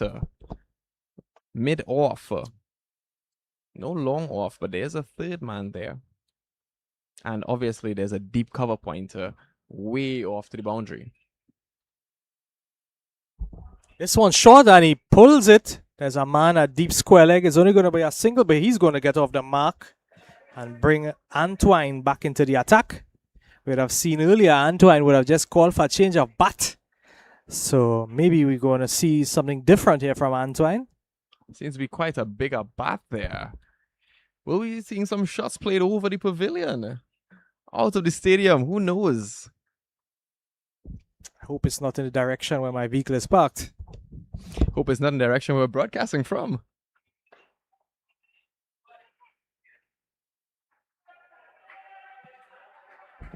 Immediately this one pulled into cow corner. And it has the legs. It will go all the way for 4. So a change in bat, a change in technique. And definitely a change in production as he manufactures a boundary off of that delivery. Maybe this is the scorch, that burn, that fire that we're supposed to see from Piparo Scorchers now getting into their groove in the latter half of the inning. Quite a chase we got there from the long on for that ball, trying to save that boundary, but nothing really happened there. As Antoine picks up a 4. Antoine's smiling right now, I see. Ready for another big hit here. And there it goes! Way over the boundary rope. all the way out into that long on leg side. Doesn't quite clear the stands. However, it was a big shot. He got a lot of height on that, as you can see here. Look at it. Everybody can just watch as it keeps going on and on. Yeah, it was a powerful stroke. Pulled into cow corner. Pulled into cow corner. Goes all the way for 6.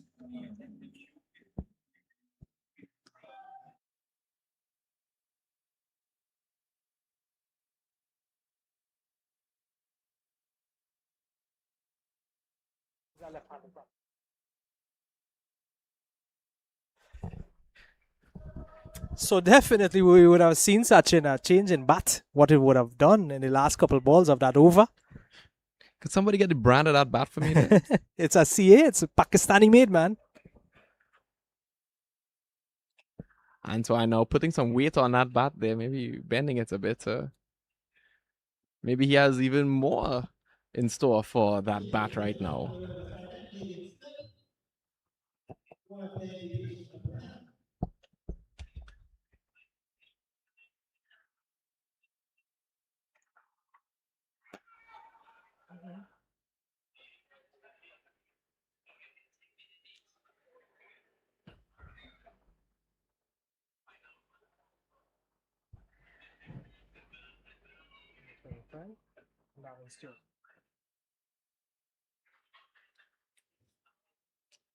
Navin Stewart bowling at the moment here, facing Damian Ramsarup. Damian Ramsam, my bad, goes all the way into long on.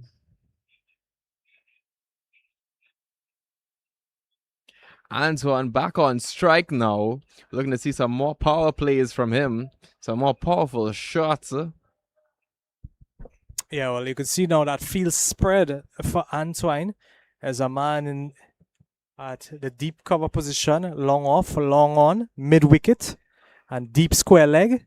And he's cutting at this one, passing the man at gully. He's going to run down to the boundary and he makes it all the way. It's going to be 4 runs. Gully making a valiant effort there to try to get that ball saved from the boundary. It just doesn't happen for him. Look at his chase here. Look at his shot here. Pulled away, evades Gully. Gully runs it down. He's giving it his all. He's gritting his teeth. He dives for it. Doesn't happen.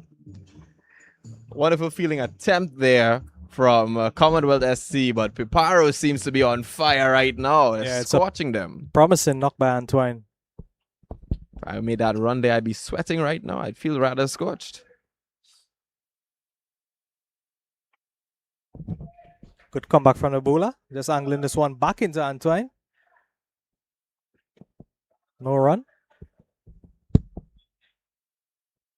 Antoine seems like a man who doesn't really want to make those singles, those doubles right now. He's looking to play those powerful shots and start racking up a big total that Commonwealth will have to chase in the next innings.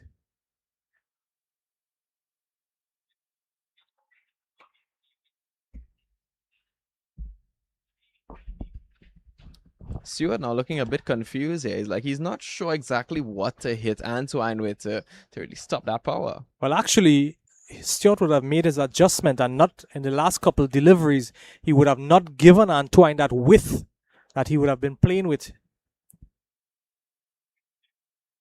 Again, cramping him. Antoine seems to have figured him out there, though. Was Yeah. all the way to the long on, the long off actually, and fielded back inside.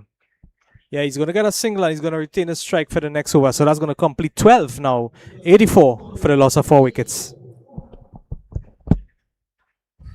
Batsmen now congratulating each other a bit there. You say, all right, Antoine, you hold the crease, take the striker, and we will fit the suit. 84 for 4, coming into the 12th over.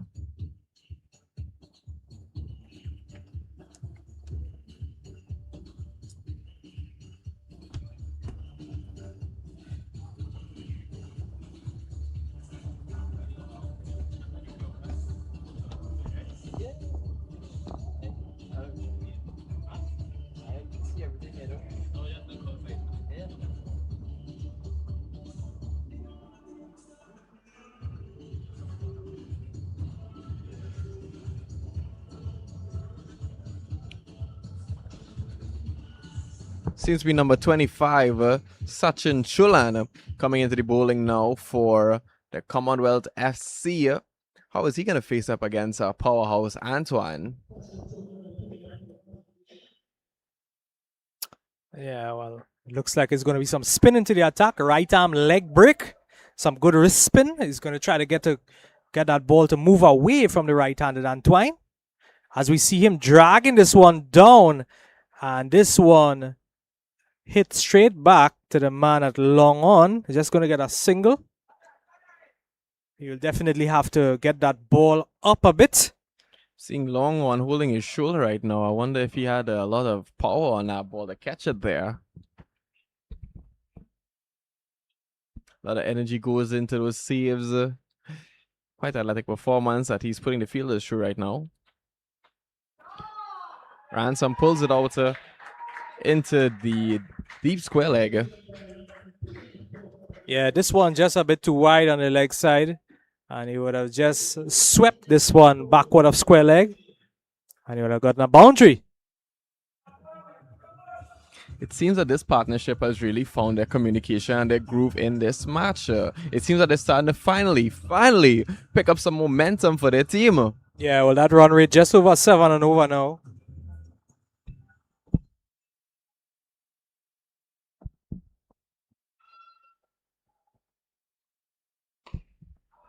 Wow. This one picked up on the full and driven straight back. It goes all the way. It's a big 6. 6 runs for Damien. Damien Ransom seemed to have hit a piece of plexiglass there. I wonder, can somebody check that for a cracker, a dent or some sort? Look at this beautiful shot. Goes way up into the air.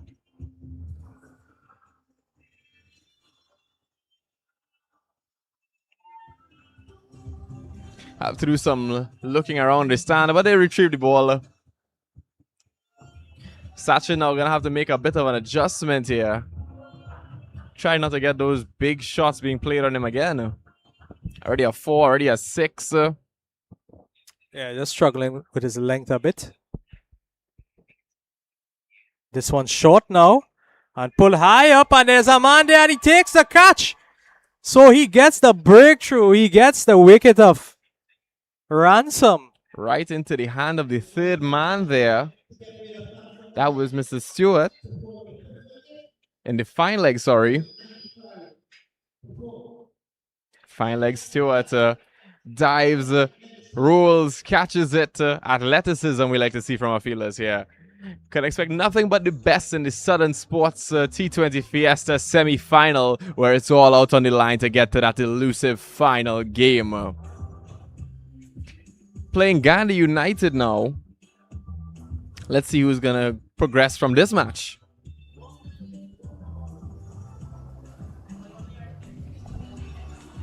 Ransom putting up a good fight, getting some momentum in for the team there, but he's sadly out. Seems like he doesn't want to talk to anybody. I'm seeing a guy running in water. He doesn't want to hear any of that. Now coming up to the crease is number 8. Shami Rampasad, who's going to be the new batsman.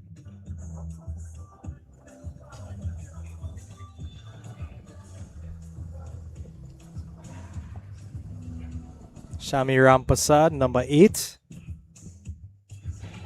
Let's see what he could bring to the crease here. Like that. Could he give Antoine the support from the opposing end? Yep. Could he bring stability? Could he build a partnership with Antoine here in these last 7 overs of this inning? 6 overs and 2 balls remaining. They're just barely scraping that 100 runs there. They want to get those scores going all the way up right now. Really make this partnership make sense, as you said, Ravi, because they have a long way to go. They're going to put up a pretty good defense for them to chase, for Commonwealth to chase in the next innings.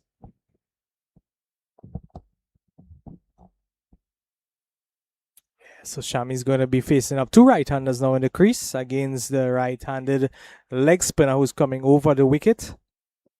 Still hasn't found that length as yet.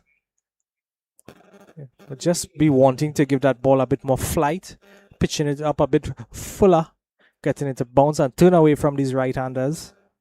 Speaking from experience as such, normally we have problems overthinking things, and maybe that might cause a little slight miscalculation, as we see here again, going straight down to the. Yeah, this one dragged down again, short and cut away, but cut straight to the man at point. Short by a couple of yards.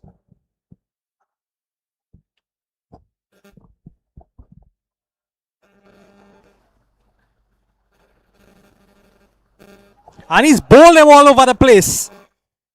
He seemed to have come over those thoughts of overthinking and gotten that wicket right there. Sachin Chulan ends his over with a wicket. Sending that fresh face in Mr. Rampasad straight back to the dugout.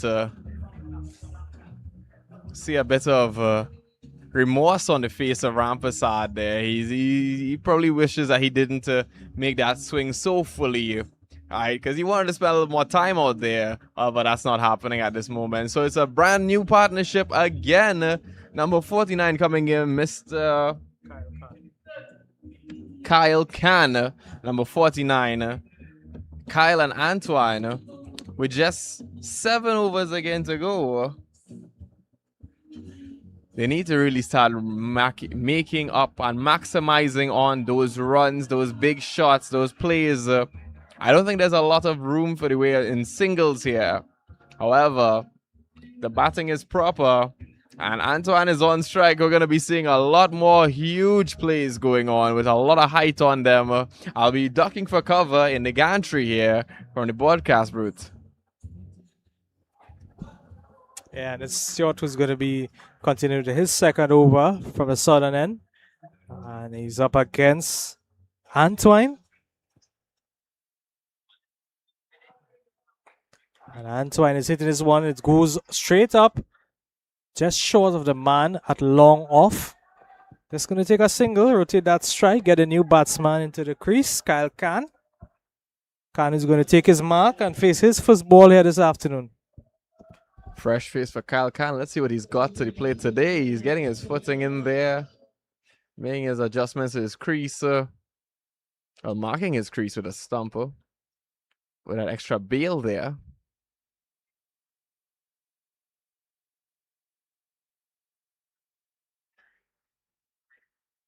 Really preparing himself to face his first ball. Does not want to end up like his compatriot Rampasad.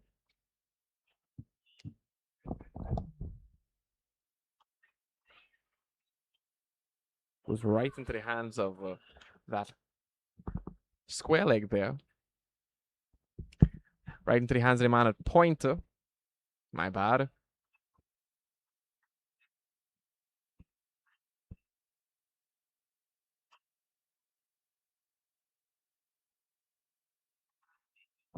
This one played with softer hands, and he's going to get a single. That'll get him off the mark, and that'll bring Antoine back on strike.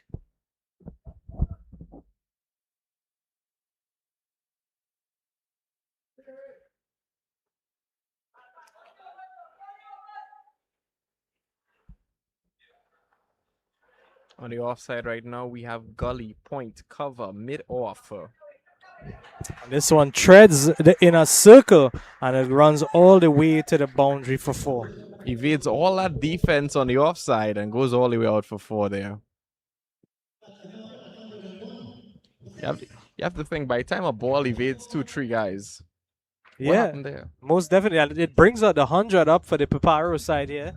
The score now trickles up to 101 for the loss of 6 wickets. 2 more deliveries remaining in Stewart's second over.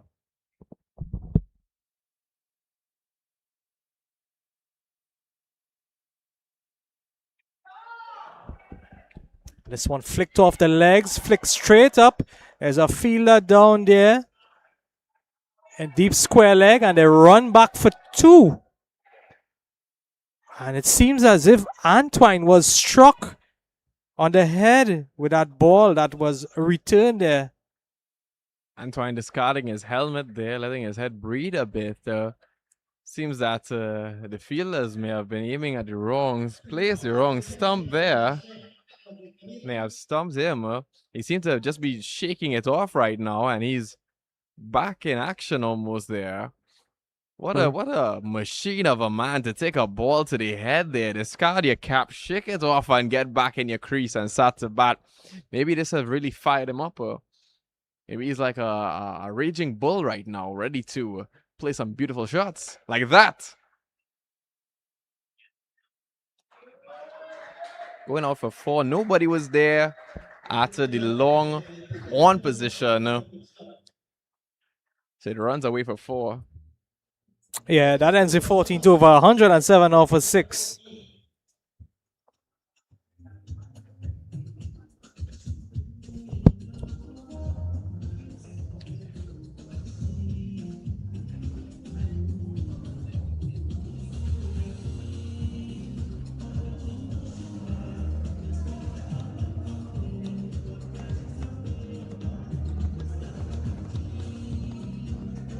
You can see our fans and supporters of both teams having a lovely afternoon, a lovely Saturday afternoon here at the Brian Lara Cricketing Academy in Taruba. Even the young ones have come out on their vacation, their Easter vacation. Yes, school closed and traffic is over right now, Ravi. And what a way to start off your Easter vacation with a nice, cool, overcast day, taking in some cricket on a Saturday evening. A better ball and better opening delivery by Sachin Chulhan. Just a single, but good line, good length, giving that ball flight, allowing it to drop, allowing it to turn away from the right-handed batsman. On the field right now, we have long off, cover, point, gully, no third man, a fine leg, a long on, and a deep forward. Yeah, and again, that second ball, you see Sachin getting that perfect line, that perfect length, just to drop and turn away from the right-hander. Antoine trying to work it away and couldn't get a hold of it again. This time playing it well off the legs. He drives it down to cow corner. Just going to pick up a single. Get Kyle Khan on strike now. Almost reached the cows in cow corner there for a moment. Almost, just almost.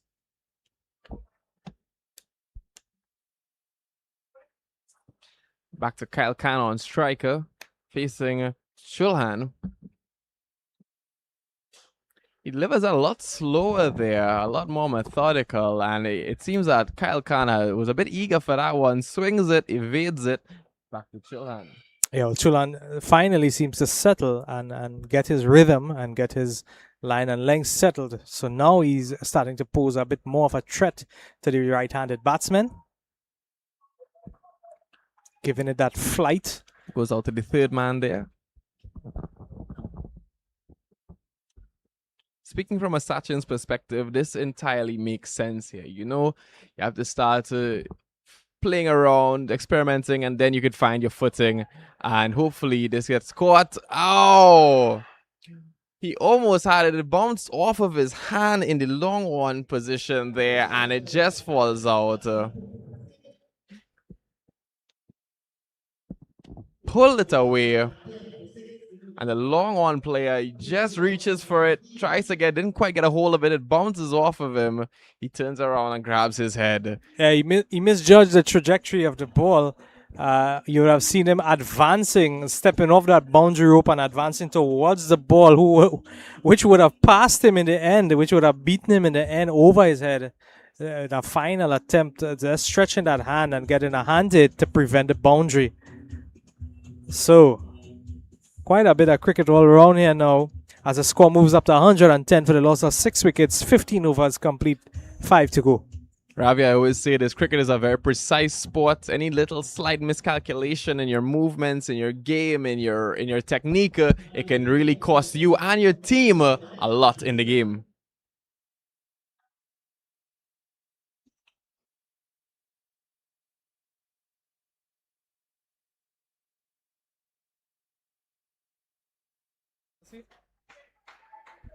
Single.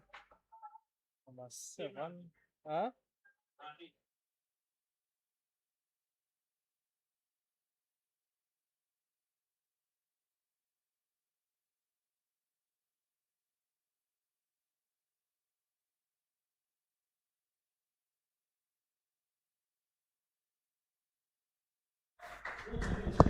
This one too short and just pulling this one into the mid-wicket region. It runs all the way to the boundary. It's going to be 4 runs. Completely evades the square leg and the mid-wicket there and goes way out for 4 runs there. Silal not opening his spell too well right now, but this is what they want from the Piparo Scorchers. They want to get that total up, and upper. 115 for 6 right now. Can they get up to like 180 something? Who knows? Antoine lifts the ball way up into the air again.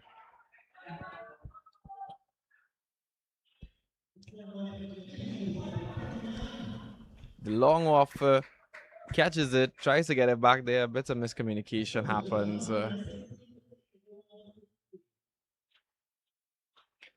Get another single off of that there.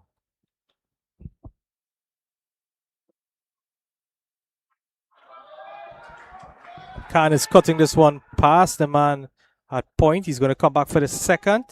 He's going to get it comfortably. Good running between the wickets. That ball almost hits Kyle Khan there. It comes back into the wicketkeeper's hand there. Fast-paced action happening right now. Both teams are the same speed, really, when you look at it there.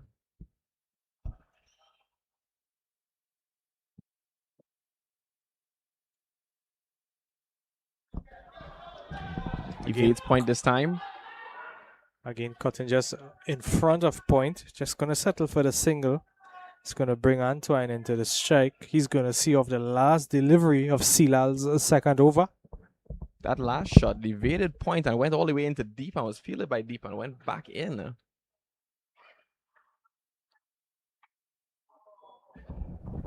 This one lofted, goes high, and the catch taken securely by the man at long on. Antoine has to go. It's a fall of another wicket. Piparo Scorchers getting their big player out of the game, out of the equation once again by long on from Commonwealth SC. A bit of a celebration there he has. Beautiful catch he takes. And Antoine is back into the dugout.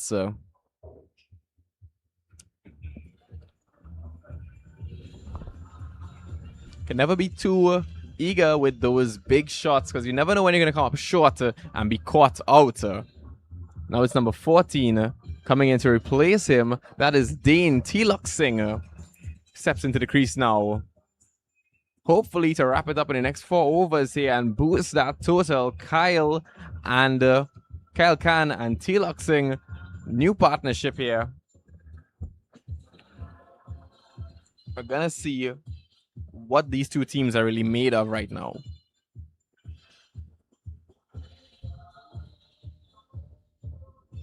$119 for the loss of 7.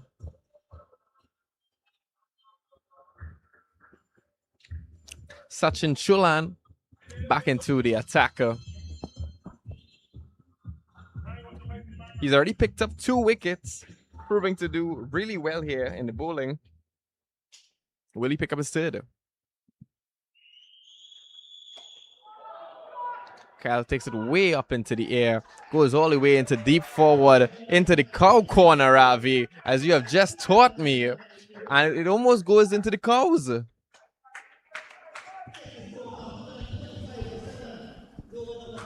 Yeah, Sachin, it's a big 6 there by Khan. Get into the pitcher of the ball well.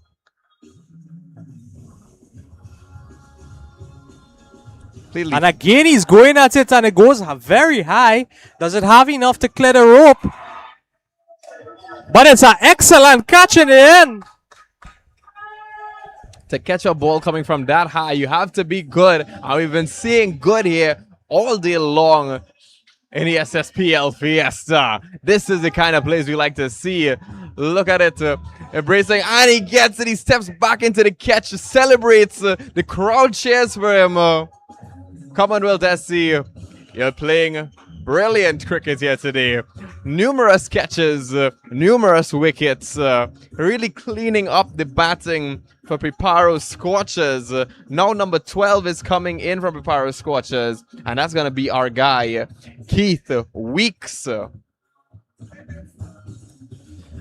brand new partnership. Keith Weeks and Kyle Khan just came out. Keith Weeks and Mr. Dane T-Luxing, new partnership. They have a lot on their head right now, a lot of pressure because it's only 125 for 8. They have about a little under 4 overs again. So they're trying now to just bump that score up, but they have to defend their wickets at the same time. Otherwise, they're going to get out already. 8 out there, Ravi. What do you think is going through the head of Piparo Scorchers right now? Yeah, they'll be looking to get as much runs as they could from these last 3 overs and 4 remaining in this one as well, and 3 to follow after this. New batsman is going to be a left-handed batsman, Keith Weeks. So let's see what he could bring to the table. Let's see what runs they could harvest from these last couple of wickets in hand for the Piparo Scorchers. Adjustment on the field here. There's a slipper. There is a gully. No pointer. There's a long offer. A deep cover pointer.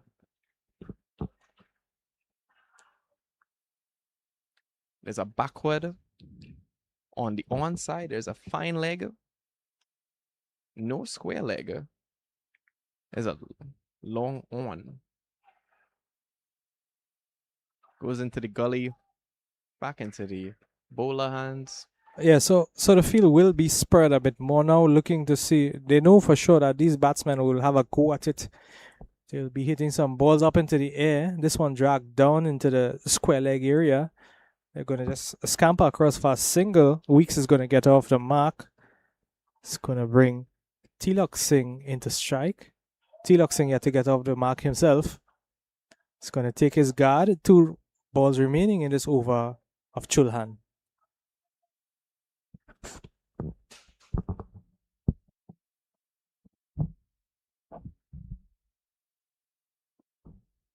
Batsman just taking a quick scan of the field. Chulhan recalculating.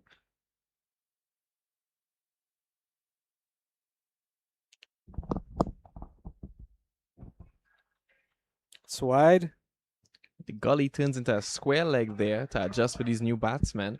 So what you're saying, Ravi, is that seeing as there's 2 new batsmen, they're spreading out the field a bit more, not really making a big defense at them. So just kind of feel them out a bit. At this stage in the match, Sachin, batsmen will definitely have a go at it.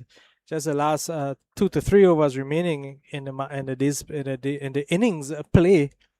Batsmen will be swinging and will be swinging hard to manufacture as much runs as they could off of these last couple overs. And manufacturing they are doing goes way up into the air on the offside. The onside, my bad. Yeah, it's just going to have 1 bounce over the rope. It's going to be 4 runs. Is that sort of manufacturing engineering that we were talking about there, Ravi?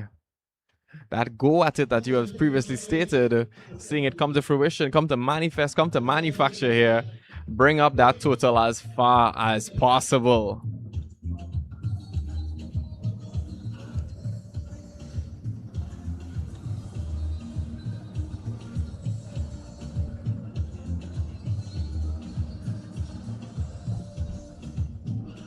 Left-handed T-Luxing to face the last delivery of this over.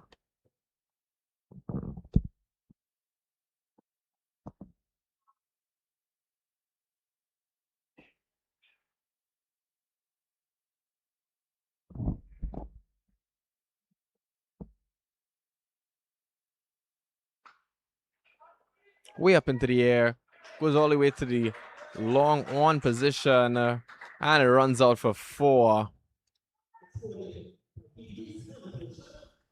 Great shot once again to end out the over. Score is now 135 for 8. Coming into the 18th over now. Once again, the Piparo Scorchers, as they pick up their momentum, they're trying to do the best that they can. And it seems that their best is not good enough. As they just bounce the wicket there. He gets choked up on the line. And he's going back to the dugout.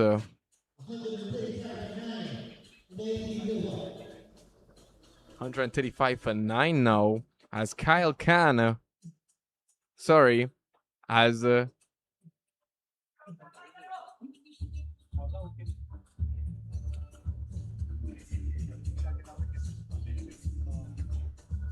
now the captain of the Piparo Scorchers, Denzel Halls, coming out into the crease.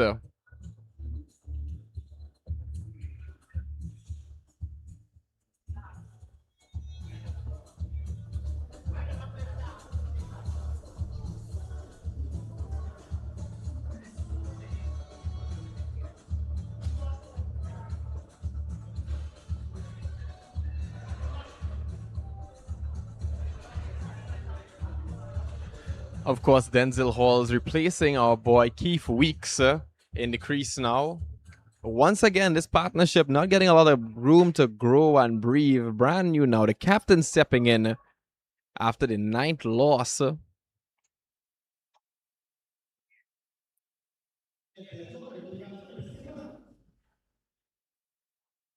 Skipper now facing his first ball. Sspl goes all the way into the offside. Sorry, the onside.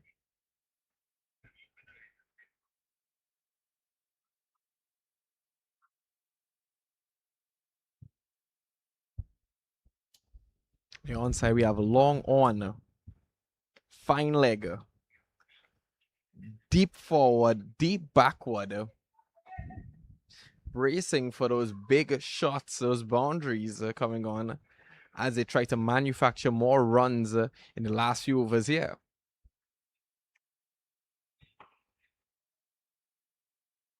All the way goes, evades the long on, goes out for 4 there, brings his score all the way up to 140 for 9. Skipper really came in and said, I mean business.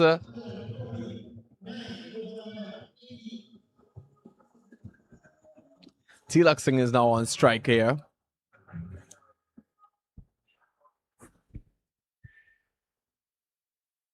And Tilak Singh takes it into the offside. Just taken by the mid-off there.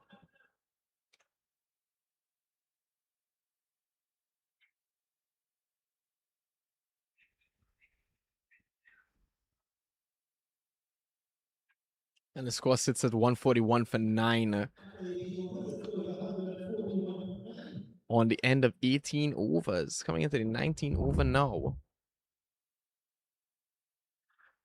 What can we see here? 141 for 9. Really doing a good job of boosting those runs. A respectable total here. However, at this point in the game, the Scorchers need to get that run rate as high as possible.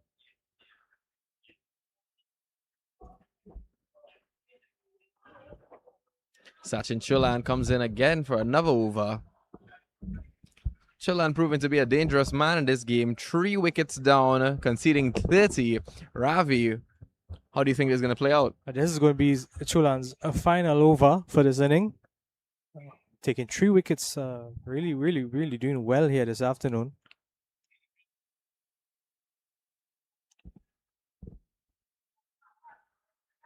Just a single off of that ball, rotating the strike. It's going to bring Halls into play. 2 left-handers at the crease here now.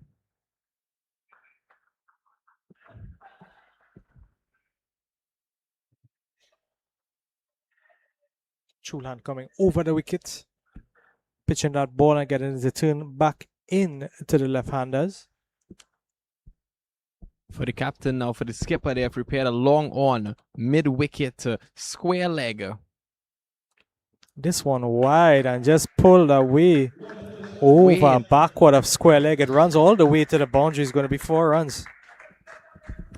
Square leg had to go way out into deep there to get that ball.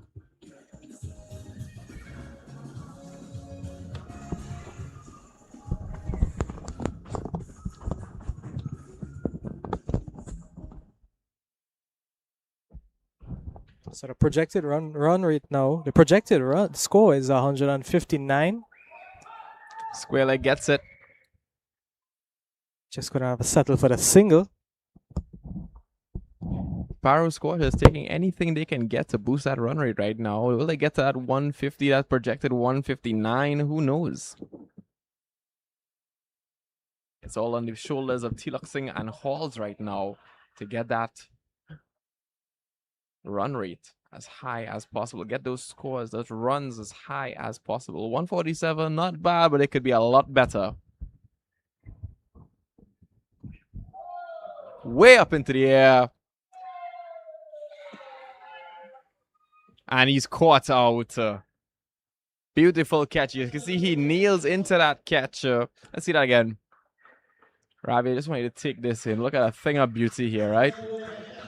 Sends it way up into the air, pitches it all the way up. Look at this guy. He goes down on one knee and takes it and catches it. We almost had a proposal here in Brian Lara Cricket Academy. Yeah. And with that catch taken, it's going to bring an end to the inning. 10 wickets down now. The score 147. Score to win 148. So stay locked on. We're going to be back with you in a short bit.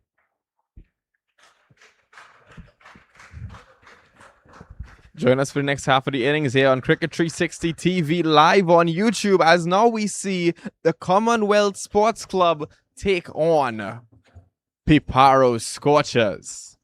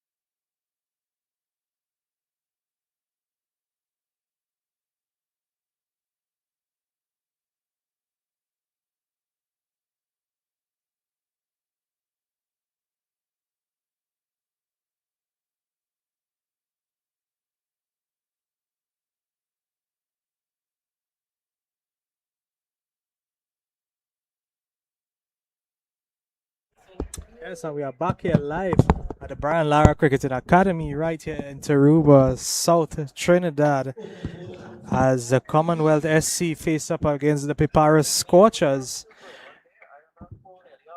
158, 148 for victory. Opening batsman facing Navin Stewart and Stephen Cyrus to open the bowling attack for the Commonwealth Sports Club. It's Keith Weeks. He's coming right arm over the wicket.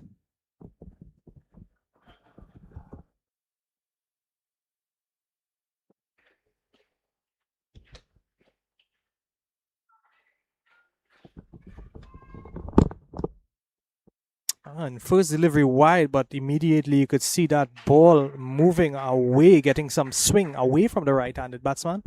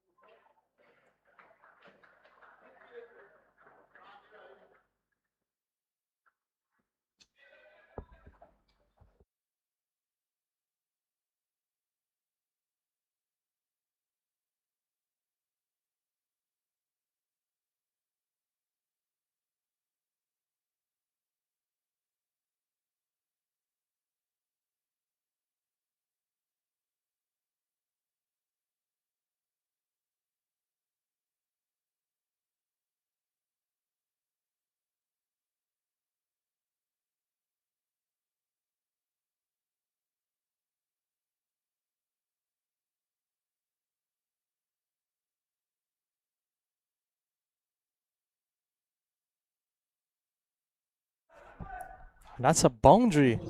A wide, 2 dots on a boundary.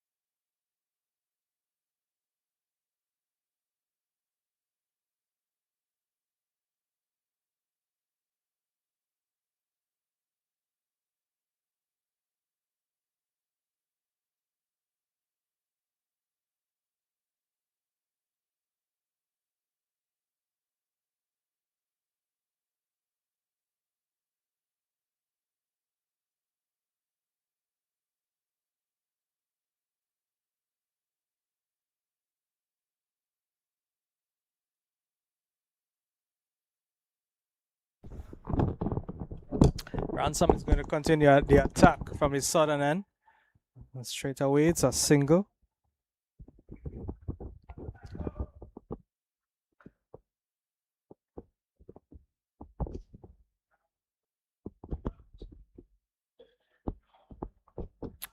Batsman at the crease, Stephen Cyrus.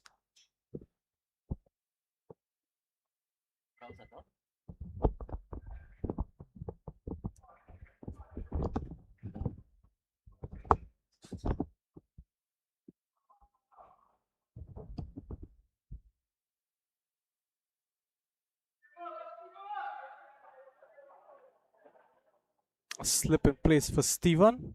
Stephen whips this one straight back with quite a bit of height. One bounce, just two bounces, and it goes all the way to the boundary. It's going to be 4 runs. That was a deadly straight shot there, if I do say so myself. Not a crazy score to beat, about 147, right? So it's going to be, I want to say a short match, but on cricket, in the game of cricket, anything can happen. You're sure right about that, Sachin. Anything could happen. We would have seen that in the last match. With just 1 wicket in hand, the team would have still managed to secure their victory in the end. And right now it's all about securing your victory, because the next game, next week Saturday at 5 p.m. is the final of the Sspl Fiesta. Whoever wins this match will be playing Gandhi United in the final game of the tournament. See some stumps light up there, but it's not an out. Yeah, must just be a bit of an electrical shortage. Let's hope that that doesn't happen at the wrong time to fool the umpire, as this one is swiveled. It hits high into the air and straight to the man at deep mid-wicket. Ransom has to go, and it's the first wicket down for the day. The score now 13 for 1. The frustration from Ransom, smacking his bat on the pitch there, frustrated with his performance. Couldn't believe that catch was taken.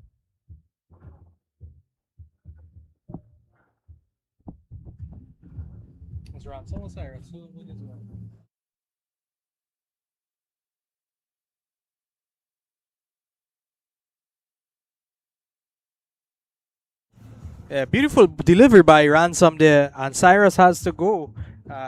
Skying that ball straight up to the man in the deeper in the square leg position, and it's a beautiful catch taken in the end.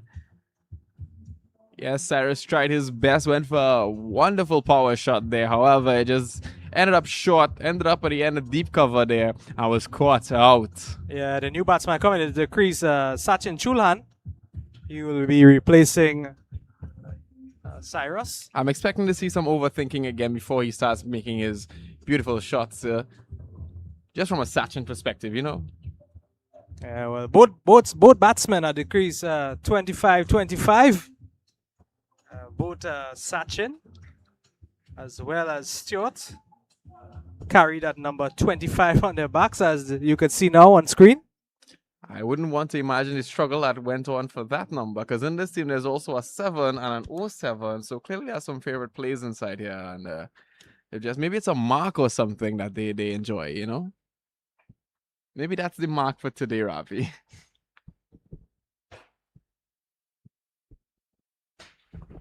So let's see what Sachin Chulhan brings to the crease here this afternoon. Ransom, this delivery on the money. First ball, slower Yorker. All Sachin could have done there was defend it. Let's drive it away straight.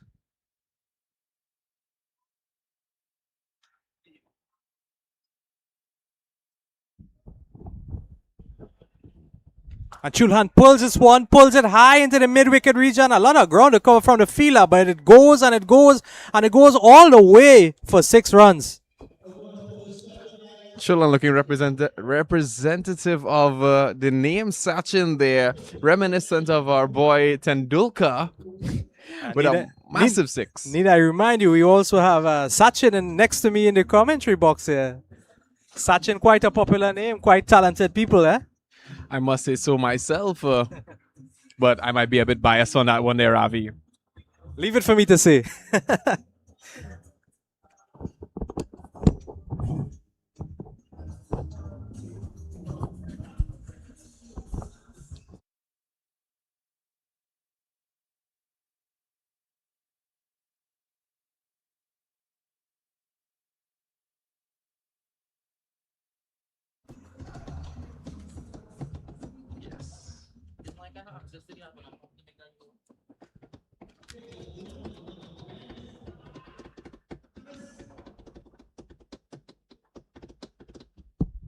Harris, the new ball into the attack from the northern end. Just measuring his run up here.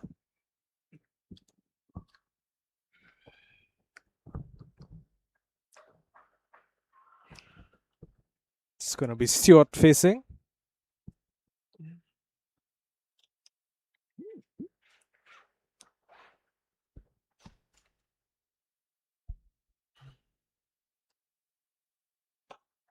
And this one whipped off the legs into the mid-wicket region. They run the first one hard and they come back for the second. They're going to get it comfortably. Mid-wicket making a valiant attempt to stop that boundary there, and thank God he did. It almost went out for 4 there. A lot of action happening from the Scorchers right now. They're on fire at the field at the moment there. Taking a catch, defending those boundaries. This is what we like to see.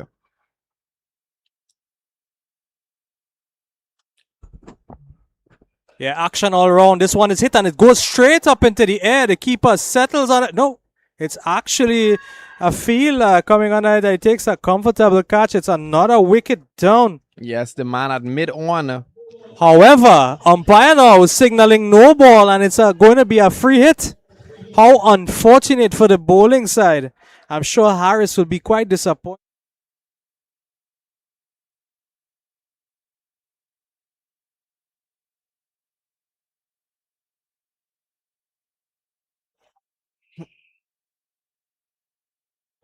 It's a wide, and that it's still going to be a free hit. It's going to have to bowl that no ball again. Don't forget, in the purple helmet is Stewart. Yeah, Stewart is the man on strike. Ravi, I have to bring up when the no ball was signaled. If you hear the argument from the crowd there in the stands, they were not pleased about that at all. Yeah, this one a swing and a miss. So not much coming out of that free hit. We'll just have to settle for the single off the no ball as well as the single off of the wide. So 4 legal deliveries still to go in this over from Harris. And this one just played past that man at first slip and it trickles its way down to the boundary. The third man boundary is going to be 4 more runs. He just drives that ball and he just gets it all the way, evades the third man, rolls all the way out, just drifting past the boundary there.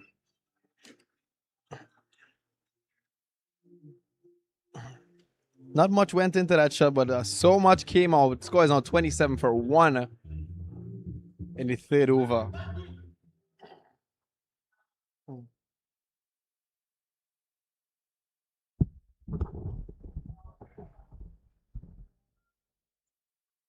This one is wide. So Harris quite a bit unsettled here. Just can't seem to get his line.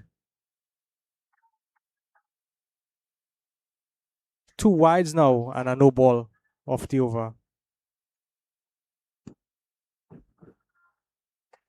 This one is hit flat bat straight back and it goes over the long on position. It's going to be 6 runs. Beautiful shot indeed. It went all the way up into the air, almost into the cow corner there. May have hit a bull in the head with the kind of height that he got there. Nandi, is that you?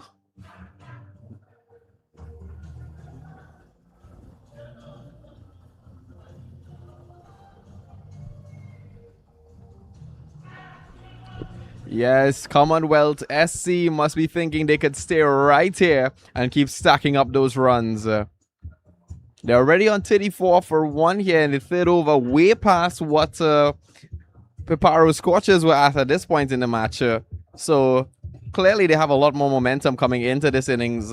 Let's see if they'll be able to clear that 147 easy.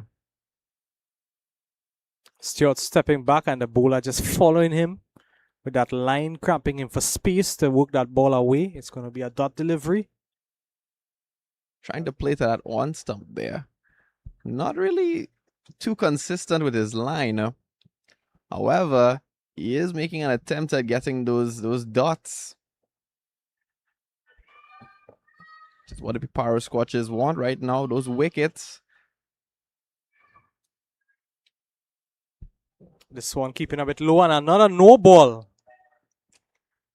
Can see the dissatisfaction on the face of Harris right now. He seems to be a bit disappointed in himself, a bit frustrated. Why am I not getting this line correctly? Why am I not releasing my delivery in the way I want it to? Sometimes the hand does things that the head just doesn't want to happen. And that's how bad decisions are made, you know? This one is pulled and pulled strongly. And it makes its way over the boundary. It's going to be 6, and it's a big 6 of that. That's going to finish the third over. The score moves up now to 41 for the loss of 1 wicket. Seeing that again, you could realize that that hits the VIP area of the Brian Lara Cricket Academy, hits a wall, bounces back there. It was a massive 6 there, a lot of height on that one. I have to put a red light on that ball because a plane could be brought down from that.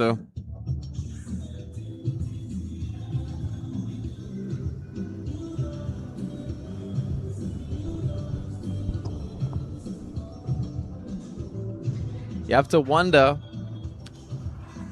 the batsmen between two of them, they're thinking right now, you don't have to wild up yourself, you know. I believe that Chulhan is saying, take it easy, I'll do the work. Yeah, Chulhan will be the man now facing.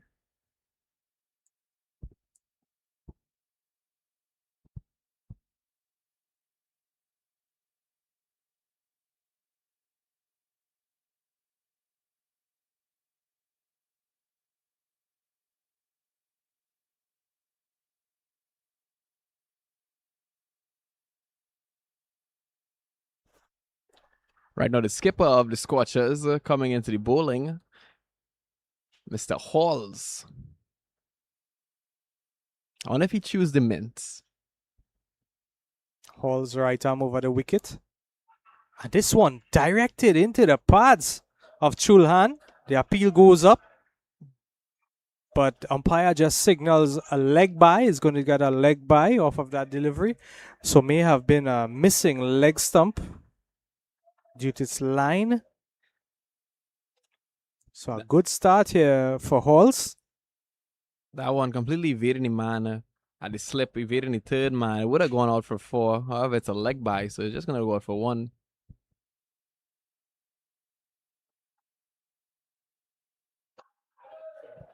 And stepping back and punching this one over the infield and punching very well. It goes all the way for 6. Ravi, did you say punching very well? It's a long weekend, you know. Things could punch very well all week. Yeah, most definitely so. That was an excellent shot of the back foot.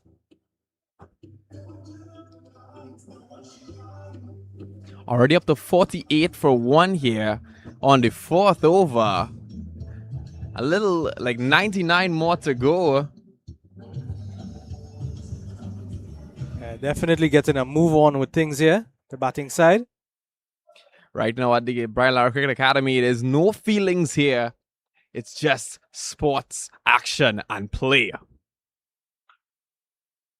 This one short, hit straight through the legs of the fielder. Very poor attempt by the fielder on that occasion.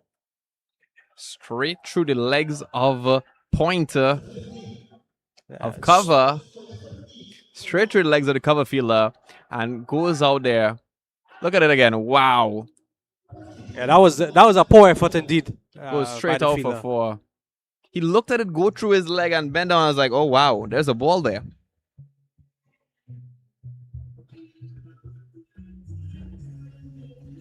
Well, it seems that the Piparo Scorchers are not having that very much of a good time. However, Commonwealth SC having a very good time right now.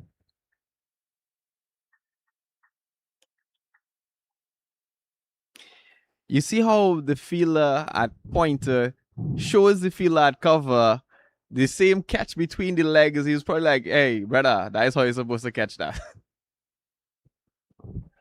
Again on the back foot, working it, cutting it away. What giving a it some chase. air over the infield. They're going to come back for the second and comfortably get a couple of runs off of that delivery. Point fielder there making a really valiant running effort to get to that boundary and save the ball. He saves the ball, but he himself runs over the boundary there. This one short, skidded on quite low, but the batsman just rocked onto the bat foot and would have just slapped it straight back all the way to the boundary for a comfortable 4. So now after the completion of 4 overs, it's already 58 runs for just a loss of 1 wicket. So moving Not on, looking very good for the Piparo Scorchers right now. moving on pretty quickly here. The Commonwealth SC Cricket Club. Commonwealth in this game doing a really good job of maintaining the momentum, whether it be the bowling or the batting right now. They seem to be... we had a more evenly matched game in the first half of the day. Right now, I think we're seeing a bit of a skill difference between the two teams that we have. But they've both made it to the semi-final, and they're both competing for that final position in the next week's game, the final of this Southern Sports Premier League T20 Fiesta, in the final to go up against Gandhi United. So the new bowler coming into the attack, Dane Tilak Singh. He's going to be bowling the Power Max over, and in the Power Max over, I need to remind you, in the Power Max over, all runs are doubled. So he's going to be coming left arm wrist spin over the wicket to the right-handed batsman. At Brian Lara Stadium today, all runs are half off. Actually, 200% on, actually.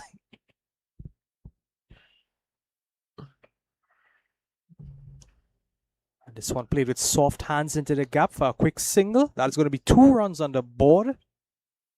You don't want those soft hands in this particular over. You want those big shots. Chulhan would have taken that single to bring Stewart into strike. Stewart, the set batsman, who have been more aggressive in his approach. Chulhan now. See how aggressive he can be as he takes it way up into the air. And it's a wicket. Stewart has to go.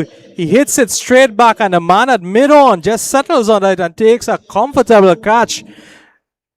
Stewart has to go in that over. Would have definitely mistimed that ball.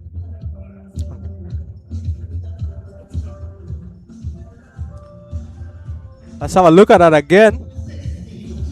That ball dragged down, straightened up on him, trying to pull it away, pull it straight, but pulled it straight into the hands of the man at mid-on, and Stewart has to go. It's the fall of the second wicket. It's 60 for 2. And we can see the Piparo Scorchers huddled together, fired up right now after taking a beautiful catch there. 60 for 2 right now, putting the Commonwealth SC into a precarious position. Where do they want to maintain their momentum or play more defensively? There's a lot of batsmen inside the dugout. However, the real hunter is out, number 1. Well, that will be Neil Samaru, who will come to replace Stewart.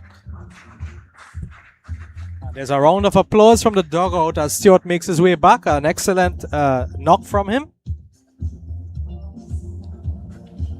Getting those runs on the board for Commonwealth Sports Club. So let's see what Samaru has to bring to the table here this afternoon at the Brian Lara Cricket Academy. Let's hope that these runs don't run away from Commonwealth Sports Club. Again, this is a Power Max over. All the runs are doubled. And 4 remaining in this over. So you really want to give it your all as much as possible. And let's see how Commonwealth takes advantage of this. At this point in the game, the first double over, Commonwealth had stopped all the momentum completely from Piparo Scorchers.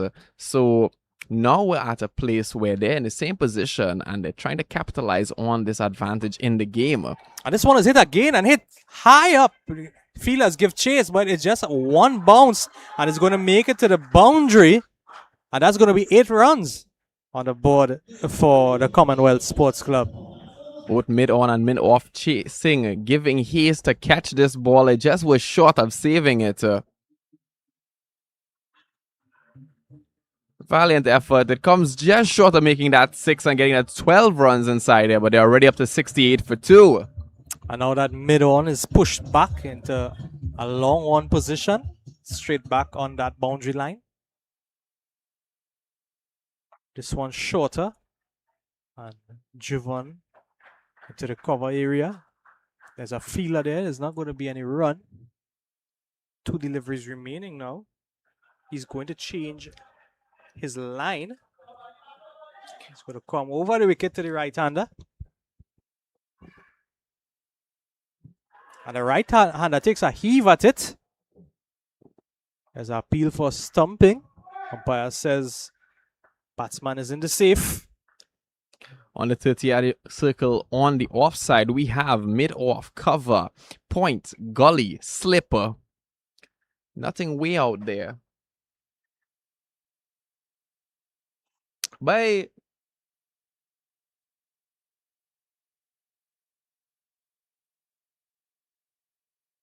Worked off the legs. It's going to run down to the boundary. It's saved by the fielder in the end.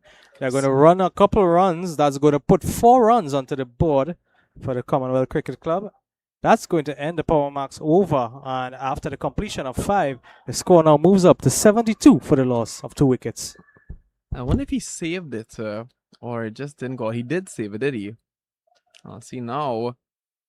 Yes, just barely by a hair, throwing himself over the boundary. He saves it. Instead of 8, they only get 4. But this is such a devastating over for any team here. Once you get any runs, it's double. We're looking for that again in the 10th over. And looking at the target right now, looking at where the momentum is from Commonwealth SC, we might make it to the 10th over. God forbid for the Scorchers. Well, that's left to be seen.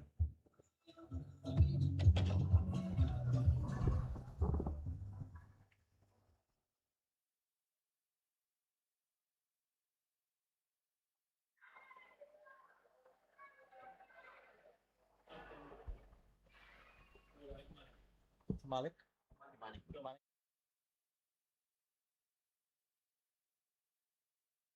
Inside Justin Manick. Let's see how Manick he could be today as he puts his first spell out there.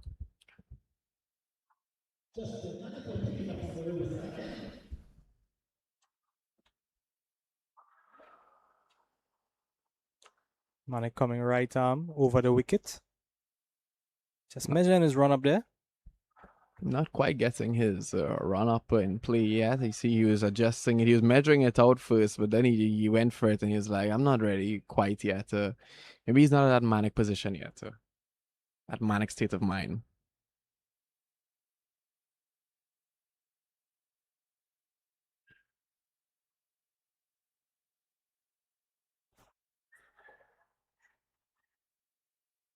It's a back to offside field for Manick.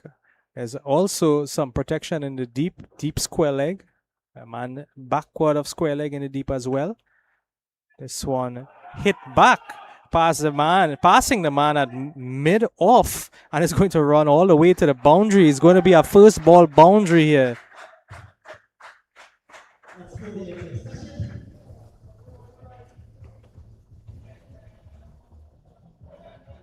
Yeah, the team disappointed with the effort from the man at mid-off. Just expecting a bit more from him.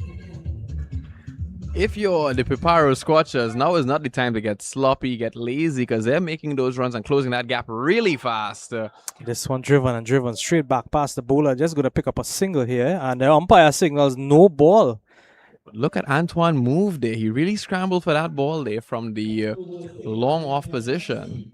Yeah, so that no ball signal will mean that the bowler will have to re-bowl that one, and it's a free hit. You see, I understand the apprehensiveness from this young man here today, the Manick, because there's a lot of pressure placed on him right now. Those scores are creeping up on Piparo Scorchers, and he's trying to defend against a guy who's been making a lot of runs, which was Sachin. Now we're from Mr. Samaru. Let's see what he can do against him.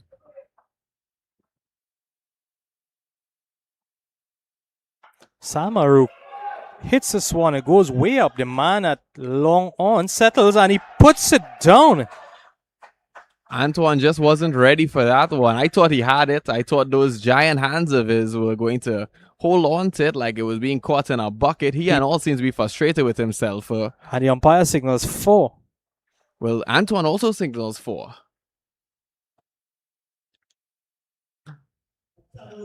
From where I am in the gantry, that went over, completely over the shed there at the Brian Lara Cricket Academy. Straight through the hands of Antoine. How disappointing. Again, driving this one through the covers and drives it well. It goes all the way to the cover boundary for 4 runs. That was a beautiful shot by Samaru. Almost a Rahul Dravid cover drive there. A great display of confidence and control by the right-handed Samaru. Bring the score up to 86 for 2. Commonwealth creeping up on that 148 mark.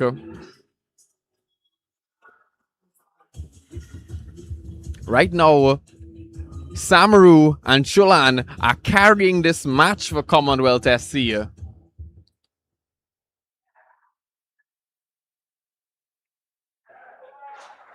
And watchfully defended. So good mature display of his batting inning, Samaru. Seems that Manik is now making his adjustments and getting those runs to a bit of a halt, a bit of a slow down for the momentum from Commonwealth.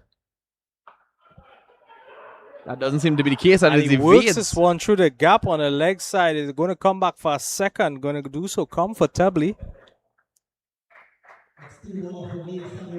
And again, umpire signals a no ball. It's going to be another free hit. So runs just hemorrhaging at the moment here. You have to imagine nerves going through the young man's mind in Manik right now. As he's hemorrhaging these runs, as you said. Almost up to 90 here. But another free hit, and it goes way over the stands. Antoine, the long on, not able to get it as it goes way up into the stands now. He has to climb that barricade, climb those stairs. You can call it the walk of shame in cricket to retrieve that ball. Bringing the score up to 95 for 2. Off of the free hit. It closes a chair. Wow, what a 6.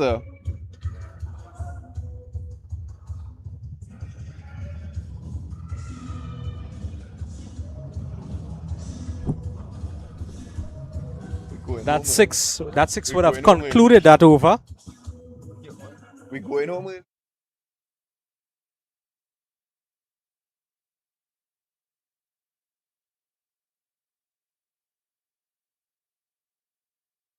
Chinaman coming back into the attack.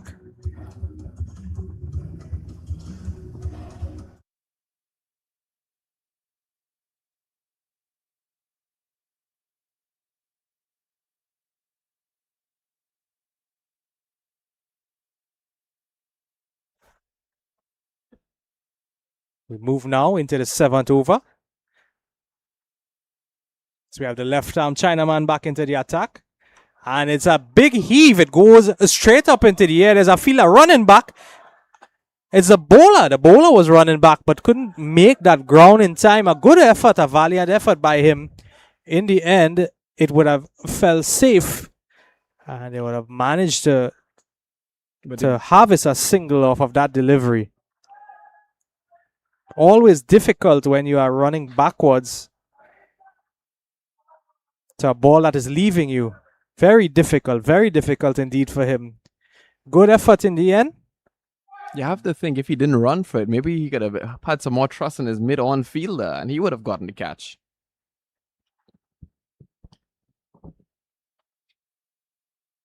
At target 148.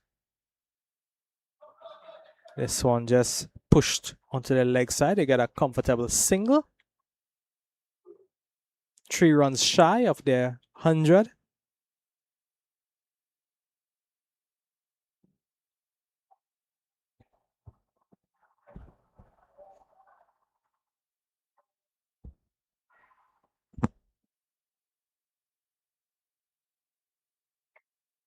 And comes forward and defends this one nicely.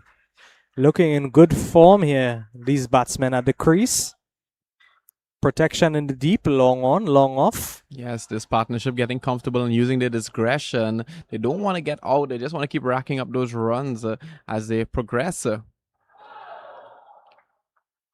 This time he tries to take a heave at it, missing everything.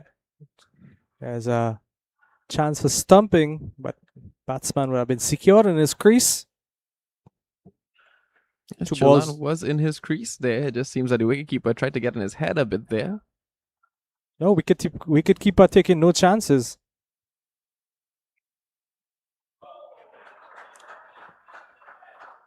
That one aimed a bit quicker, darted into Square leg. the leg stump area and pushed on into the mid-wicket region to just get a single.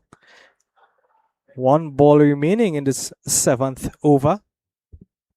Just the 7th over, and look how far the total has already reached, just shy of 100 with only 2 losses here.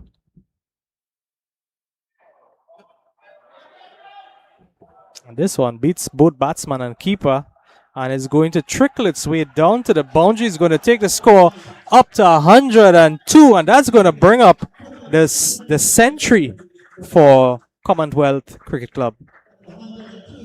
Where was the third man? Where was the fine legger from the Piparo Scorchers? Where was the defense there? What happened, guys? Are we not really feeling fired up at the moment? Is that it?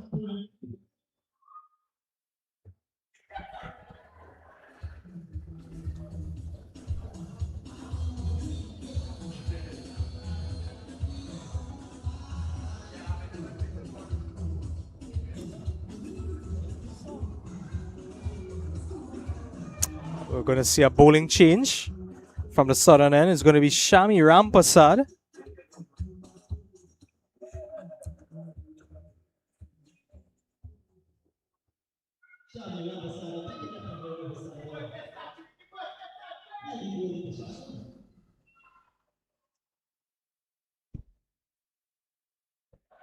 Rampasad, right arm orthodox. He's going to come over the wicket.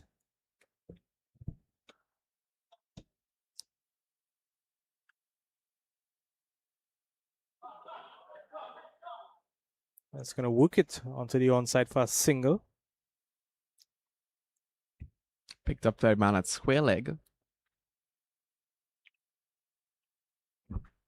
Already on 103 here. That single is going to bring Samaru into strike. A very comfortable partnership here from Commonwealth SC. It's up to Piparo Scorchers to bring their A game and get one of them out, break up this partnership, break up this momentum. And as much as they want it to happen, it doesn't seem like it's going to happen yet. So not much again to happen, as they need something like 45 more runs to take this game home, 46 more runs to take this game home, and end up in the finals next week, Saturday at 5 p.m. Who will face Gandhi Village? Will it be Commonwealth SC or the Piparo Scorchers?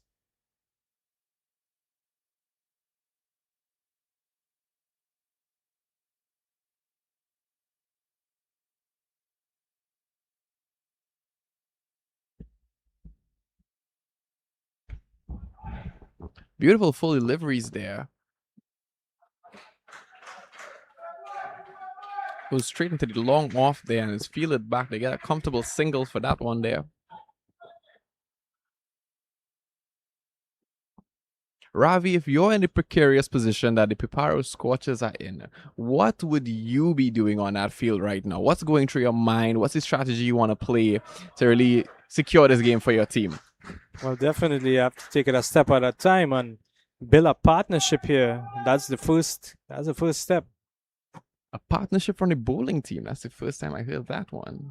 Oh, you mean from the Piparo Scorchers? Oh, well, I think that they are doing all that they need to do. They just need to take those catches, feel well, don't give away any extra runs, don't give away those no balls and wides that they have been doing, and these things would ease pressure off the batting side. So these are just a few of the things that they will need to tighten up in order to keep that pressure on the batting side. Right now, the batting side feeling no pressure. Both batsmen standing very comfortably right now with only 42 more runs to take it home, 43 more runs to take it home. It's not that great of a defense that they're putting up right now. Not great of an attacker happening from the Piparo Scorchers. The defense is great from Commonwealth SC. This partnership right now, if I were the Scorchers, I would try to break them up as much as possible. Yeah, we're going to see Tilak Singh. He's going to come back. His third over. Left arm over the wicket to the right-handed batsman. He's taking a heave at it. He's working it into the leg side. There's protection there by that man who tries to save that boundary with his feet. However, it beats that fielder and it makes its way all the way to the boundary. It's Ransom is the man out there. So it's going to be another boundary, bringing the score up to 110 now for the loss of 2 wickets.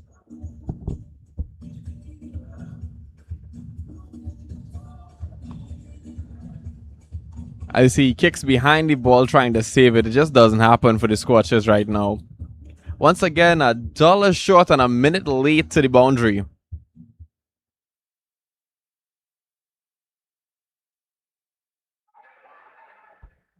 This their appeal for that LBW. That ball just striking batsman outside the line of that leg stump area.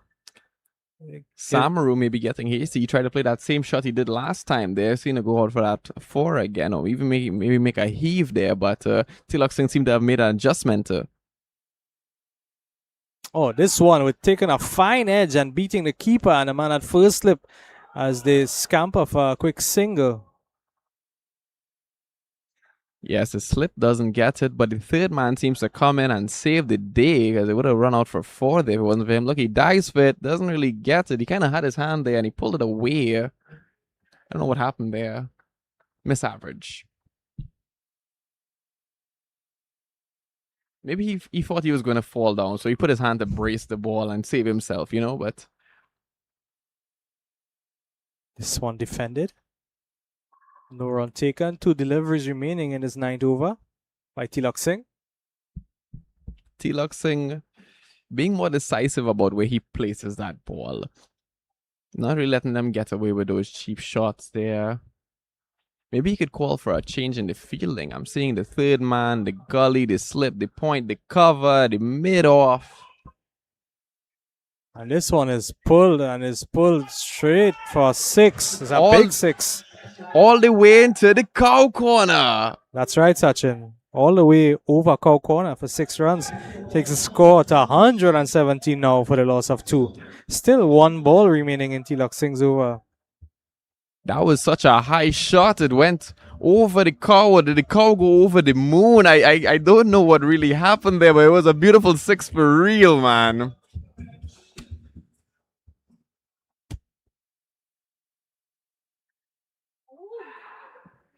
Last delivery and just trying to work this one behind the keeper, missing everything. It's going to be a dot delivery to end that 9th over. Score remains 117 for the loss of 2 wickets. You have to commend Tilak Singh there as he's put a little damper on the momentum that was happening from Commonwealth SC.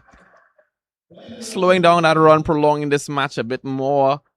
Not much again needed. They need something like 31 runs again to make this game happen, bring this game home for Commonwealth SC.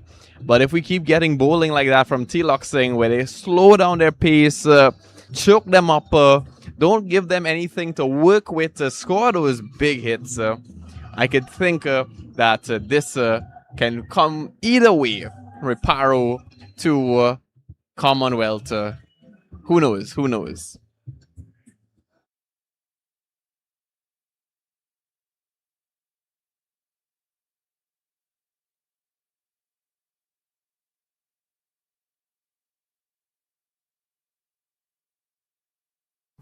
Got a correction there from my production guy. He said it's not 31. It's 31 to tie. It's 32 to win. So big up to Aidan Rampasad, my production guy on the inside. Really correcting my mental maths there. I'll work on that for you, sir. This one pulled onto the onside. Just a single. 2 men out and that boundary. And of course, this is a double over where every run scored is twice. That's right, Sachin. So that single that was run is actually 2 runs on the board. This over is such an energetic thing to watch because everything here counts for double right now. It's twice the stakes, twice the risk, twice the reward. Yeah, another single taken. So 2 more runs to the board. And I stand corrected. The game has gone to that 10th over, that second double over. Right now, the crowd is definitely silent right now, watching this in anticipation. What is going to happen next? He's hitting this one straight back over the batsman. Batsman has a duck for cover, not being able to make a run, and because of the batsman losing his footing in the other end. So that would be a dot delivery. Thanks to the man on the long offer.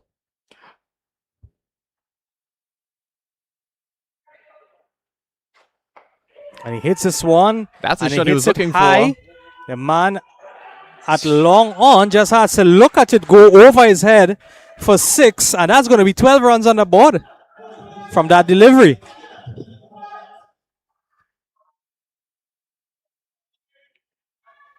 So 6 runs over long on. 12 on the board in this power max over.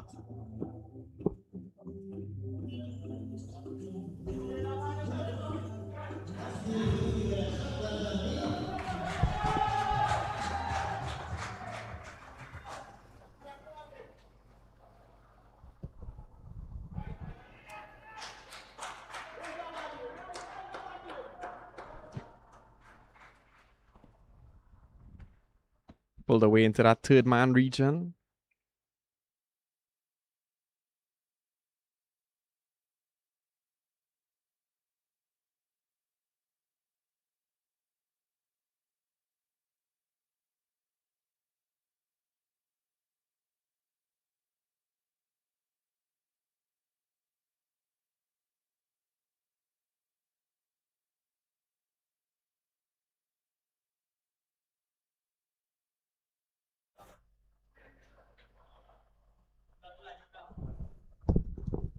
Still into the power max over here, and he hits this one, well, and it goes over the head of Antoine, who can only look at where it lands in the bleachers. It's going to be 6 more on the board, and it's going to be 12 runs.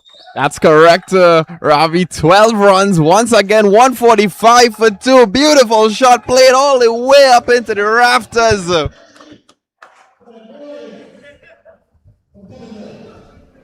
So now just 3 runs away from victory. One ball still to go from this over, is it? Oh, that would have completed that power max over. So just 3 runs needed now from victory. And this 11th over that's going to be bowled.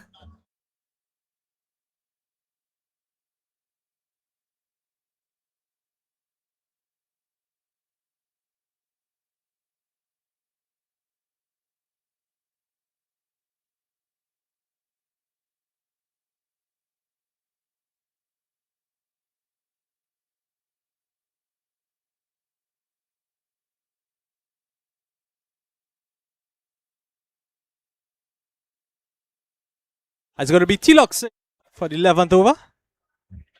Pulls out of that ball at the last minute. Umpire Sachin coming with a lot of fire there. He's amped up to get that ball swinging and make that last. However, much runs it is for them to take home the victory from Commonwealth. Sorry for interrupting you there, Ravi.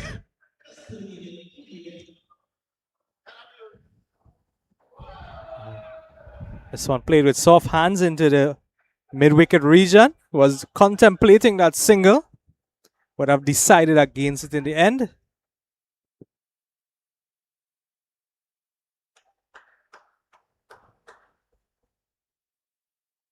Sachin looking to make a home run here now. This one flicked into the leg side, past that fielder at square leg. They're going to take a single. They're going to come back for a second, and they comfortably get it. Scores now tied.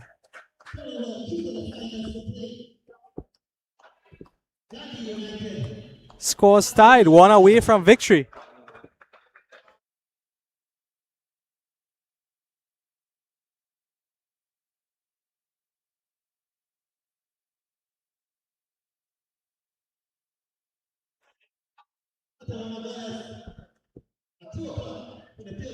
And Tilak Singh bowls, give it some air, and it's hit straight up into the air, and it goes all the way for 6, and they win in excess here, Commonwealth Sports Club. It's a victory for them. They move straight to the finals.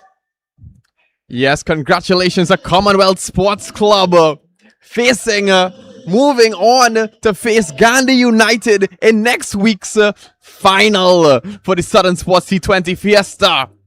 It's going to be jam-packed here in Brian Lara Cricket Academy. Get your tickets now. Join us next week at 5 p.m. for the finals of this athletic, competitive, strategic competition that's been running here. We're all the way up to the finals now. Commonwealth Sports Club, Gandhi United, next week happening right here at Brian Lara Cricket Academy. You can either come to the venue on your Saturday evening, or you can check us out right here on 360 TV on YouTube for your live coverage right here at the Brian Lara Cricket Academy. Southern Sports T20 Premier League Fiesta. We'll come and see you again next week.